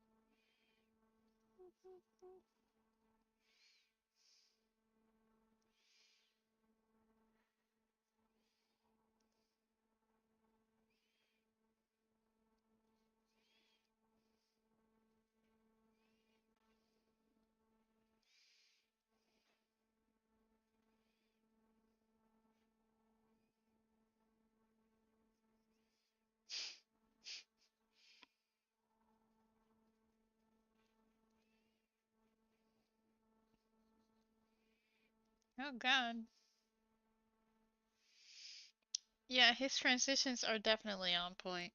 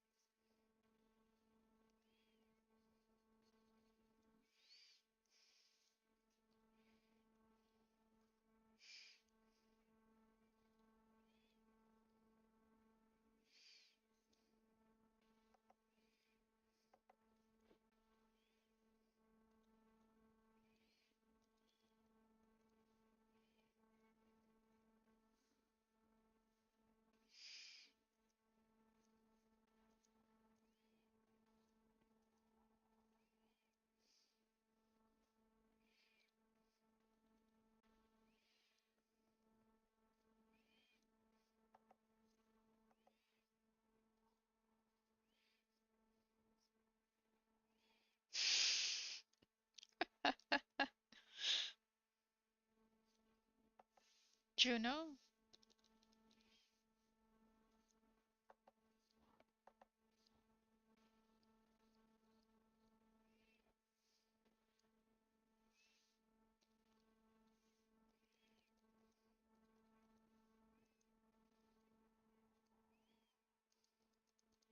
Shady Acres?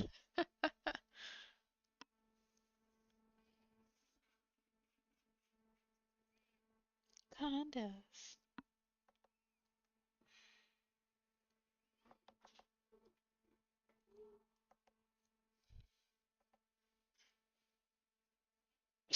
Yeah. Yeah.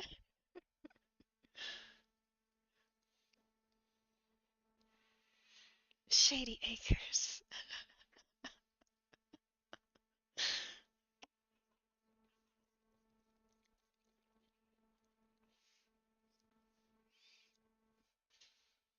Shady Acres. Shady Acres.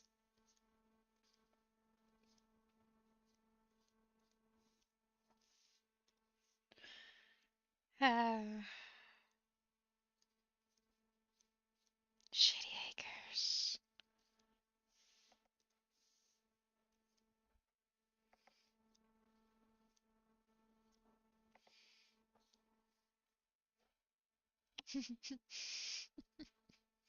Condominium.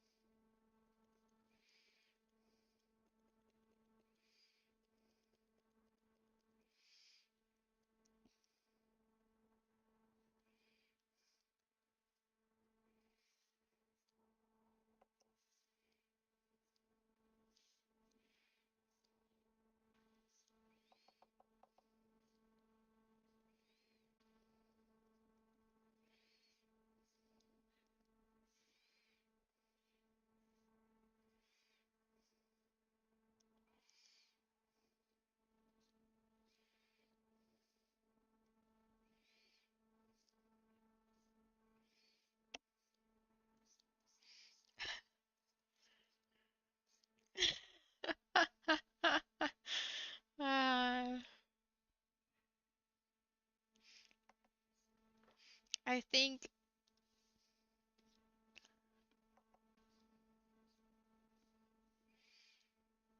think Fernando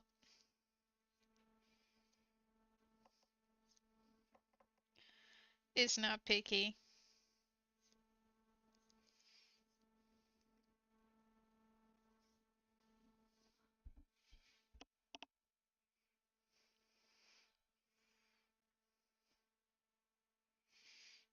Three months. Just 3 months.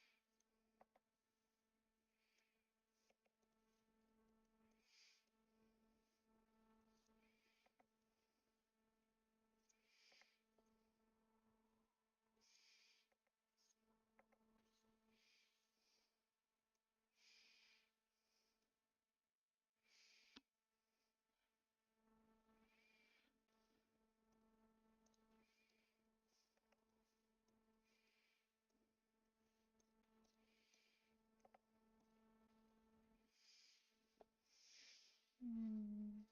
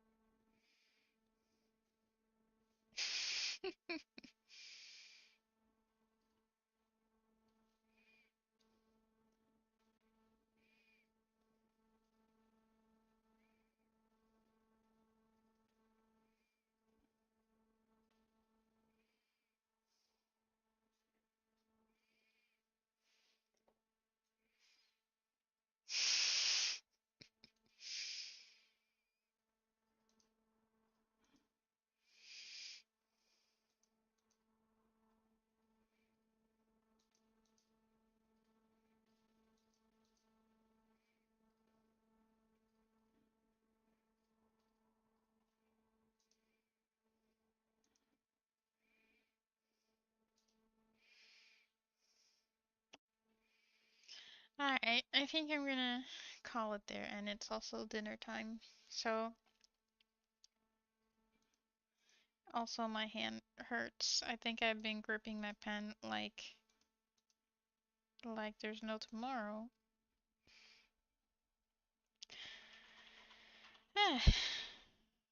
But I made some progress, I think. I think I made some progress.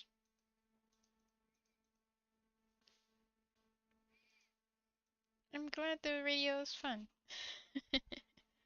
I'm gonna quickly make a thumbnail, but I'll do that off stream. Yeah.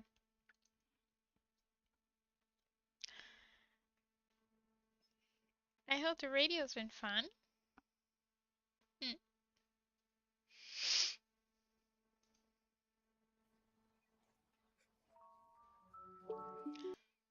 Yeah, I think it's been a lot of fun. Uh, I'll see you Thursday for some more hair drawing stuff. Thanks for hanging out with me, and have a good rest of your day. Mata ne. Ciao. Tot